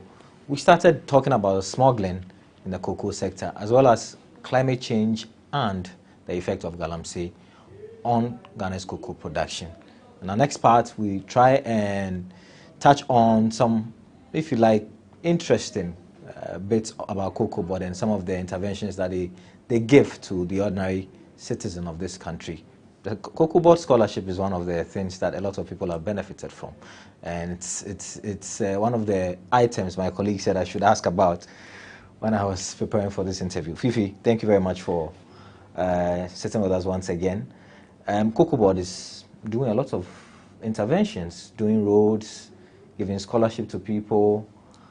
Is the CocoBoard scholarship still ongoing? Well, the CocoBoard scholarship has been taken over, for want of better expression, by the free SHS policy. Right. Yeah, the CocoBoard scholarship was primarily for secondary education. So was for wards of cocoa farmers in senior high schools. As we speak, the free SHS policy is taking care of secondary education, so that will be duplication of yeah. So now that has changed. However, the board has taken a decision to use the funds for a different purpose, and the different purpose is to provide basic model schools for cocoa communities. Because we realize that yes, there's free SHS, but and every child is supposed to benefit. But a child has to get to the level of secondary school before the child can benefit from the free SHS policy. So in a situation where you have a child from these communities who is not doing well, who is not interested to go to school, will not even get to the stage where he has to enjoy free SHS. So there's the need for us to get these kids in school, educated, and build them up for secondary school education. So yes, that's what we are doing now. For the fight against child labor, for example, you realize that there are kids who are not in school, not because they do not want to go to school, but the distance they commute, because they stay on the farmstead, the distance they commute from the farmstead to the nearby school is quite a journey. Yeah. So the energy to do that is not there, so the child is left in the home. Yeah. So this time around, we are trying to have schools closer to them. My understanding of this new arrangement is that we are not just building schools, but a model schools, schools of a decent level where you feel proud to have your child educated there. So you do not necessarily have to be in the urban centers to have access to this infrastructure. One of the things we've also realized that it is even difficult to have teachers volunteering to go to these communities to teach. But if you have a very decent staff bungalow, then the teacher will be happy to go there, because those who even teach in these very remote schools, they'll prefer to live in a nearby town, travel to the school the next day. If you other Sunday they are child buying, or maybe they will get to school very late, exhausted and all that. But if you have them close, then they will be able to help. So yes, that's what the policy is now going forward. So when is this going to start? I think now the board has given approval, so the necessary work is being done. We are compiling schools from all these communities. So that compilation is ongoing. Immediately that is done, very soon there will be a launch of it, and then we'll roll it out. Okay, I'm sure people will be excited by it, especially the cocoa farmers. Oh yeah. In fact, we had what delayed us was the fact that we had to do thorough stakeholder engagement, because there were different proposals as to what to use the money for. Different things came about. There are those who suggested it should go to tertiary education. There are those who suggested we should do STEM with it. There are those who said we should do specialized education in the area of agriculture and research into the cocoa industry.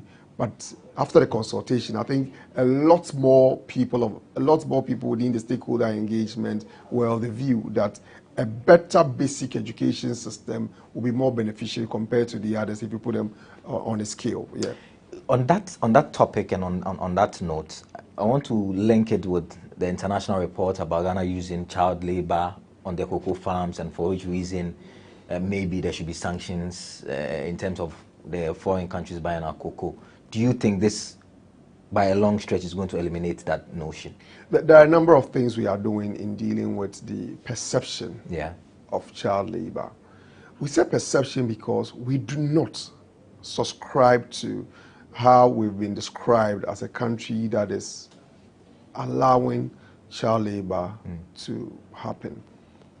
But if you have these kids in school, I think the methodology that have also been used in arriving at some of the conclusions is a bit problematic. So you go to a typical rural community, you ask the child, did you go to school today? He said, no, I did not go to school today. Where do you live? You live on the farmstead. That's child labor. But genuinely, the child is not in any way involved. But a child of school-going age is supposed to be in school. So if that child is in school, then it helps in dealing with that perception which we have to deal with. Of course, Cocoa Board has also rolled out recently our cocoa management system. The cocoa management system has a full database of every cocoa farmer in our country. And your dependents, your farm hands, everybody involved in the farmer business has been captured. Of course, the polygon maps of all the cocoa farms has also been captured. So we are able to tell that Daniel, Fifi, Kweku, Kwabna, Efo, Yauvi are the people who are involved in the farm. So if you extrapolate, you'll be able to tell that, okay, these are the people working. Then there's a possibility that there's a shortfall in farm hands. There may be kids involved. So let's go and investigate. It helps in determining. So that's another thing. Of course, the issue about deforestation, because we have the maps of every farm, we should be able to tell if there's a farm that is within the protected forest zones. So it takes away that responsibility from us. And this cocoa management system is what has given us the platform for the rolling out of the Cocoa Farmer Pension Scheme, which about a week ago we started registering farmers here. So the pension scheme is supposed to what? Give some respite to cocoa farmers when they retire? The pension scheme is to give me the authority to convince Daniel that it is better to go into cocoa farming than to work just with GhanaWeb.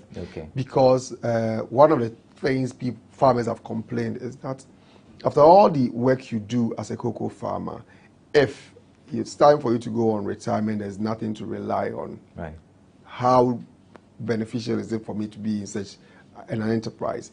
But if the pension is there, it helps. And of course, as a human being, it gets to a stage where there's the need for you to say that I have done enough, and then there's the need for me to retire. What are you retiring to? Okay. Is there something available? And it's natural that when you age, that's where you have all this, and those problems come up. So yeah, it gives you something to rely on. So yes, the farmer pension scheme is to encourage people, the youth, to go into cocoa farming, and also to ensure that farmers, after the meritorious service to our country, they are also retiring to something decent and have a decent lifestyle and not becoming responsibility and a burden to their kids. Cocoa Board is doing a lot of things. Yes. Are you a rich company? Cocoa Board has its own challenges we are dealing with. Unfortunately, despite all the interventions, the support Cocoa Board is rendering to farmers and to our society, we don't unfortunately get the praises, but you get a flag. Yeah, why is Cocoa Board not doing this? Why is Cocoa Board not doing that? But indeed, Cocoa Board is doing a lot for our farmers and then also for our society. Unfortunately, because of the plurality of media now, also using the media platforms to also assess and to tell your story becomes difficult. These days, when there's a story and in the morning I have to speak to radio stations, I could have about 100 radio stations calling and asking for an interview. How many stations can you talk to? Yeah. You have the online, the television station, and of course people who are using the social media platform. Yeah. So it's also difficult to even tell your story. But of course, and you have different means of also reaching out to other people. Yes, so it becomes difficult for us to fully tell our story. But then of course we are still working and finding means of telling the story. Cocoa Board is not rich. Cocoa Board resources is basically the amount of money that is realized from cocoa sale after giving the farmers their share of the FOB price, and the amount that comes to Cocoa Board, that is what is used for all the things I've talked about and more. One of the things people want to see Cocoa Board do is, what do we do with our raw cocoa beans? What is the future looking like?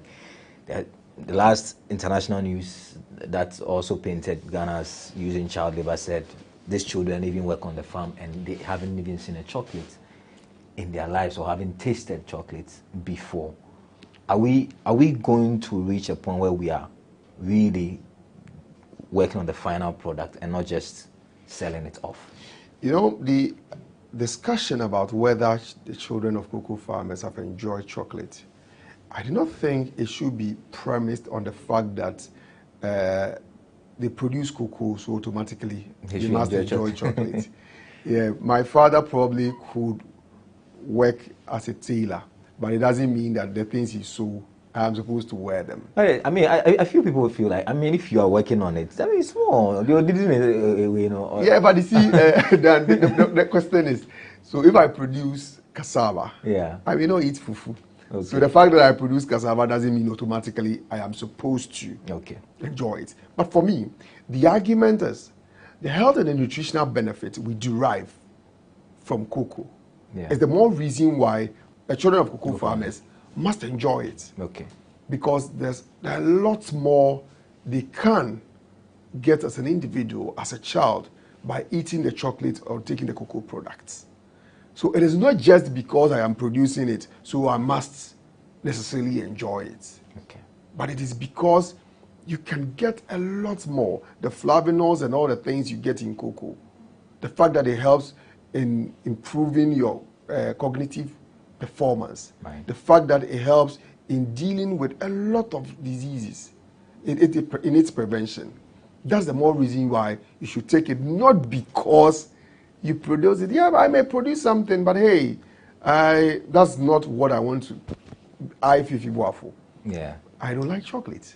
Maybe the children want it, but they don't have access to it. Yeah, I don't like chocolate, but of course I like other cocoa products like the raw cocoa powder. I prefer that. But the fact that I have a cocoa farm or I work at Cocoa Board doesn't mean I'm supposed to.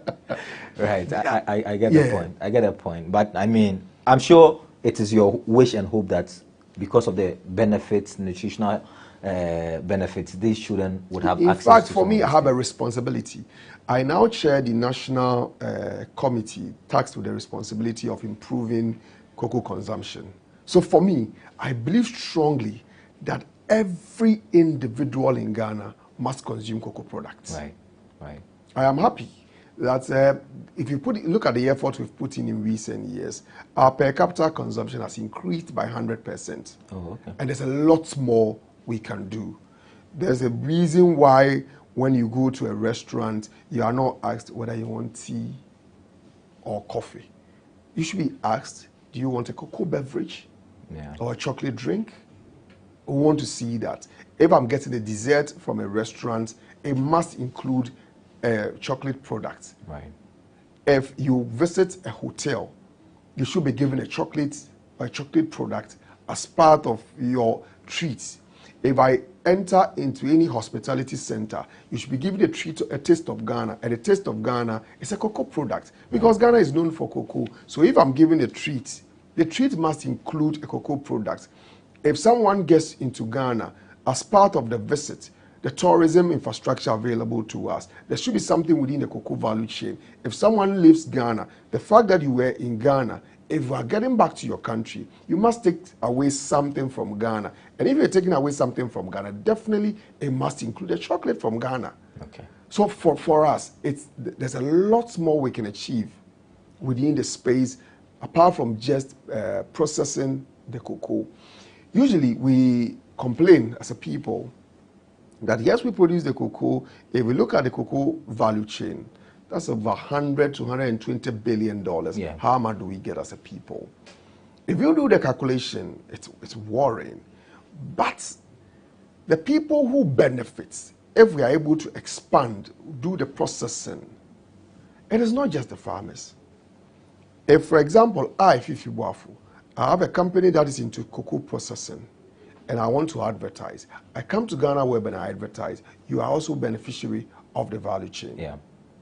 The person who is going to do the marketing has a business. Yeah.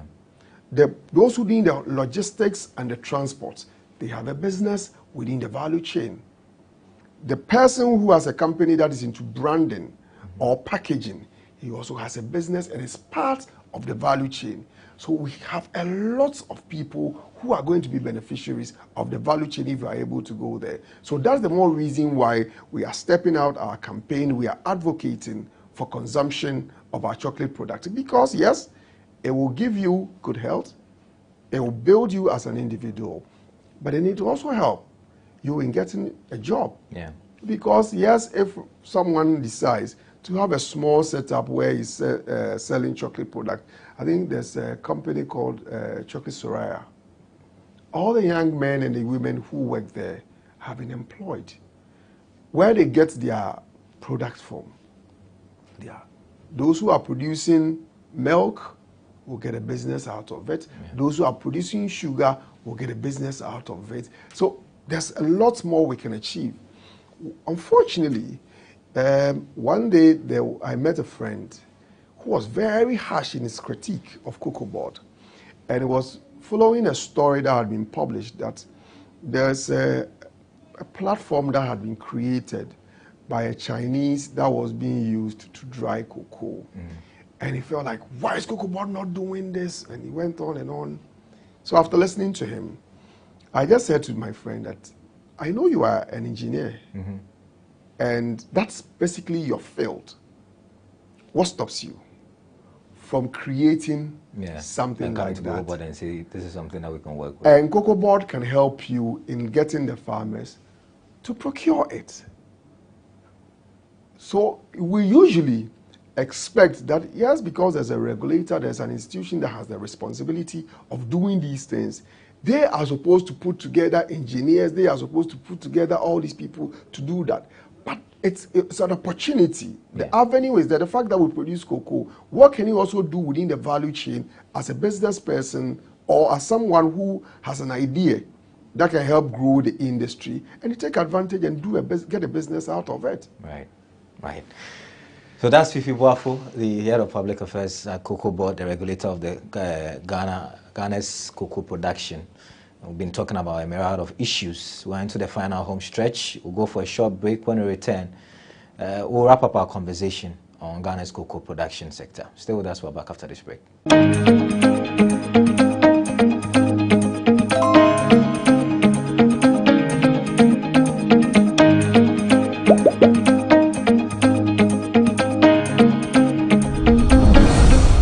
We're into our final home stretch, final 10 minutes of our interview with Fifi Boafo, who is with Cocoa Board, discussing a lot of things about Cocoa Board and Ghana's cocoa production this year and the last few years.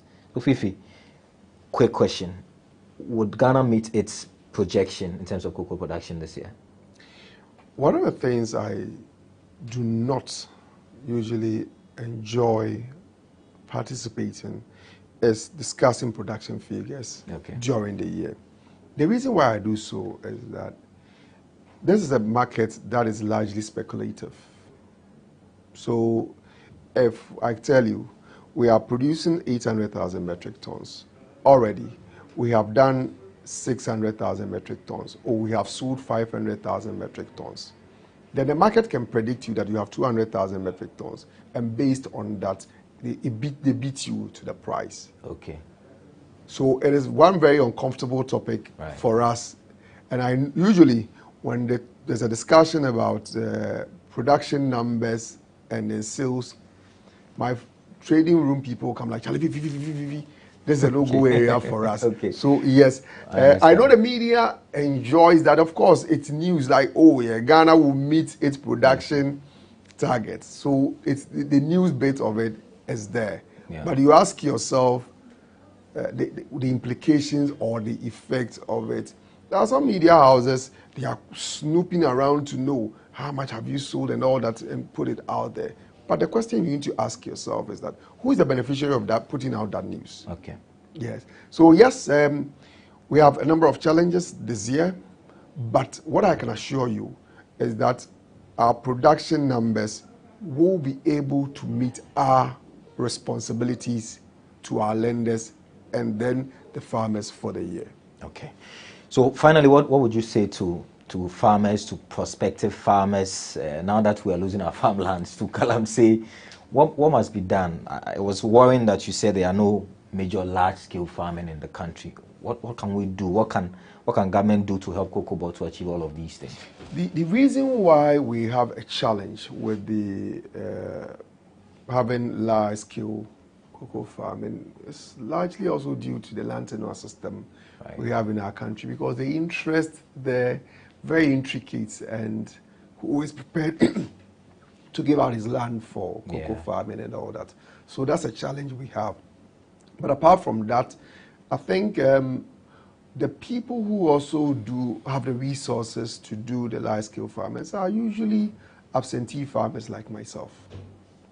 So we are in Accra, and you give money for people to have the put together the cocoa farm.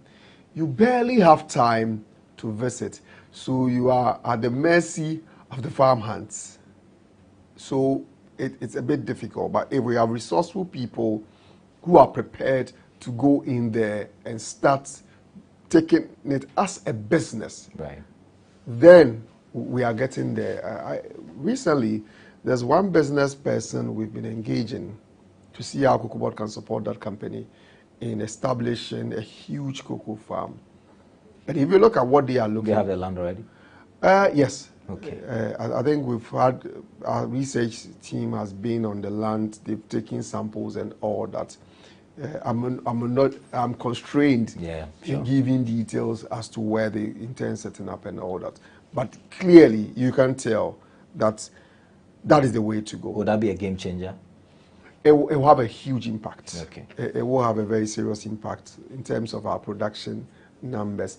And we have people who are doing large-scale farming, because the commitment and sometimes the way our smallholder farmers go about it makes it difficult, because usually you have someone say that I feel so yeah, minya bag 9 pe.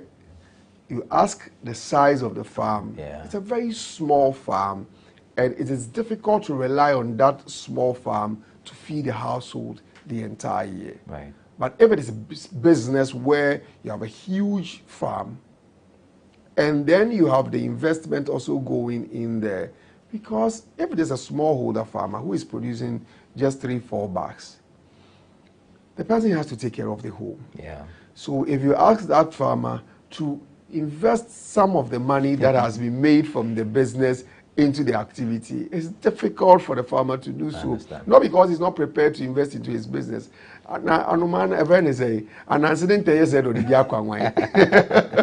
understand. The resources are very small, so it's difficult for them to invest. But if it's a business where you have a lot of resources coming in, then you can invest into the business and make some good business venture out of cocoa farming. So lastly, if there are rich people who have the means and want to venture into cocoa farming, if they reach out to Cocoa Board, can you support them? Cocoa Board will be very excited to work with such persons who have the means and the resources. One thing that is guaranteed is that Cocoa Board will give you seedlings for free.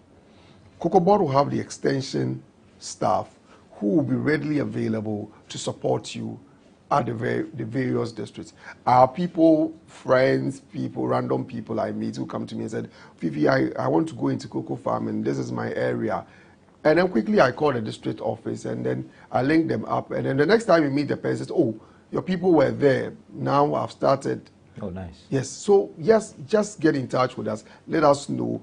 And our seed production division will be prepared to produce the seedlings for the church staff to help you in then starting your cocoa farm. It's the way to go. Right. When are you starting the farm? Very soon.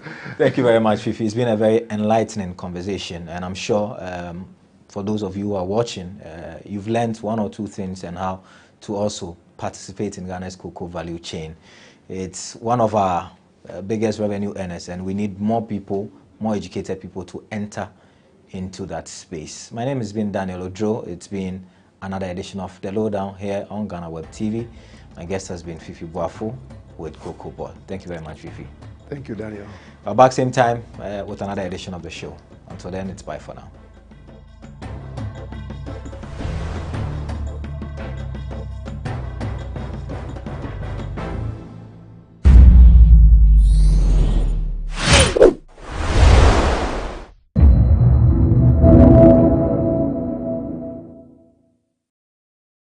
So I was doing the agency job, small. People were laughing at me.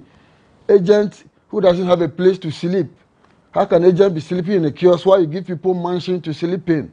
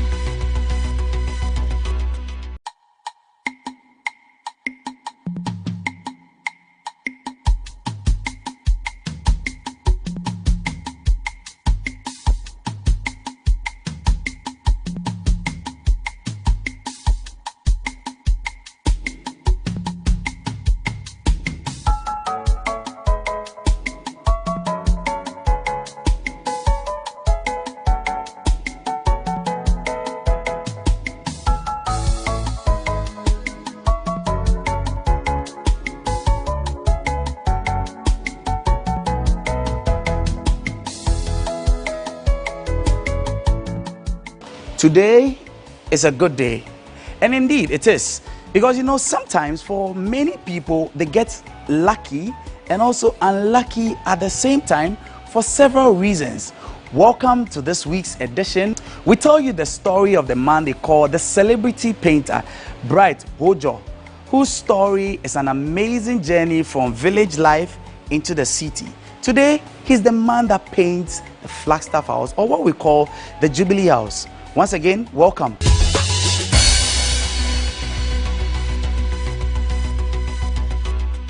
I began our conversation by asking Bright to tell me about himself and what his upbringing was like. My name is Bright Elom Iyao Hojo, popularly known as the celebrity painter.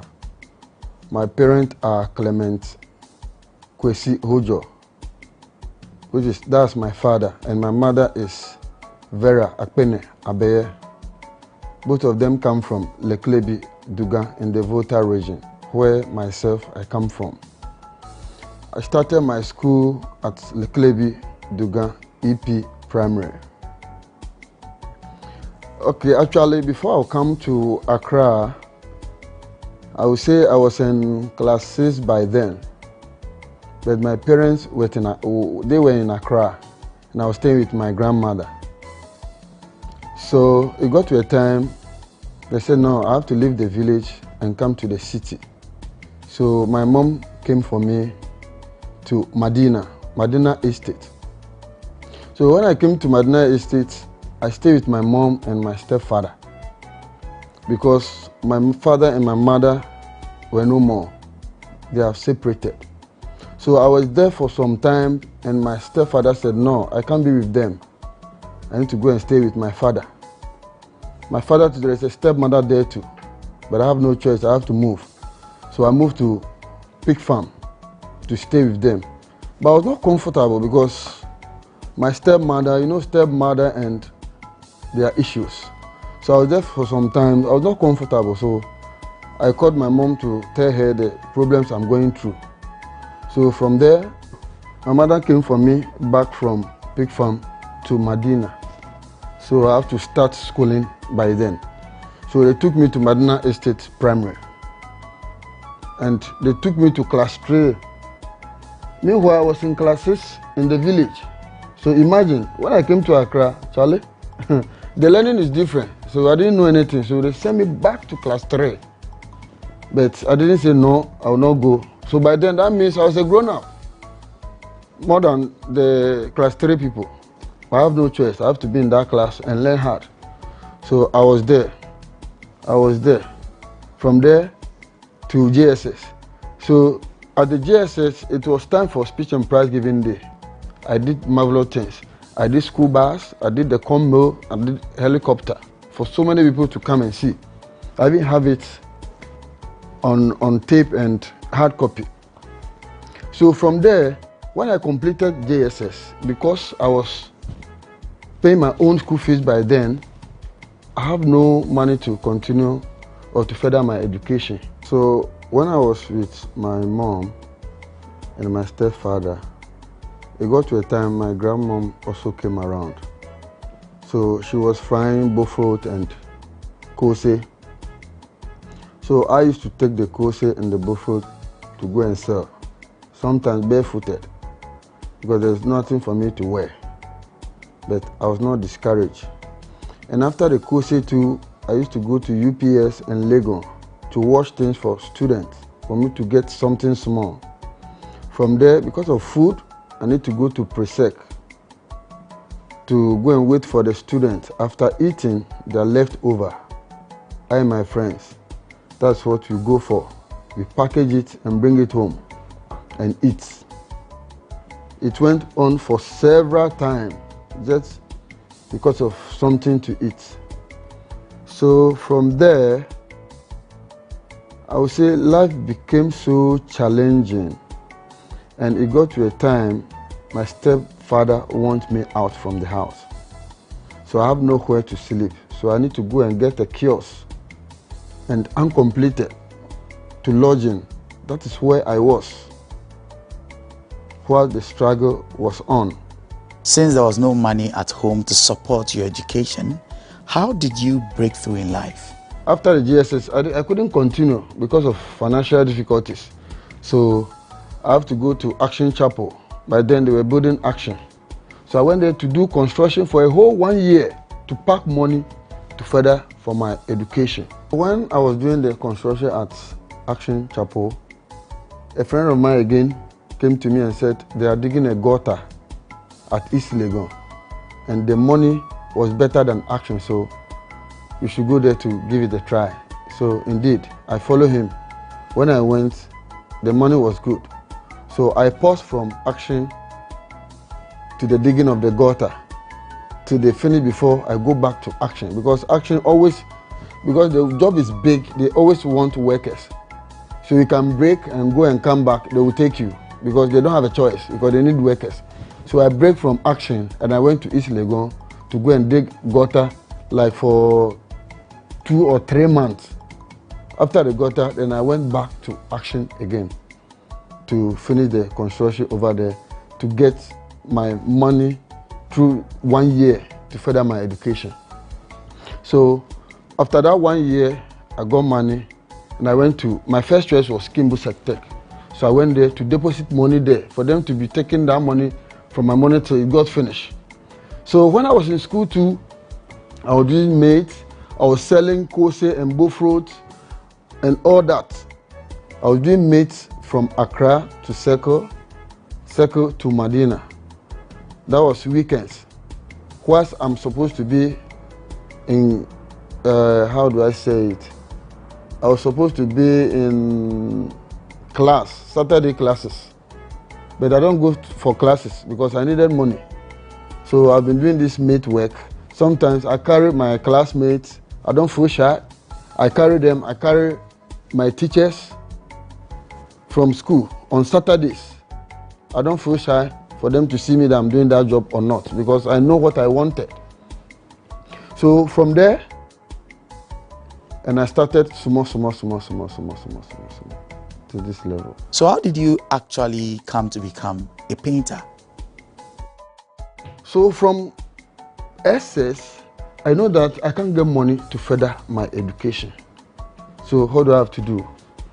I need to think what to do next. So because I was a Christian, so I've been going to church. So by then, there was a program in my church that they needed people to go and do at Takrade. That's a leadership course.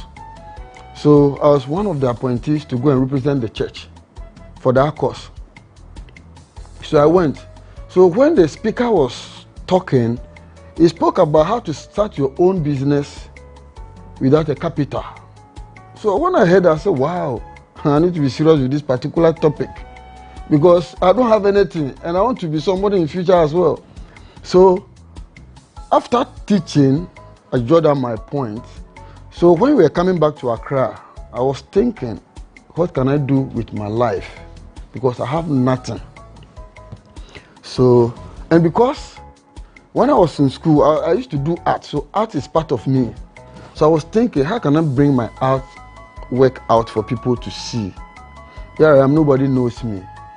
Okay, so from the talk, I realized that no, I can do something without a capital. So I was thinking about what should I start with. And something came into my mind as agency, as an accommodation, renting and all that. With that, I know I don't need to go and register. I don't need to use money.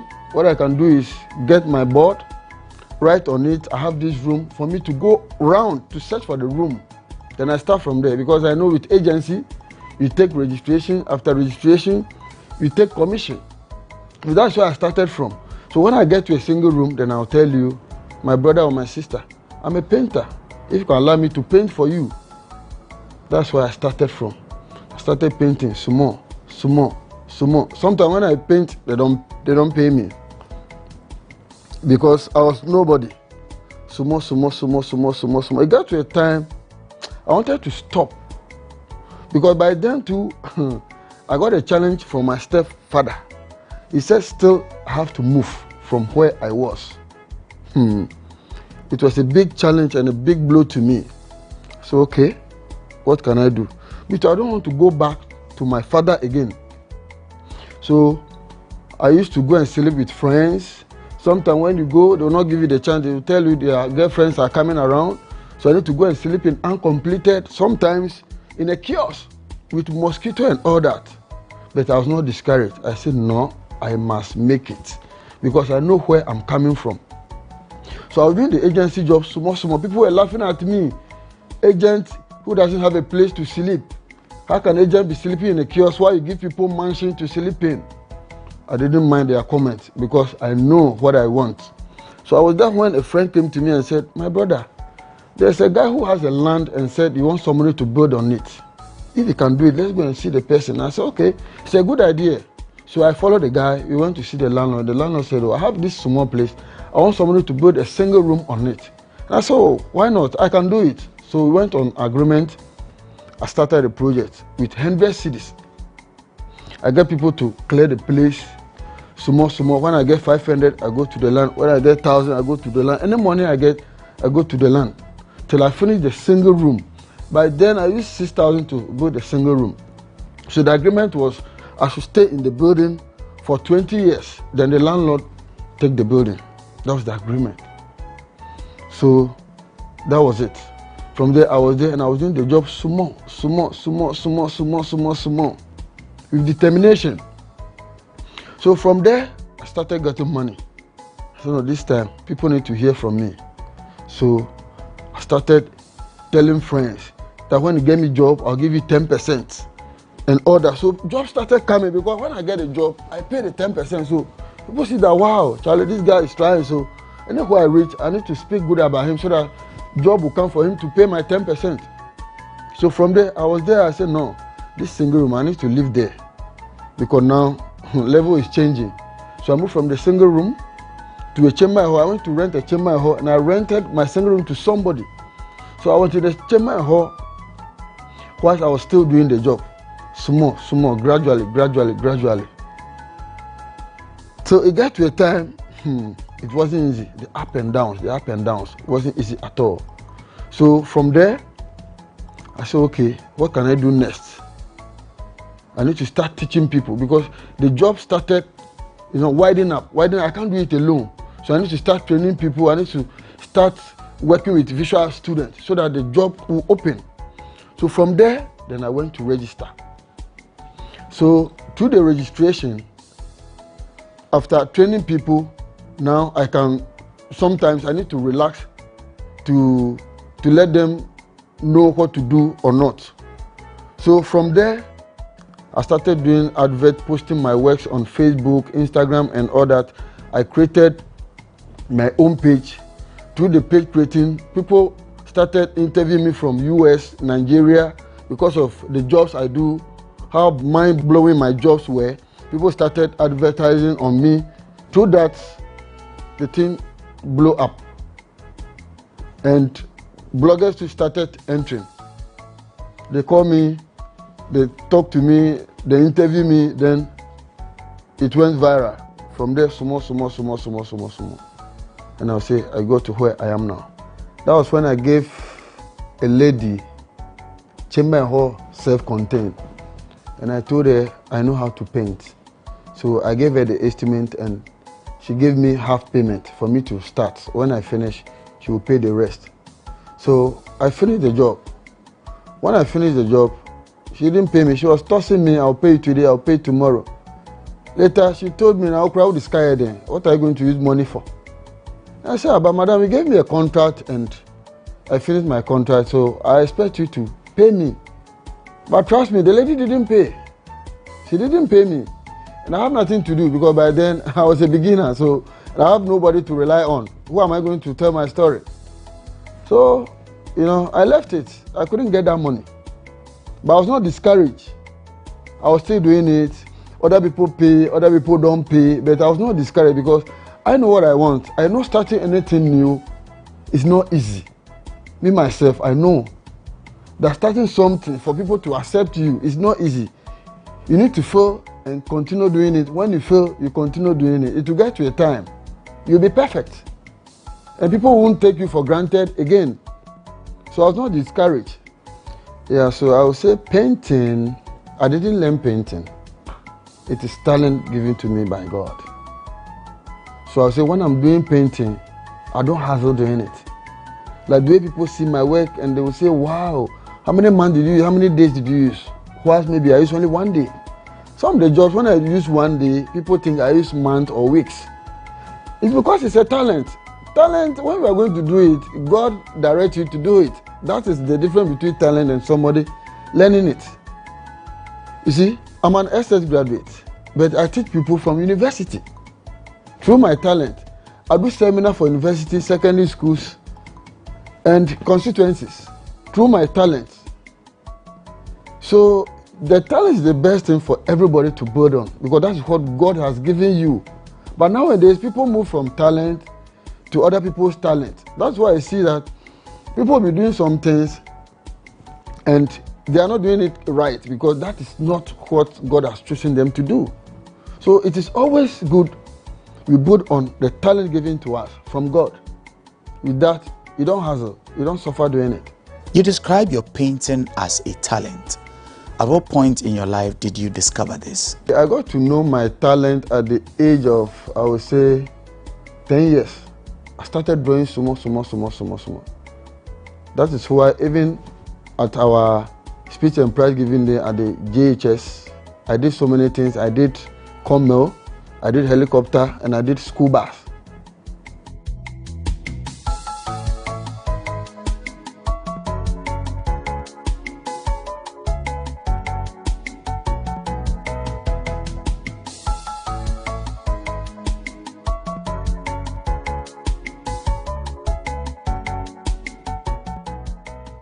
They call you the celebrity painter.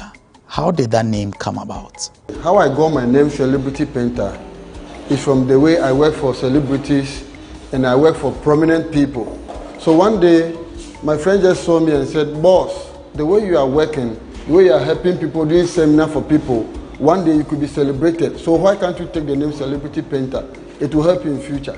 So through that, and I got the name the celebrity painter.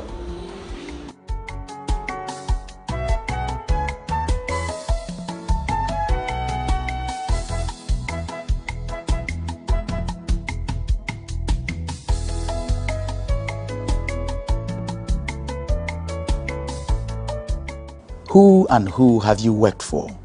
And how big is your portfolio? I would say, coming to my scope of work, or the people I've worked with, I would say I've trained people like 500 and above. I've trained people like 500 and above. And I've been doing seminar too for secondary schools, constituencies, and university. I would say the secondary schools, that's Pantech, and the university is Legon. Yeah, I went there to train them. And talking about the people I've worked with and the companies I've worked with, I can't remember all, but I can mention few. I've painted Action Chapel, Tema. I've painted ICGC, East Legon. I've painted Cocoa Board. I've painted for Stone Boy. I've painted for Mubarak Wakaso. I've painted for, let me say,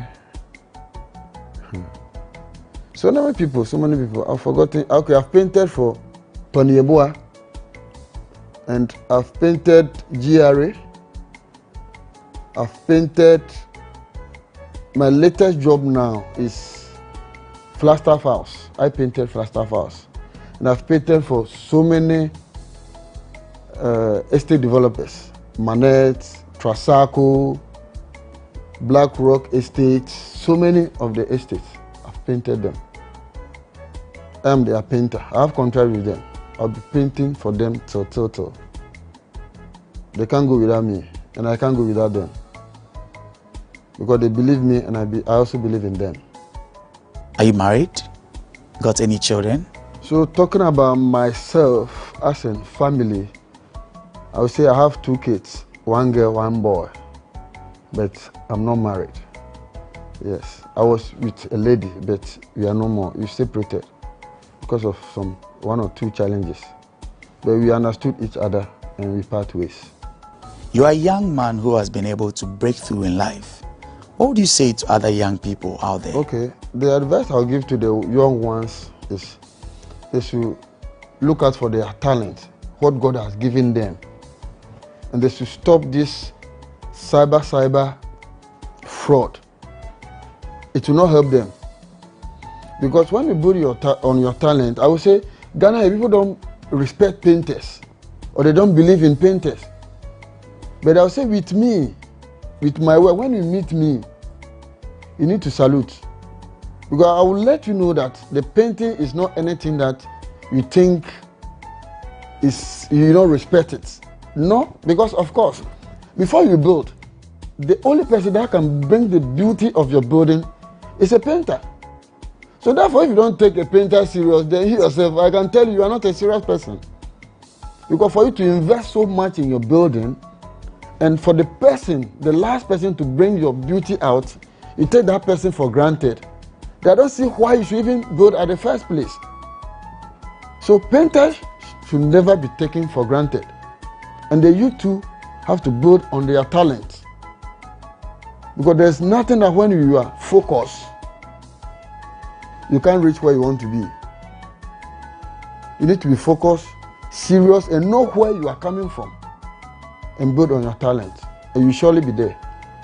That's my advice to the youth. You have received a lot of recognitions which you've displayed here in your room. Do you mind taking us through some of them? So, I would say this is a citation from Talent Tahoof and Advanced Media through my seminar works that I've been doing. Yes, they are my backbone. Because every seminar, I have a team.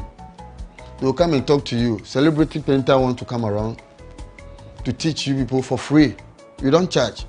I do seminar for free. So after the seminar, this is what they presented to me for a citation.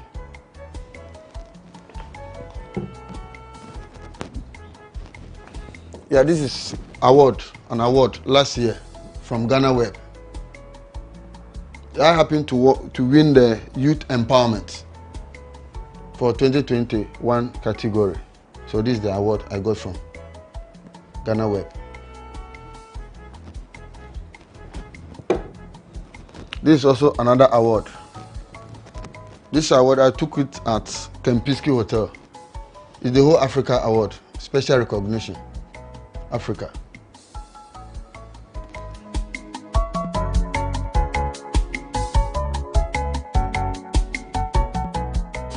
Truly, they say everyone has got a story, and that's the story of Bright Yao Kojo that we brought to you on this episode on GhanaWeb TV with me, Eche Atisu. Remember, there is news for you when you visit www.ghanaweb.com. As always, be kind to one another.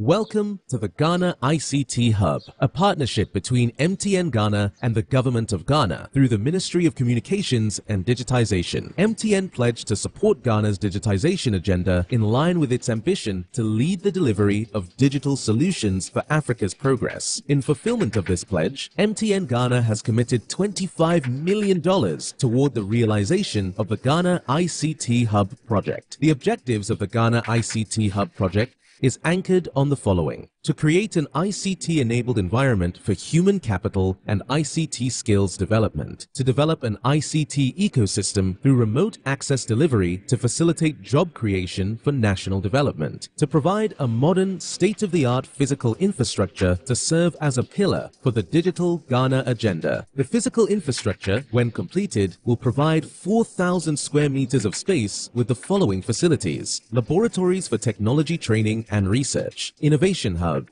co-working spaces for tech innovation startups, Tier 3 data center, conferencing facilities, offices and meeting rooms, commercial lettable spaces, gaming area, restaurant, ancillary facilities. The technology laboratories will be fitted with the next generation ICT equipment and applications to provide the youth of Ghana with practical training in Industry 4.0 technologies such as artificial intelligence, AI, machine learning, cloud computing, 3D printing, robotics, Internet of Things, IoT, advanced manufacturing techniques, cybersecurity, genetic engineering. The project also seeks to establish a complete ecosystem at the hub through remote access delivery to facilitate job creation for national development. The ecosystem shall comprise of MDAs, technology companies, startups, incubators, research agencies, leading universities globally, foundations worldwide, to create a community. 1. The ecosystem community shall bridge the divide between academia and industry and provide solutions to challenges in the key sectors of health, agriculture, and educational sectors of the economy. 2. It shall also run an innovation program providing mentoring and networking for the youth in tech startups. 3. The ecosystem community shall establish an innovation fund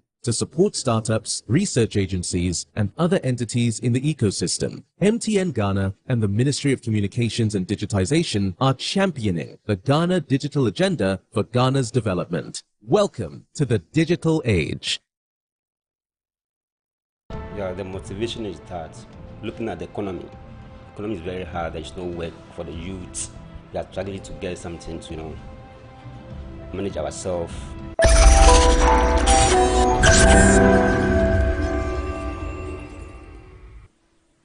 Akufo-Addo's government has been on a journey of expanding the country's tax base. One of the most recent ones is a 10% tax on earnings from lotteries, games of chances, or what we call sports bettings. This is Say It Loud on GhanaWeb TV. My name is Echi Atisu. We are here in Dome, Pillar 2. We're speaking with some young men who have been engaged in the act of betting, which is very popular. Let's speak to some of them. This is Richard. Richard, you are the one who penned the statement from the Concerned Bettors Association of Ghana. Okay, tell me, what exactly is the motivation to have penned that letter? Yeah, the motivation is that looking at the economy is very hard. There's no work for the youth. We are struggling to get something to, manage ourselves. So street boys have been struggling to get something to go and try their luck, to get something to establish themselves. So if you are putting a 10% tax on betting, those who are betting, it's something which is very bad, because already they have taxed the company. So if you are taxing those who are into betting, that is very bad. It sounds like this is beyond just the monies you get. I want us to more or less understand where all of this is coming from. Why betting is such a big deal for all of you. Abednego, you also bet, right? Why do you actually bet? Just to multiply my income. Yes. So that's to say that the income you get already is not, it's not enough for you? Not at all. At all? Not at all. At all? Not at all. Pablo, do you agree? Yeah, I agree. Because let's take it. Last year, we were our fare was increased multiple of times. Like that's our fuel, right? Yeah, it was increased, and it affect our fare. So let's take it. I'm being paid 400 cedis a month, and I save 50 cedis every month out of my salary. And now it has been what? The fares has been increased several times, like 4 times or 5 times in that year. So if I'm earning that 50 cedis, I'm saving that 50 cedis for maybe to get a business being done. And now, because of the multiplier of the fares and things that are being, the economy we have all facing, then that means that 50 cedis I can save. So that's to say that for you, it's being able to balance the increase in livelihoods, yes, and all of that. Levite, you also bet. Yeah. I want to find out, how long have you been betting? For 4 years now, I would say. 4 years? Well, that's a long time. And that means that you've made a lot of money between the period? Quite. Sizable amount. Yeah. And you also agree with the likes of Pablo and Richard that this is to add up to your income? Yeah, very true. Because, for instance, I'm a student, and it's not all the time that you can go to your parents for money. And right now, you don't have a really legit certificate for a job, so you can't get really a big job, that can fetch you enough income. So this is what we do, quite safe, And if you read the letter, things were captured in. If the government go ahead to implement this 10% on this winnings, then guys will go back to the dubious way of, you know, getting money, which is very bad. So I think the government already is not, you know, employing a lot of youths, and this gambling has made us, you know, get something for ourselves and all that. So I think already we are paying tax. When you transfer mobile money from your account to your bet account, there's deduction. When you win, you transfer it from your bet account to your mobile money account. Even when you transfer it to your bank account, still there's deduction. So well, the government is making an argument that they want to expand the tax margins in the country, and betting seems like a very big area now, which is where a lot of monies are coming from. You've admitted that you got a lot of money from there. Is that not the case? I agree. Francis, you also agree, because he has been doing this for 4 years. You as well, how long have you been? Been betting is around 7 years. People like you be the Methuselah for betting inside. That's right. Yesterday like this, I made a bet sent to one of my guys. He staked the bet 300 cedis and he won 1,600. Oh, wow. Right. So if he took his 300 out, he make a profit 1,003. So if government you wanted to take a tax 10%, but through the company of the bet, you tax them 25%. Either they win or they lose, you tax them 25%. So how can you wanted to tax we, the youth, we are struggling because no job, we are just struggling. I just win a bet to set my business. I employ people. I pay taxes. You and I had an informal conversation before we started this, and you said you got the money to start your business from betting. That must have been some big cash, because I don't see, is betting that lucrative? Yeah, if I don't stick, if I'm sticking bet, sometimes I stick bet 1,000 Ghana or 500. And that gives you a return of how much? Sometimes I lose. So if government wanted to tax me 10%, so if you want to try to tell me that if I place a bet, I didn't win, you want to try, I should keep trying. If I win, then you take that 10%. No, that's not making sense to me at all. That's an interesting, very, very interesting analogy you create there. This is Jupiter. Jupiter, you as well. You look like the calmer person, but I want to suspect that you are also as involved in betting as much as possible. How well or not is this betting thing for you? Because it seems everybody else agrees. Do you also think that it's like the best thing for a young man like you now? Yeah, I think there is no job opportunity and the youth are struggling. And moreover, we are creating a chance for ourselves. And I want to ask the government, if you lose the bet, is it going to replace our money which we involve in the betting for the youth? That's what I want to ask the government. How much or how many times does a person lose a bet? No, maybe for you. Let's take your situation. Yeah. For me, I try and then try over and over. If I don't win, I try, and it's not all that. It's not all that time that you win the bet. So I want to. I get your point, Richard. You have also been betting for long. You are like the boss here. Yeah. What's the highest, if you can tell me, that you've ever staked bet? My highest stake.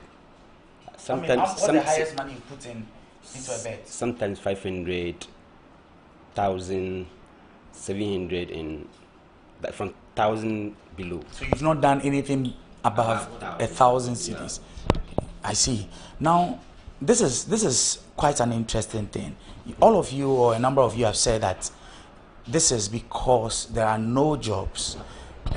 What kinds of areas or what kind of jobs are you looking out for that the issues of betting is solving now, that maybe perhaps the state authority should be looking at? They should create job for the youths. What kind of jobs are we that they can pay well. Not that you create job that you pay 500, 600. No, because somebody can use 100 Ghana, stake, get about 50,000. And that's from the comfort of their home. Yes, and that 50,000, you can use that 50,000 to establish yourself. Like my brother is saying, he have won and used that money to establish this one and employ many people that he's paying tax here. So the betting is helping us a lot. So the government should rather pray for us to win and use the money wisely to do something so that they can tax the thing that we are using the money for. Francis, you run the business. It's a barbering shop? Yes, okay. How many people do you employ? How many seats over here? So there's 1, there's 2, there's 3, there's 4, there's 5. I think there's I another. have to use 6 bags because of I. Okay. My other shop, I have 7 workers over there. So plus this. So that's like 14? Yes. So I used to pay that. I pay taxes too. So I want to ask the government that the bets of the company, right? You tax them, right? And I heard that they said we the youth, we are lazy. We don't want to work. So that's why we are sticking the bet. So I wanted to, if they want the youth to stop sticking the, then they should stop the bet company. But is betting a lazy job? It's not a lazy job. It's not easy. It's not. Tell me how difficult or not. It's not a lazy job. It's not easy to tell me that maybe Man City or Manchester. You said, oh, Man City will win. I'm not the one going to play the ball. It's just the confidence I have. I have confidence Manchester will win, and I just put my money on it. And Manchester won, and you say, oh, Manchester have won, so the money have won. So I have to, if maybe I stick a bet, maybe 1,000 cedis, maybe I'll do maybe 2 odds, 1,000 cedis, I win 2,000. If I win 2,000, if I take my 1,000 out, I made profit 1,000 cedis. So government want to tell me that my 1,000, you take 10% out of it. But 10% is it so much? It's too much. You want to take 10%. It's not so much. It's actually too much. Too much. So I wanted to ask, okay, if I didn't win, so government want to try to tell me that I should keep trying. I should keep trying. So if I don't have money, I'll go and still going to use it to stick a bet. Or am I lying? Which is not something any of us wants. Levite, you are in school. Doesn't betting take you away from your books? No, not at all. Not at all? Not at all. Because I feel the sense that you have to spend a lot of time on your phone and do all the permutations. It doesn't take you away from your books. No. Right now, it's much easier to place a bet. Gone are the days you have to go to the betting centers to, place your bet. But now, in the comfort of your home, anywhere you are, you can place it. And now there are a lot of odds platforms. On Telegram, you can get on WhatsApp, Facebook, on Twitter. So it's not just on the apps that... No, you can get odds from places. People even sell them. If you trust them, you send your money, they give you the odds and you place it. Oh, that's new to me. Interesting. Yeah, people sell the odds. So it's not really time consuming. And if you know what you're doing, you just do it and you're done. Richard, I want to come back to you because you are the one who heads the group. How big of a market, let me call it that, is the betting market? How many people, just give me a number, actually, maybe Dome, how many people do you think actually engage in betting? I can say, it's a lot. There are many here. When you say a lot, can you give me a figure? Like, Abednego, you seem to have a number? More than 70%. 70% yes. of the people indigents here in Dome? Yes. And if you take Ghana, the whole country, we are about more than 80% of the population. Big men. Interesting. Yeah. Ministers? Yes. They have been calling us for us and all that. I know ministers who have been calling for us. Big people have been calling me for us. And I've been giving Richard, I want us to get this. You've had a minister call you? Yeah, of course. A minister of state? And they want all people. Yeah, big people. People have been, we know them. They have been calling us. I can't mention names, They have been calling for us Friday, Saturday, Sunday. My phone, forget it. They have been calling for us. Can you give him 10 us? I have 5,000. I need 10 us. I need 5 us. I've been doing for them. So you wanted to say something? Yeah, I'm trying to make a point here. Let's say, let's take this month for example. If I try, let's say throughout the month, and I win once, it means I lost more than what I win. If I lose 1,000 cedis, I can win 500 cedis. If you take 10% out of it, am I making gains or losses? I'm losing. So there's also the whole question about, just so that we get this into more perspective. Yes. The decision to bet is left to you. When the government wants to tax, like they do for everything. In fact, there are even conversations about things like even sanitary pads that are taxed. And I'm trying to just establish why bets should not be taxed at all. Because if you lose, is that not your decision to have gone into it and you lost? Yes. So do they care about how I make money to bet? Are they interested in that? They are not interested in my losses. I try more than, let's say today, for example, I spent more than 50 cedis already. I don't know how much I'm going to make at the end of the day. So if, let's say, I spent 50 cedis and then I won, let's say, 200 cedis, profit of 150 cedis, you take 10% out of it. Where am I going? Jupiter, you were saying something. I'll come to you, Francis. Jupiter, you were saying something that there are even pastors. Yeah, there are even pastors who are calling for odds and even into betting. You know any pastor? Yeah, I know, but a man who is clerical. Yeah, clerical. And they come to you for.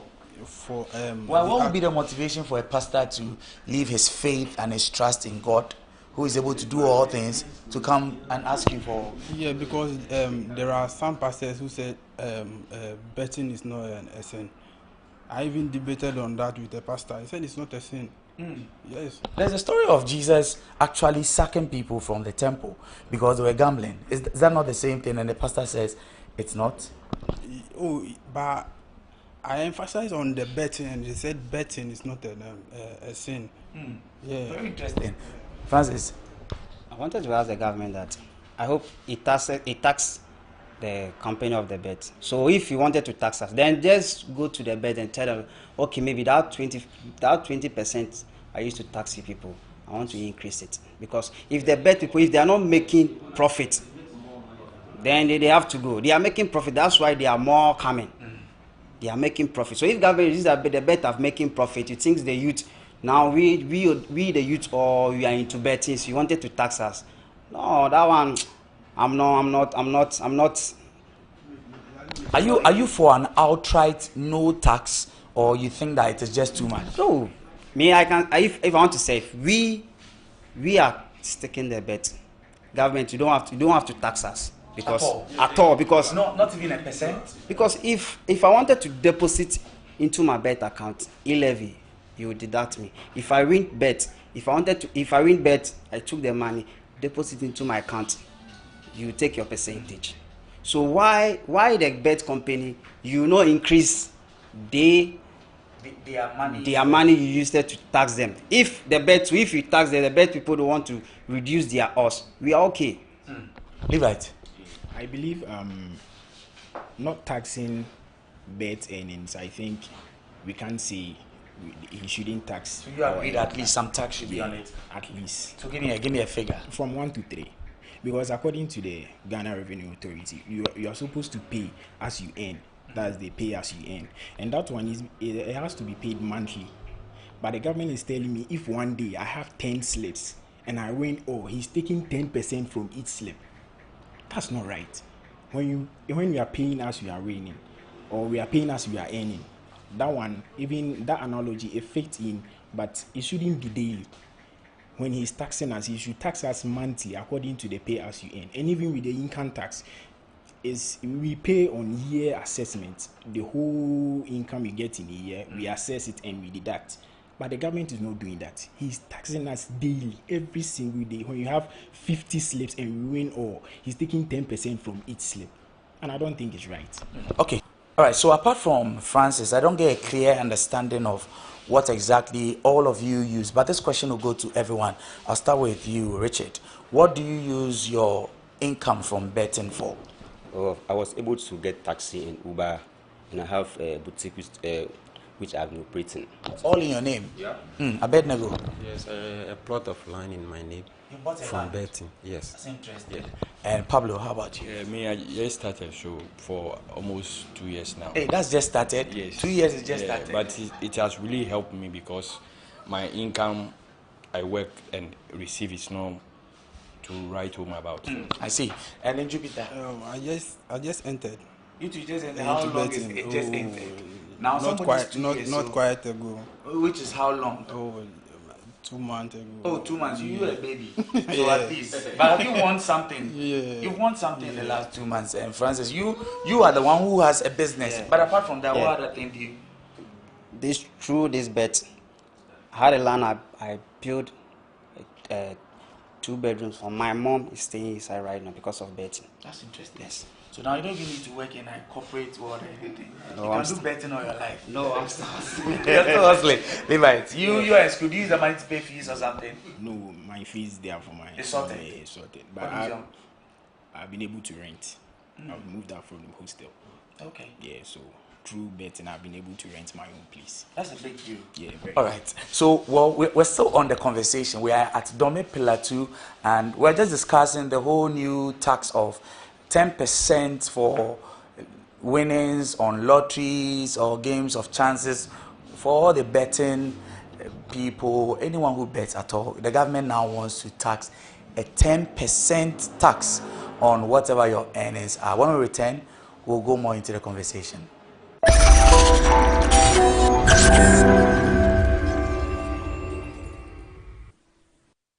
All right, so we're still here with some young guys in Dome Pillar 2. We are discussing the issue of betting and the government's new 10% tax on all winnings from lotteries and games of chances. Now, Francis, we had an informal conversation before we returned. I just want to hear it. You say you introduced someone. Who is that person? Oh, I introduced my girlfriend to bet. So when you introduce her, tell me. It's not that every day. Maybe sometimes if maybe I do a bet, maybe if I know that this bet is strong bet, I have confidence this bet, I'll just give it to him. Stick this amount. Or sometimes I'll send him money. This amount, stick it. Don't reduce it. And so you mentioned that you have more than an app for betting. How many apps do you use? I have Betway. Okay. I have Sportybet. I have M Sport, and I have Superbet. That's 4. That's 4. And all of these bring you some returns. Yes. That's very interesting. Now, I am a very intrigued person, so I'm just wondering, apart from all the things you people have told me, Levite, I want to start with you. Is betting addictive? Very, very, very addictive. If you don't take care, you think that you are saving, and you have to collect your money back, and that is a very dangerous thing. You try every day and you don't win. The day that you try to, today I'm tired, I won't stick. But maybe you had certain games in your head. That day, that games is going to play. You understand? So the next day, you don't have any choice than to stick again. Maybe the day that you say you not stick, that day the bet to play. Purely a game of chances, right? But you're still in it. You're still in it. Pablo, you're shaking your head. Why are you still in it? Because beyond all the fact that it's very addictive. Yeah, it's addictive, like addicted if you are not careful. But it depends your mindset. It's really risky. Like it's a risky work to do. But because of our work, the work that we are doing, the income, we are not getting it. So there's nothing you need to do because I can't go and steal. And some of the guys are on their phones. I hope you are not betting whilst we are here. That would have been serious because I'm already asking about addictions. So if you were doing that right, I'll be wondering. But beyond the addiction, Richard, is it true that people go for Gbala to do? What I mean by Gbala is they go for juju and all that to do betting. Yes, I don't believe in those things, but sometimes I hear people saying that. For me like this, somebody have called me, telling me I should come, he will do something for me, and you win. By me, I don't believe in those things. But does it work? I'm not sure because it's about thinking and research. You have to do research about the things and think and pray for favor. Not that you go for somebody to give you some agbala or something. It's about thinking and research. I see. Yeah. Thinking, research. You people mentioned women, so now I am also wondering how many women actually bet. Do women bet? Women bet. You apart from your girlfriend. Yes, they bet.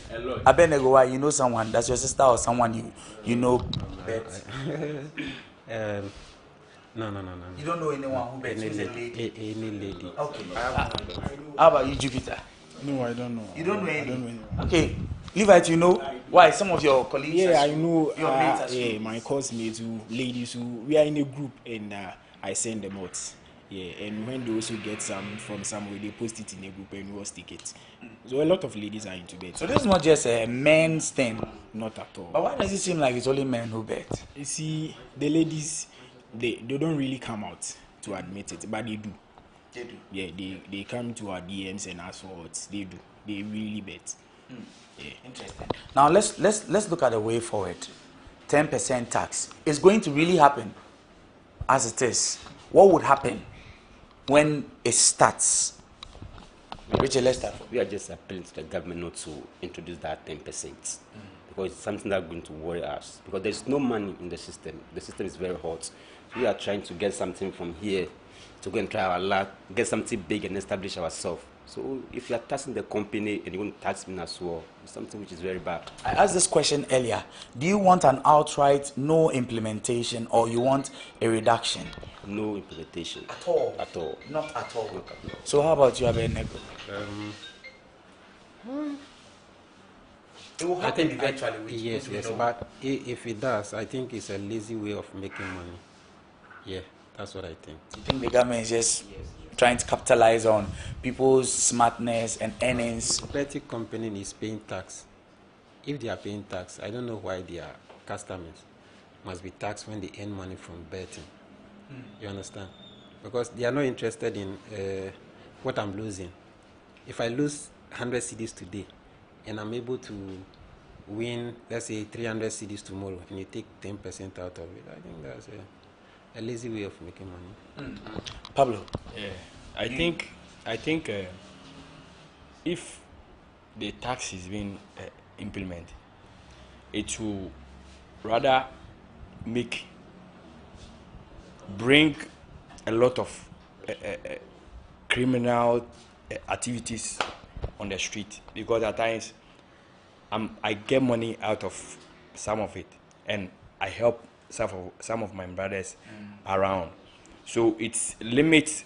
This one will reduce your money eventually.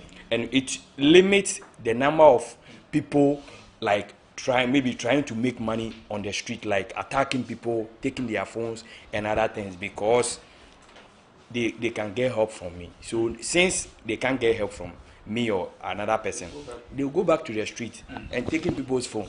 Jupiter, you as well, what would you do? Because like I'm saying, it's really going to happen. Oh, it's very hurtful if they implement the 10%, because the company is paying the tax of the 10%, and we. I think the companies pay what, 25? 25. And we, the individual, is paying 10%. It's very hurtful. It's very hurtful. And is the government going to refund our money as we lose or not? Interesting. Francis, you as well. If the government know that maybe we make a lot of money in the bet, they need money. They should come inside and try and see. That's yes. They should come. The government need money. You should use the country's money to stick a bet and win and use it to. If you know that we are making money, you should come in and try. All right. All of you speak very passionately about betting and all that. Are you spiritual people? Do you believe in the things of the afterlife? Do you believe in things like that? Now I'm going to ask you a question. If somebody told you that your lives depended on not betting, meaning that if you stopped betting, you would live long, who would go for that gamble? You are shaking your head. It's not true. It's not true. Yes. Hypothesis. Imagine that was the case. I don't believe in that. You don't believe in things that? The only thing that can make you live long is knowing the truth. Yes. And one of them is betting. Yes. You have money, you live long. So far as I'm not stealing the money I used to bet, I make legit money to bet. So it's not affecting anybody. That's not a sin to me. Levite, how about you? You are told that when you stop betting, you have a good life and everything. I will stop. You will stop? Yeah, I will stop. I think I will. Is that to say that you actually see yourself one day stop betting? Obviously. I won't do it till the end of time. Obviously, some way, somehow, along the line, I'll stop. You stop. The earlier question you posed to the guys, whether they are for outright no implementation or, as I mentioned earlier, according to the Ghana Revenue Authority, you have to pay as you earn. And we agree that the government can tax us, but the 10% is too much. And even the pay as you earn, you're supposed to be paid monthly. So if the government is taxing us, he should do it monthly. Calculate all the money we get through betting. But would that not be the same? Because if I take the money now or I take it later, is that not the same? Putting my monthly earning there and taking 10%, that is different from taking 10% out of my slip. Everyone. In a day, if I have like 10, I have 10 slips and I win all, they are going to take 10% from each slip. And I think it's too much. So maybe from 1%, this is the very first time we are hearing of this. So you shouldn't start from 10. Because if he sees that it's very lucrative, he's going to increase it. Maybe from 10 to 15. Interesting. All right, I want to thank you all very much, Richard. But before we leave, just a final one. Do you see yourself actually stop betting one day? Oh yes, for sure. You want to stop one day? It's when I make a lot of money from it and establish myself well. How much is a lot of money? Oh, right now if I get like maybe 400,000 or 400,000 from betting now, I'm sure I can use that money to do something which will generate income for me. So I'll stop, and maybe the new ones will come in again. All right. I'm most grateful to all of you. Thank you, Levite. Thank you, Francis. Thank you, Jupiter, Pablo, Abednego, and then Richard. So that has been our conversation here. Betting, 10% tax. Whether it would actually happen or not, we are yet to tell. This has been Say It Loud on GhanaWeb TV. My name is Eche Atisu. Remember, you can go to www.ghanaweb.com for news. Until another time, stay safe.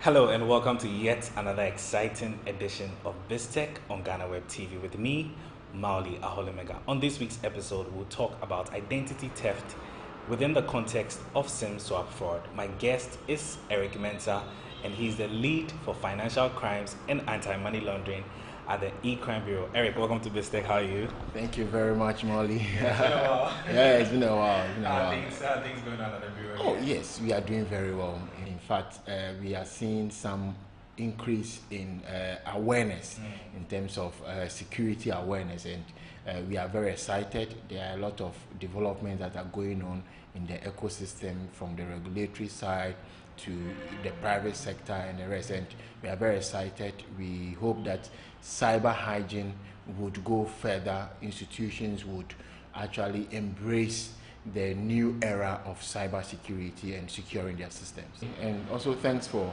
inviting us to speak on such an important subject matter.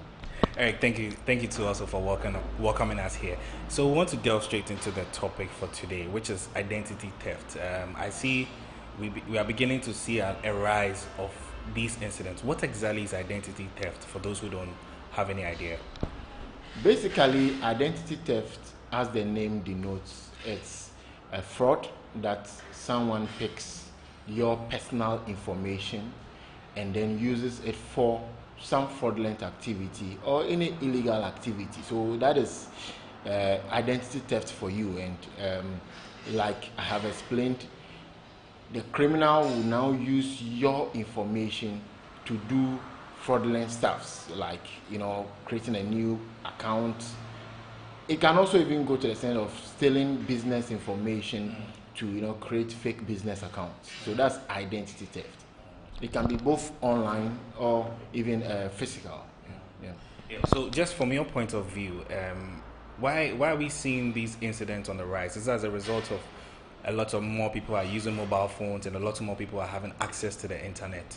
What contributes to this identity theft? Identity theft has been on the rise because, of course, people are not aware of the risks that they face, especially online.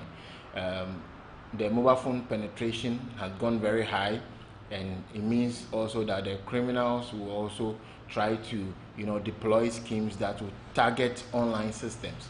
And of course, because security consciousness is very low, people fall prey to identity theft. And I know that we might be discussing some of the modus operandi and the rest. So I'll just pause here and then we move forward. Yeah, speaking of pause, we'll just go straight into it. How does one know that the identity has been stolen, and how does this entire identity theft process go for, especially on the criminal end and also the receiver as well?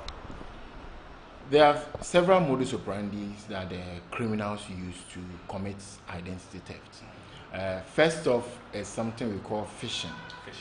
So basically, the criminal try to use either emails or other social media channels to get you to, divulge some personal information about yourself to them. And there have been a couple of instances where people's identity had been stolen through the phishing scheme, and at the end of the day it ends up criminals using their accounts to fraudulently acquire some worth or funds from their clients. Aside the phishing, criminals also engage with insiders. When I say insider, it means that people that have access to personal information about people. Okay, so they engage with them and they procure some of this identity theft identities from them. There is also something we talk about, that is data breaches. It has come up a lot, and you see big social media organizations falling prey to data breaches. So, of course, criminals are able to get personal information from that angle, and they'll use that to fraudulently defraud people. So those are some of the angles. Even sometimes we have seen that there are instances where physically criminals steal identity documents of people, and they use that to physically. You mean like when they steal your phone or something? So they can steal your phone. They can even steal your ID cards. Okay. Yeah. So let's say your Ghana card or whatever card that you use, they steal it. Of course, it has your name and IDs numbers on them. So they steal them and they use that to commit fraud. That's very interesting, Eric. But I want to understand. When I was doing my research, I saw something about SIM swap fraud. Is it in correlation to identity theft, or it's just a certain model of identity theft? If you can give us an explanation on that. SIM swap basically is a criminal going to a telco or using other means to, take your phone number from you. So they go to the telco. Typically, one modus operandi that we've seen, they pre-test and act as if they are you, and tell them to swap your number from that particular SIM card to another SIM card. So they do that mainly because, right now there is that rise in the use of mobile financial services and the rest. So if they are able to do the SIM swap, they are able to use those numbers to receive OTPs, two-factor authentication codes and the rest, to be able to proceed with their fraud. Okay, so that is what SIM swap is. Now, how does this come into play when it comes to identity theft? It's a chicken and egg kind of situation. Some criminals can use identity theft to swap SIM. Wow. So that means that they impersonate you and go to the telco. They pretend they are you with your information, and they use that information to swap your SIM.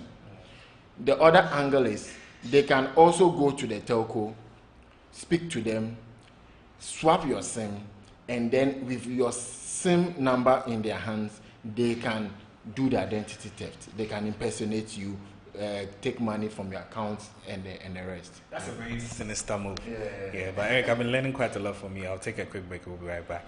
I've been speaking with Eric Mensah, and he's the lead for financial crimes and anti-money laundering at the E-Crime Bureau. We've been talking about identity theft and how to combat the menace. We'll be right back after this break.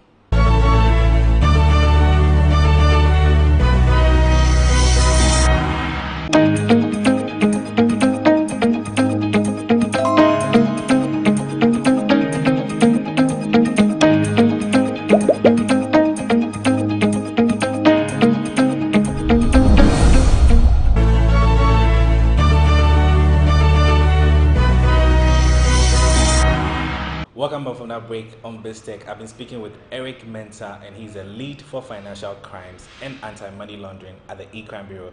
Eric, I've been having a very interesting conversation with you about identity. I've been learning quite a lot, but one thing that strikes my mind is I've been seeing people, mobile money numbers being hacked, where they will receive a message from somebody saying, join us on this mobile money number and all of that. Is this in the context of identity theft? Very well. Of course, it's in a context. The reason being that these criminals are now trying to mimic the telecommunication organizations. So they will typically send you a message, and you realize that the user ID of the message tries to mimic a name of a telco. And when you look at it critically, you realize that no, it is not the exact name. Yes. There are some letters that have been added to it. So it falls squarely within the context of identity theft. Okay, and what we advise is that when it comes to some of these messages, when people receive them, they should be cautious, because of course, I don't want to mention the name of any telco here, but when you get messages from such people, you can even look at the grammar of those messages, and you know that no, this is not from the telco. So they should be cautious. Now, Eric, let's come to the economy. What is the danger of this specific type of fraud, and what are the potential impacts on the economy? One of the very direct impacts is financial loss. Of course, when there is identity theft, finances oftentimes, per our analysis, is involved. Let me give you a typical trend that we have seen at E-Crime. That's WhatsApp account takeover.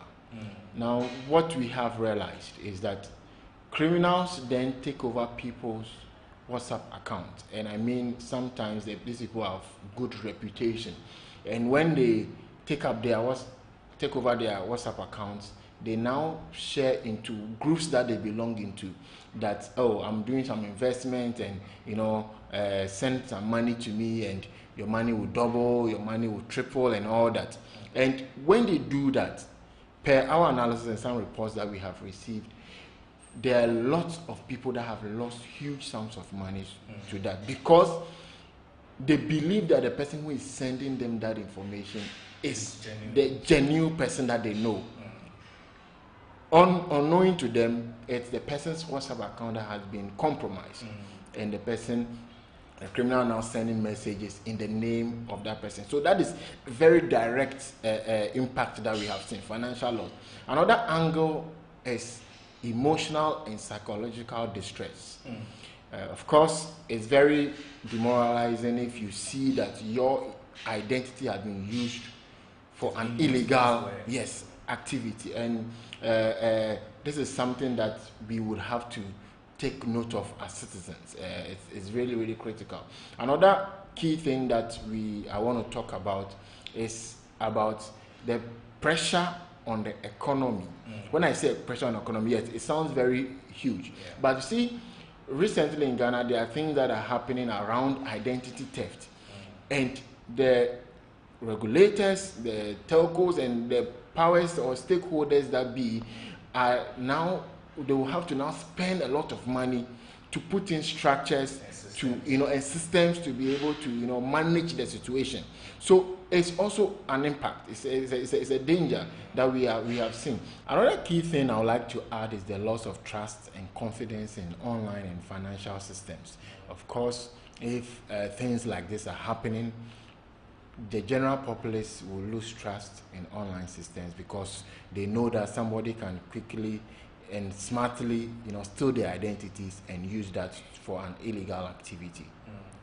Eric, I've been learning quite a lot from you, but finally, are there some tools out there that people can use to curb or fight identity theft? And what advice would you give to especially young people, mobile phones, or any other age group? I would take this from two angles. First, from the business angle, then I talk about the people, the social people in there. So, first off, for the business angle, they would have to be very cautious on their online portals. There have been instances where you go to social media and you see a shop online and try to purchase something from that shop. You get to realize that no, it's a fraudulent shop. And what I'm talking about is not like a criminal has set up his or her own name for the shop. Reputable organization. What they have done is that they try to, use names of reputable organizations to create other accounts on social media. So basically, there's somebody on the back end picking up the information. Not necessarily the back end. Okay. I just see, let's say, ABC Enterprise, and it's very, very, reputable. I go to IG, I go and create an account, abc.enterprise. So something very small, and I use that to, commit fraud. So businesses would have to be very cautious. They should have that monitoring mechanism on social media platforms and other online platforms. Now, for us watching individuals, first off, to protect your identity, you have to make sure you share minimal information about yourself online. That's your personal information. Personal information about yourself online. Sometimes you see people post any and everything about themselves, including snapshots of their IDs to prove a point to people. It's very, very dangerous. Passports and the rest. So it's very important that you keep it safe in there. Also, we advise that you have strong and complex passwords for your accounts, because I did mention about the phishing attacks and the rest. Yes, we have to create strong passwords, and even in addition to the passwords, there's something we call the two-factor authentication or the multi-factor authentication, where when you set your system up, you get a notification or you get an alert of a code of a source for you to insert. Yes, good. Before they're able to access your account. When you do that, criminals, even after stealing your passwords and the rest, can't be able to access your account because there's another layer of security. And then also, let's be mindful and set our privacy properly on social media platforms. So, on social media platforms, there are privacy settings. It's very important you go in there, try to limit the amount of information that is publicly available. Unless, of course, somebody is your friend, they can't see certain information. So that is very, very, very critical. And always be vigilant. Do not click on links that you are not expecting. Suspicious links. You are in WhatsApp groups and they share links. Oh, click here and you win ABC and you get this. You go to America, you get free data and the rest. Please, let's be cautious. Let's avoid clicking on such links. Eric, thank you so much. I've learned quite a lot from you in this episode. I've been speaking with Eric Mensah from the E-Crime Bureau, and he's the lead for financial crimes and anti-money laundering at the Bureau. He's been my guest on this week's edition, where we've been talking about identity theft and how to combat the menace. Before we go, don't forget to log on to our website, www.GhanaWeb.com, and don't forget to follow us on all our social media platforms, Facebook, Instagram, and Twitter at the GhanaWeb. And don't forget to subscribe to our YouTube channel, GhanaWeb TV. My name is Mali Aholimega. Please do stay for Biz Headlines.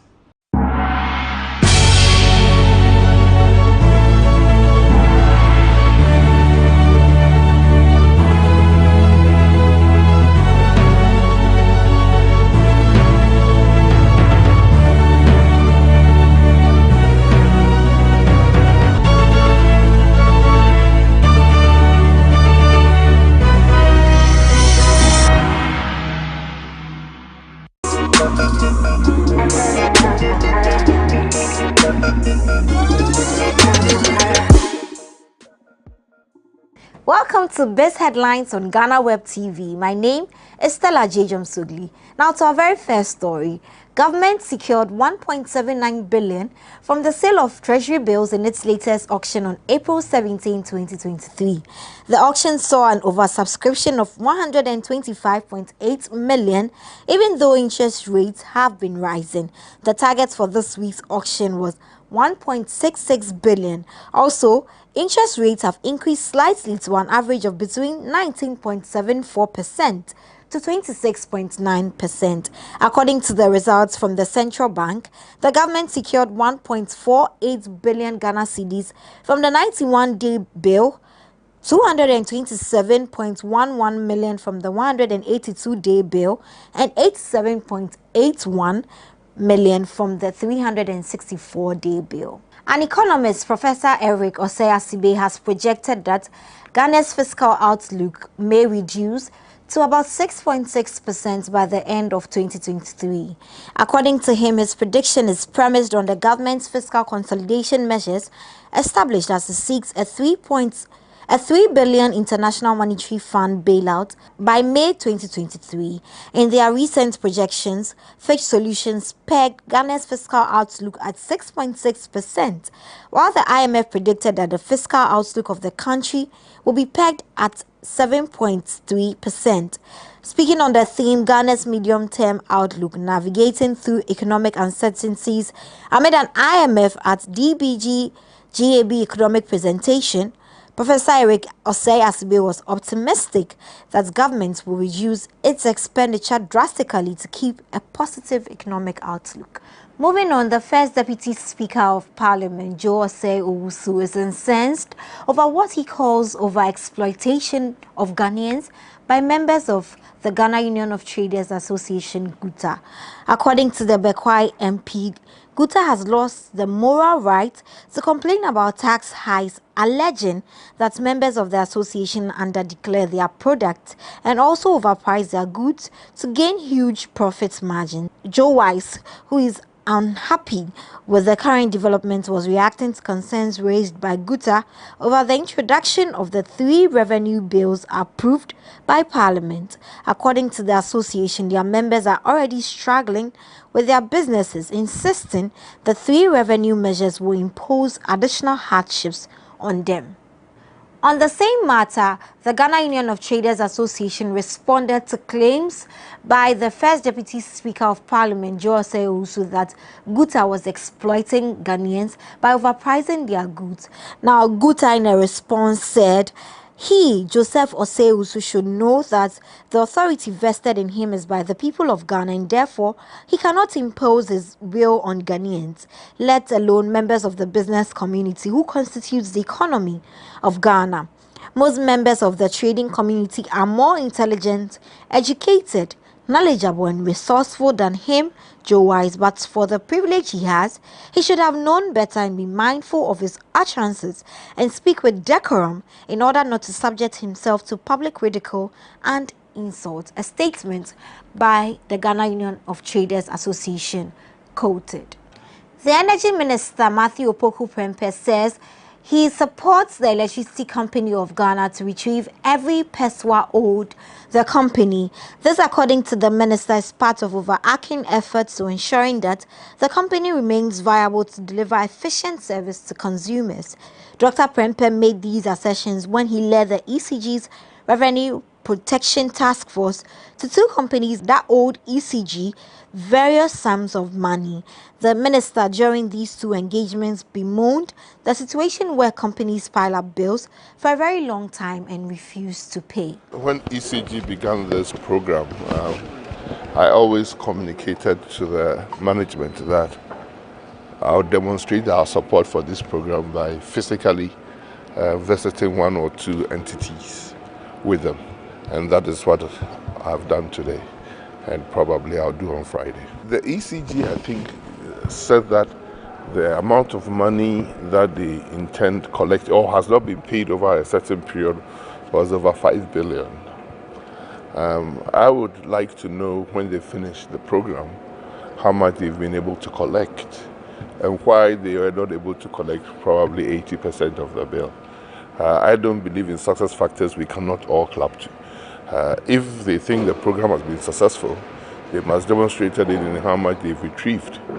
If not, what has caused their inability to retrieve it, and what plans are they having for subsequent visits? Still on the Energy Minister, Dr. Matthew Opoku-Prempeh has revealed that about 2.5 million crude condensation allocation made to the Tema oil refinery is reportedly missing. According to the minister, the fund was part of a business opportunity for the refinery to produce premixed fuel from condensates from Ghana gas. There's a top management at the board, right? But as I mean, it's easy to always say there's a sector minister, and as soon as the minister does something, oh, the minister is interfering. The same journalist around would accuse me if I go and I say I'm going to demand these changes. They will say, but they're Ghanaian workers, but there's a management. We all have to decide as a country what we want. We live under the type of system that we want, right? I can tell you as a minister what I've done. Right? I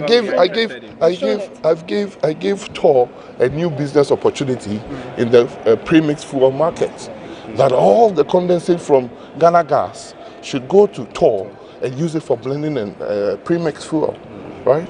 The last time I heard, over $2.5 million worth of condensate that got missing from Tor. If we all want Tor working, we don't want another ECG in Tor, do we? Because it will break the back of government, the bills in Tor. They have over $500 million of debt sitting on there. And go and look at how the debt's accumulated. People bring their crude to refine, and then crude losses. I set up a committee that worked for 8 months just trying to reconcile Tor losses. My sister, you don't pay taxes for it to be a drain. You pay taxes for an efficient function of government. Government, I can tell you, is doing so much work to bring Tor together. As we speak, there are proposals lying down in Tor. The Attorney General is having a look, SIGA is having a look, Finance Ministry. Because you saying journalists will come and say, government has sold Tor to its cronies if we don't get it right. And getting it right is a difficult proposition that we are putting out. And we will work diligently to give Ghanaians what is good. Petrol has not shot in this country, or petrol is not scarce in this country because Tor is not working, is it? So if Tor is come to work, it has to come with the efficiencies for which it can allow to participate in the market. We are not going to say Tor because Tor is Tor. Tor will bring in petrol products that me and you cannot buy. You will turn around and tell, the old system was better, right? So we'll work to get it right. The Ghana Statistical Service has revealed that Ghana's economy grew by 3.1% by the fourth quarter of 2022. According to the GSS, the growth beat the forecast set by the government of Ghana. Government statistician Professor Kobne Nim, presenting highlights of the provisional 2022 fourth quarter and annual GDP estimate, said when seasonally adjusted, Ghana's real GDP increased by 0.8% in the fourth quarter of 2022, representing 0.3 percentage points higher than what was recorded in the third quarter of 2022. The key subsectors that contributed to the economic growth were mining and quarrying, information and communication, public administration, defense and social security, crops, and education. In more news, the Electricity Company of Ghana has revealed that it has been able to retrieve about 2 billion Ghana cedis from customers in the last few weeks. Managing Director of the Power Supply Company, Samuel Dubik, explained that the company's revenue mobilization campaign is geared towards recouping some 5.7 billion from individuals and firms who have failed to pay for power used. According to him, he's optimistic his outfit will retrieve more money from defaulters by the end of the week. Quote, "We have collected in excess of 2 billion Ghana cedis. That is less than half of what we targeted.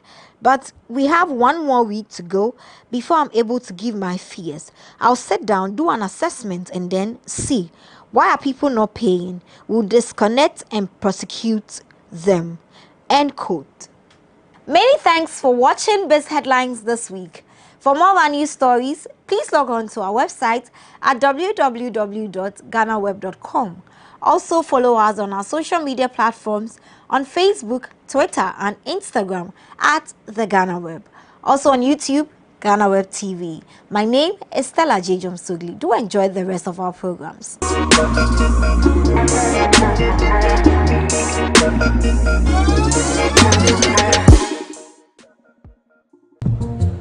Now, back canocre.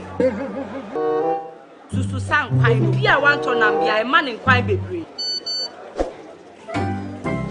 Mommy, you first can see my cotoso. Pepoga, send me sick from Lemonade Finance. While Brian did the shade and let me £2. Lemonade Finance. Say they sending money back home from UK, Canada, and now US. I accepted a instant charges. Exchange rate in Suya. Unbeatable. We should make promo code Dr. Like £10, $10, and $10 Canadian for the first transaction. With this Sunday cigar coffee, download to Lemonade Finance.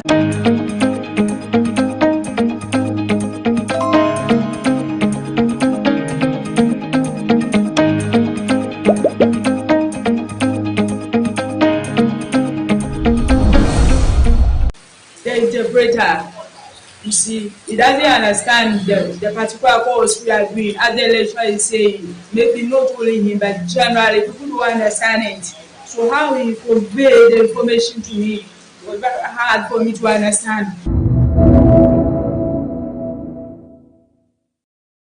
Disability, they say, is not inability. Lydia Aqua is a proof of this adage. As a deaf person, she has been able to graduate from the University of Mines and Technology with a Master of Business Technology Management. I am off to her residence to find out how she was able to do this amidst all the challenges.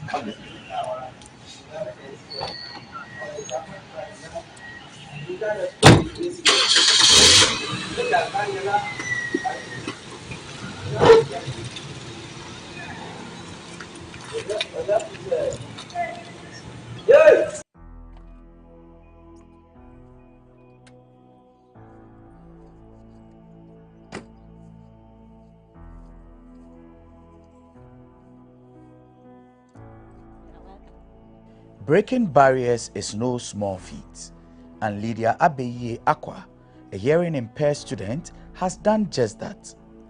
Lydia defied the odds and graduated with a master's degree from the University of Mines and Technology, UMAT, in Takwa, in the western region of Ghana. Her accomplishment is not only a testament to her hard work and determination, but also an inspiration to others facing similar challenges. Lydia was born hearing, but became hearing impaired after the age of 10. So, she practically knew how to speak before she lost her ability to hear. Due to this, she is able to speak properly, but she just cannot hear. So when I became deaf, from 10 years, you see, when I go to the classroom, I'll pretend as if I can hear, but I can't hear. And my teachers, they will send me to go and buy something. I will not hear. I think I should keep the money. So I'll go and spend the money. Then I will come back to the class. Then the teacher is asking, after a long time, the teacher in the middle of the teaching was leader. Where is my granite? Then I will go out. I'll go and talk to somebody and find money and then bring it back. I will say that when I went, the granite was finished. But I left the money somewhere and forgot it, so I'm bringing it back. It happened to me many times. I always made up a story. So after some time, some of the teachers began to notice me. I think you have a problem with your hearing. But I passed through. But with all the challenges that come with deafness, she never relented on pursuing her dreams in life. She worked hard and overcame every obstacle in her path from primary, secondary, and tertiary levels, and finally graduating with a cumulative weighted average of 76.80% from the Master of Business Technology Management program at the Faculty of Integrated Management Science during the just ended 14th congregation of the University of Mines and Technology in Takwa, where she focused on management information systems. According to Lydia, after becoming hearing impaired, people began stigmatizing her in her community, and she could no longer sell for her mother as she used to do. And even as a church singer, she could no longer sing. As a singer, I had a nice voice. But when I became deaf, my voice turned into different sounds. So I started singing. It was like a shame to me around 10 years and up.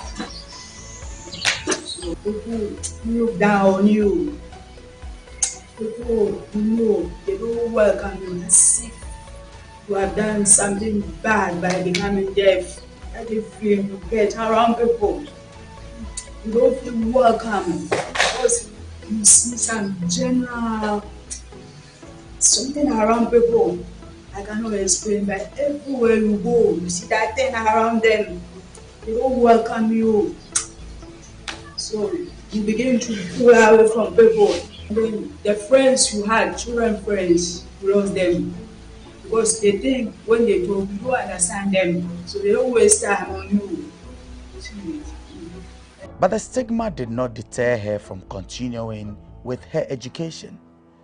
She says, irrespective of her deafness, she was one of the best students at the JHS level because she was a very brilliant student in class. Thankfully, God gave me a good brain, so I could learn and then pass my exams from the primary school to the junior high. I tried. I think I was one of the best students in my school in those days. Gaining admission to the Takwa Senior High School to pursue business was another hurdle for Lydia as she learned on her own. One of her challenges was taking down notes anytime the teachers decided to dictate. Since she couldn't hear anything, she had to resort to lip reading to get an idea of what the teachers were saying, but that wasn't much help either. A classmate by name Patient Sako came to her aid by deciding to write the notes for her anytime teachers decided to dictate. When I went to SS, I wanted to study science. But when you go there, you have to write exams depending on the subject that you pass before they will tell you whether you do science or. And I did well in English.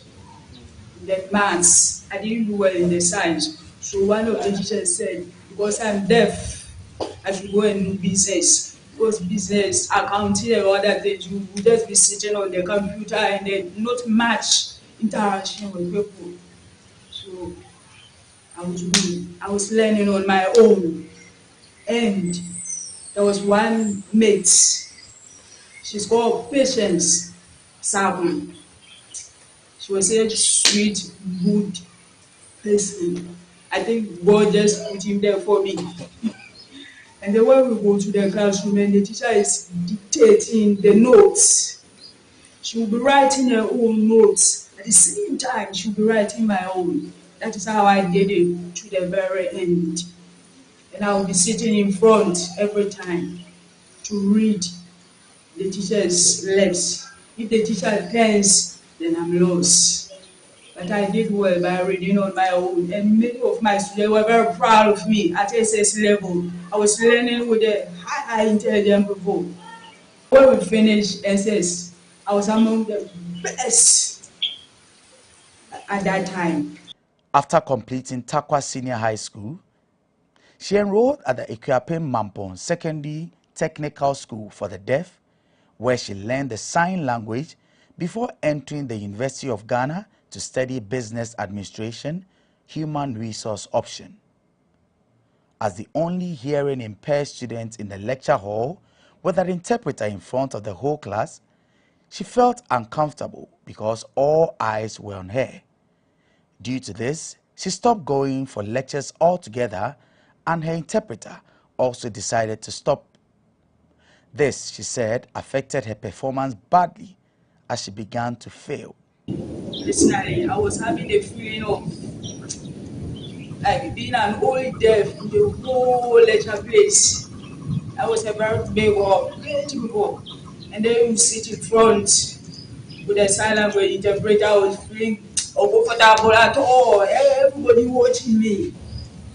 But that was an immature feeling. I was not very knowledgeable around that time.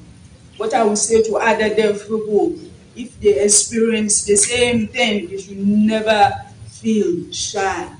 Because for me, it's a glorious thing not to hear among so many people the experience within. Only you know what is inside. You see it. And to be able to understand letters with a sign language interpreting is a marvelous thing. Any deaf should feel proud of. So, with this challenge for me, I was not going to the lecture because I didn't want people looking at me, and that was also not encouraging for my interpreters. So they stopped coming to help me. At a point in time, the university almost revoked her admission, but thanks to the intervention of one lecturer, Dr. Kwabna Edupoku, Lydia was able to continue with her education. Later, I had to meet our school. One of the lecturers, he had experience with deaf people, so I went to meet him. And then I told him my challenges. He encouraged me, and then he met the university authorities. So they decided to allow me to continue. You see it. But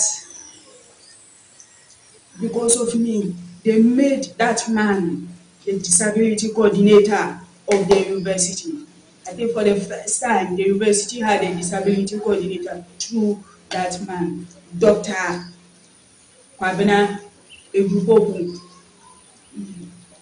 And then after from that time on, I began to do well.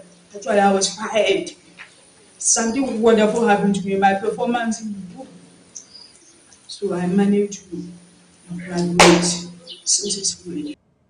13 years after completing her first degree, Lydia decided to enroll for a master's degree at the University of Mines and Technology. Because of initial challenges she went through due to her form of disability, Lydia worked closely with the university management, some lecturers and course mates to be able to appreciate some complex course concepts, and because of that, she was able to persevere. The university ensured also that she had the necessary assistants, such as sign language interpreters, to enable her fully participate in lectures and other academic activities. Finally, the day of graduation arrived, and Lydia walked across the stage to receive her master's degree, and she felt a sense of pride and accomplishment that she had never before felt. She looked out into the crowd and saw her family and friends cheering her on, and she knew in that moment that all of her hard work had been worth it. She describes UMAT as an exceptional institution that fosters practical learning and says that its faculty, staff, and students are very supportive. Initially, the university was not having the resources, so they couldn't provide me fast. It almost affected my admission.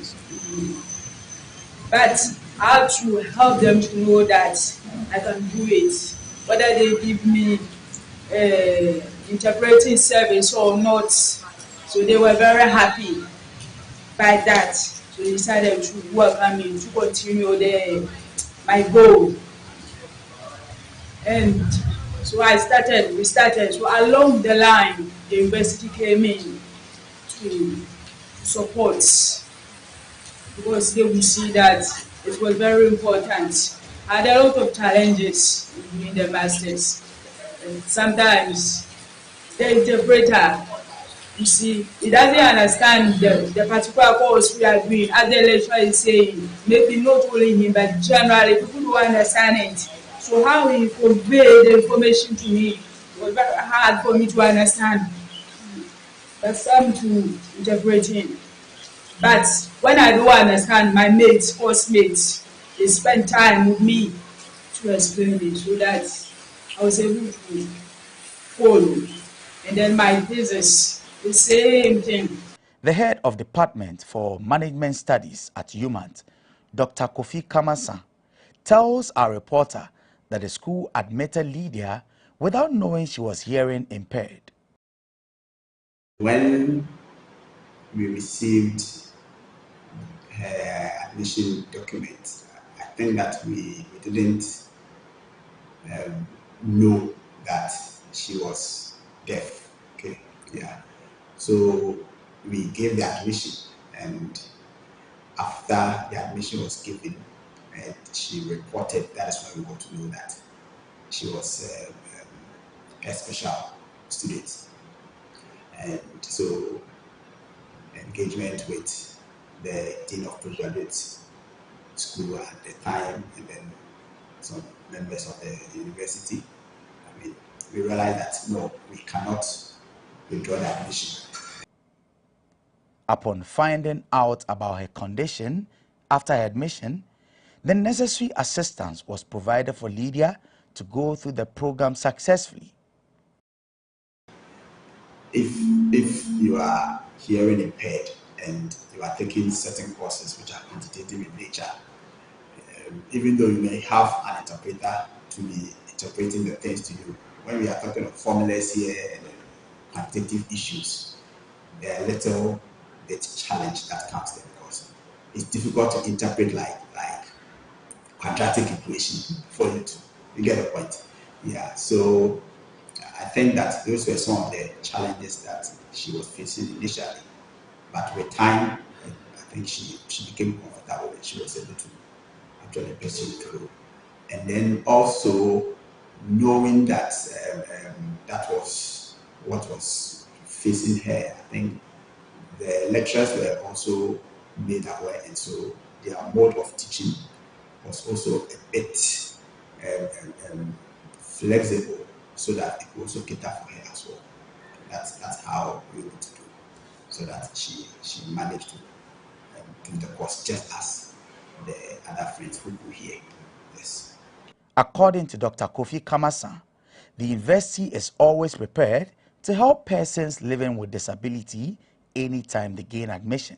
He said everyone has the right to education, adding that Lydia defied all the odds and went on to pursue her dream irrespective of her disability. He urged PWDs not to allow their disability hinder them from climbing the academic ladder. When it comes to education, we know that in Ghana we have inclusive education. Nobody should be left out. And like we said, if someone is impaired, it doesn't mean that the person is incapable of doing anything. There are a lot of examples where people with disability have risen to the very, very top as far as the academic ladder is concerned. So as a university where we embrace these things, if where we are also disability friendly, if we get situations like that, we are always prepared to help and make sure that nobody loses their right and dream to education because of their inability or their disability status. So we are fully prepared. We are fully prepared to embrace those things. Of course, Lydia's case has given us more eye-opening situations where it has even made the university more friendly as far as these special students are concerned. Lydia's sign language interpreter, Richmond Bedu, tells me why he accepted to be her interpreter.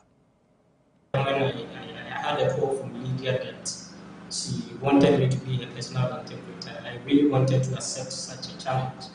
Because to be frank with you, that was the first time of venturing into I was finding myself in such a situation. I have not actually been at the tertiary level to interpret.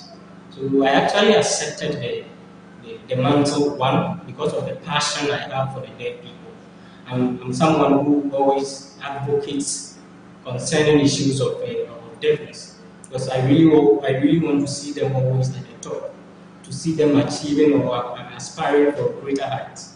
So I went in just to make sure that her vision of acquiring something better in terms of her career has been achieved. According to him, the challenge taught him a lot of things.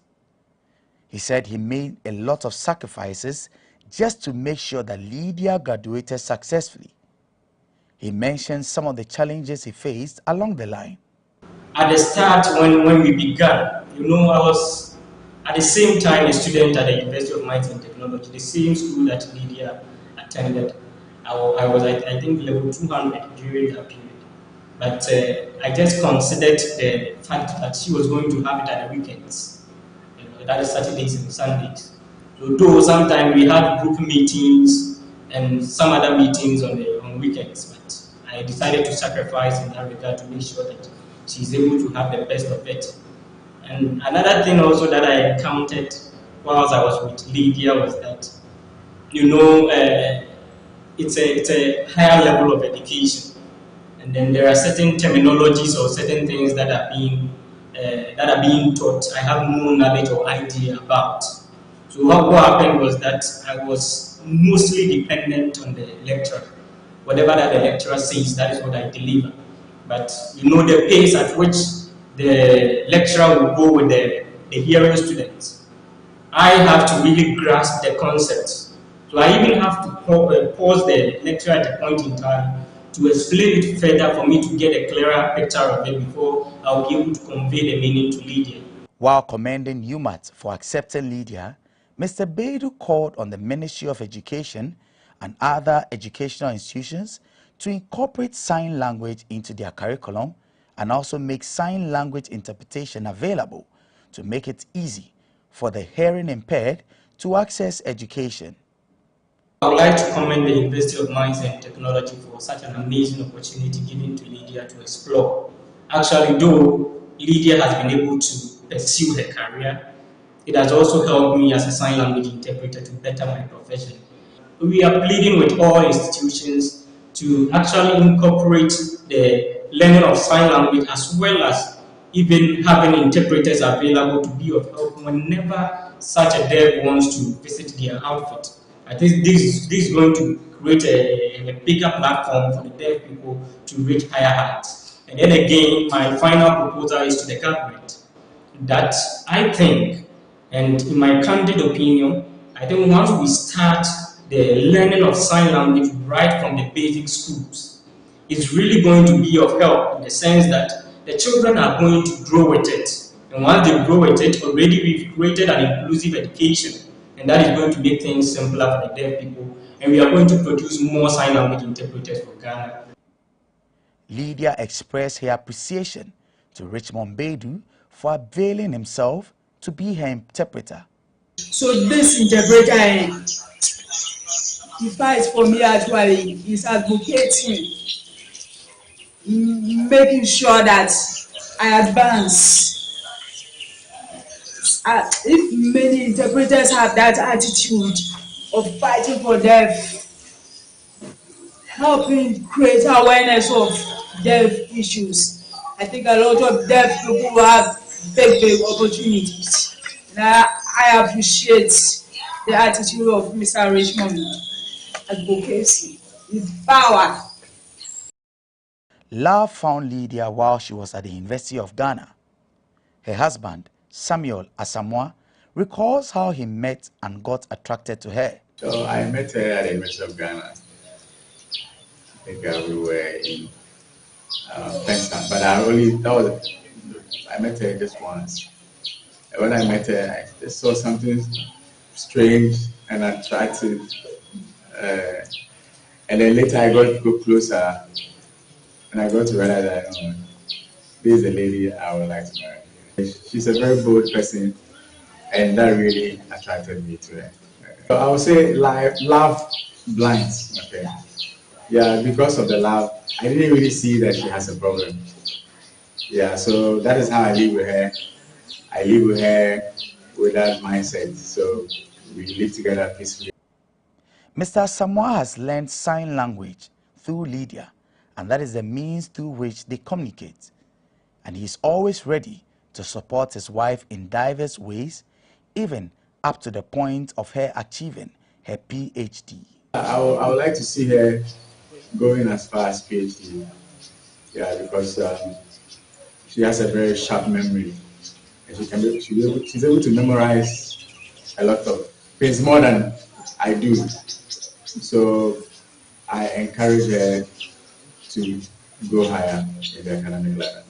Ever wondered how Lydia, as a mother, would know when her child is crying when she's not close by to see the baby's gestures? Well, thanks to her husband, she doesn't have to worry anymore about that. As a deaf wife, she wouldn't be able to hear if baby is crying.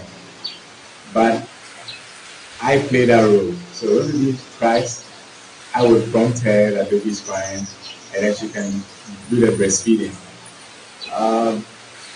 As a father in a home, I also hear for her. Actually, I'm her hearing. Okay, I'm the one who feels that lack. I hear for her. Whenever she needs to hear around her, I make her to hear, so that she won't feel that even she has any disability. According to Mr. Samoa, because of how the society sees the hearing impaired, they do not have a lot of information, and this has become a hindrance to their development. He is of the view that government should put in measures to make the hearing impaired have access to information. Education can be defined as a change of behavior due to learning something. Okay, but generally speaking, deaf people do not have access to a lot of information because of how our society view them or treat them. But when you visit our banks, you only have sign language interpreters. When you visit our schools, there are no sign language interpreters to help the deaf children in most of the schools.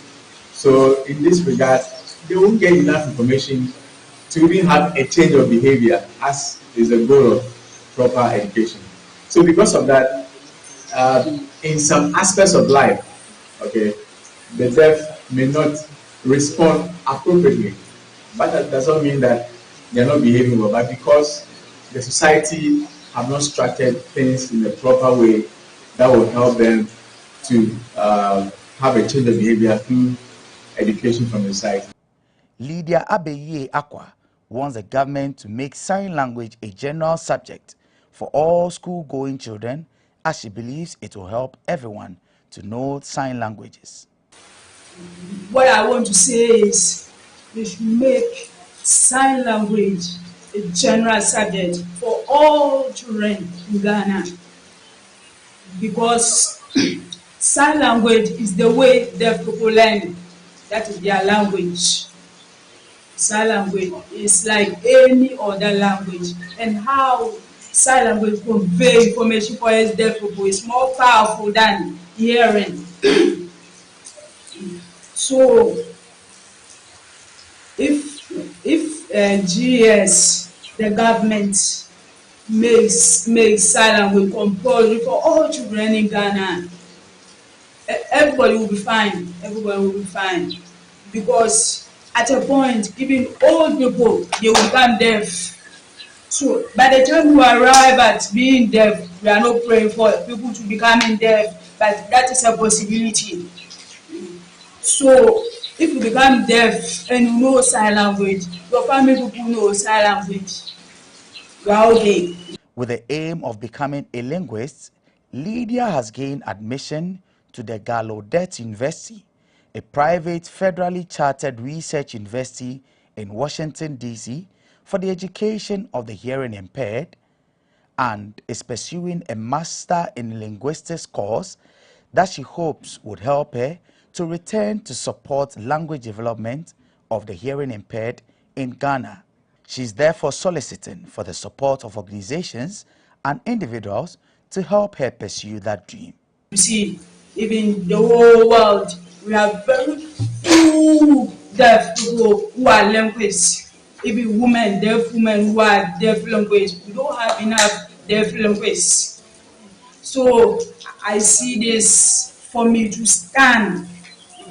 I mean, get more education to learn about linguistics.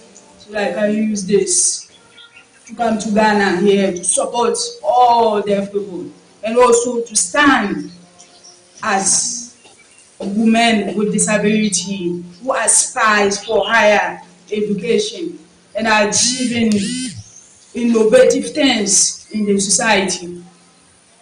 And so I've applied to the Ghana University and I got admission already to go. But I need support scholarship. I apply for the fall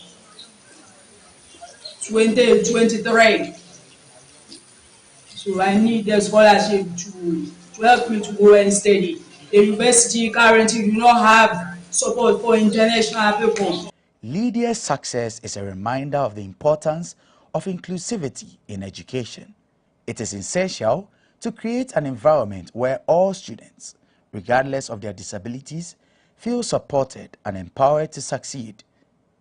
By breaking barriers and achieving her goals, Lydia has opened doors for other hearing impaired students and shown that anything is possible with hard work and determination. Lydia's success has brought light into the lives of persons living with disability. No matter where you are, you can also climb to the top of the academic ladder, irrespective of your disability. From Takwa in the Western region, Thomas Tete reporting for GhanaWeb.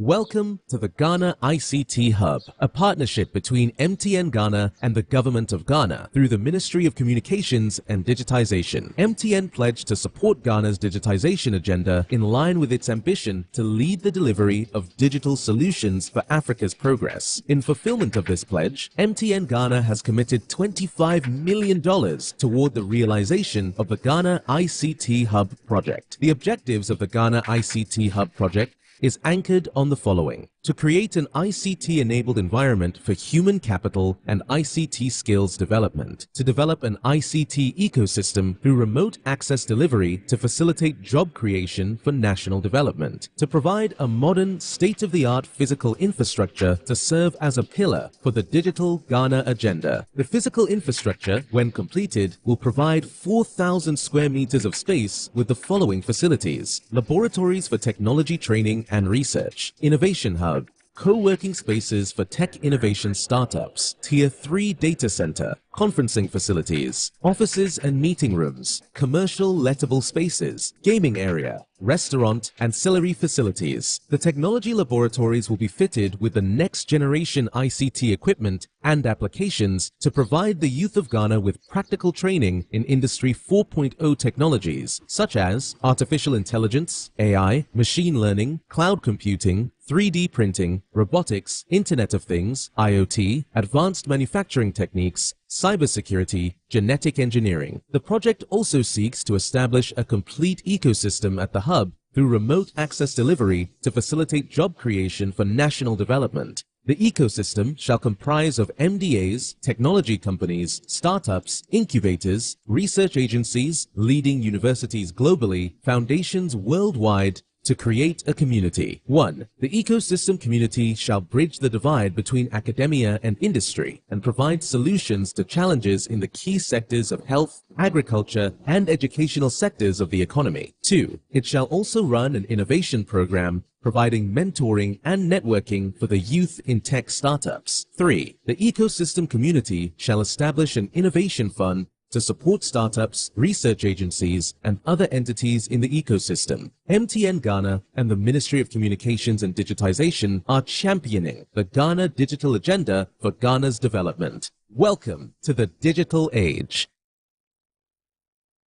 Obinum sada na Obrafo responded and the main can was because Obrafo do papa pay on one kasa na nim ni enti a obtake some move. Now oh me Obek kanu kre. Susu san kwan bia wan to na bia e man kwan bebre.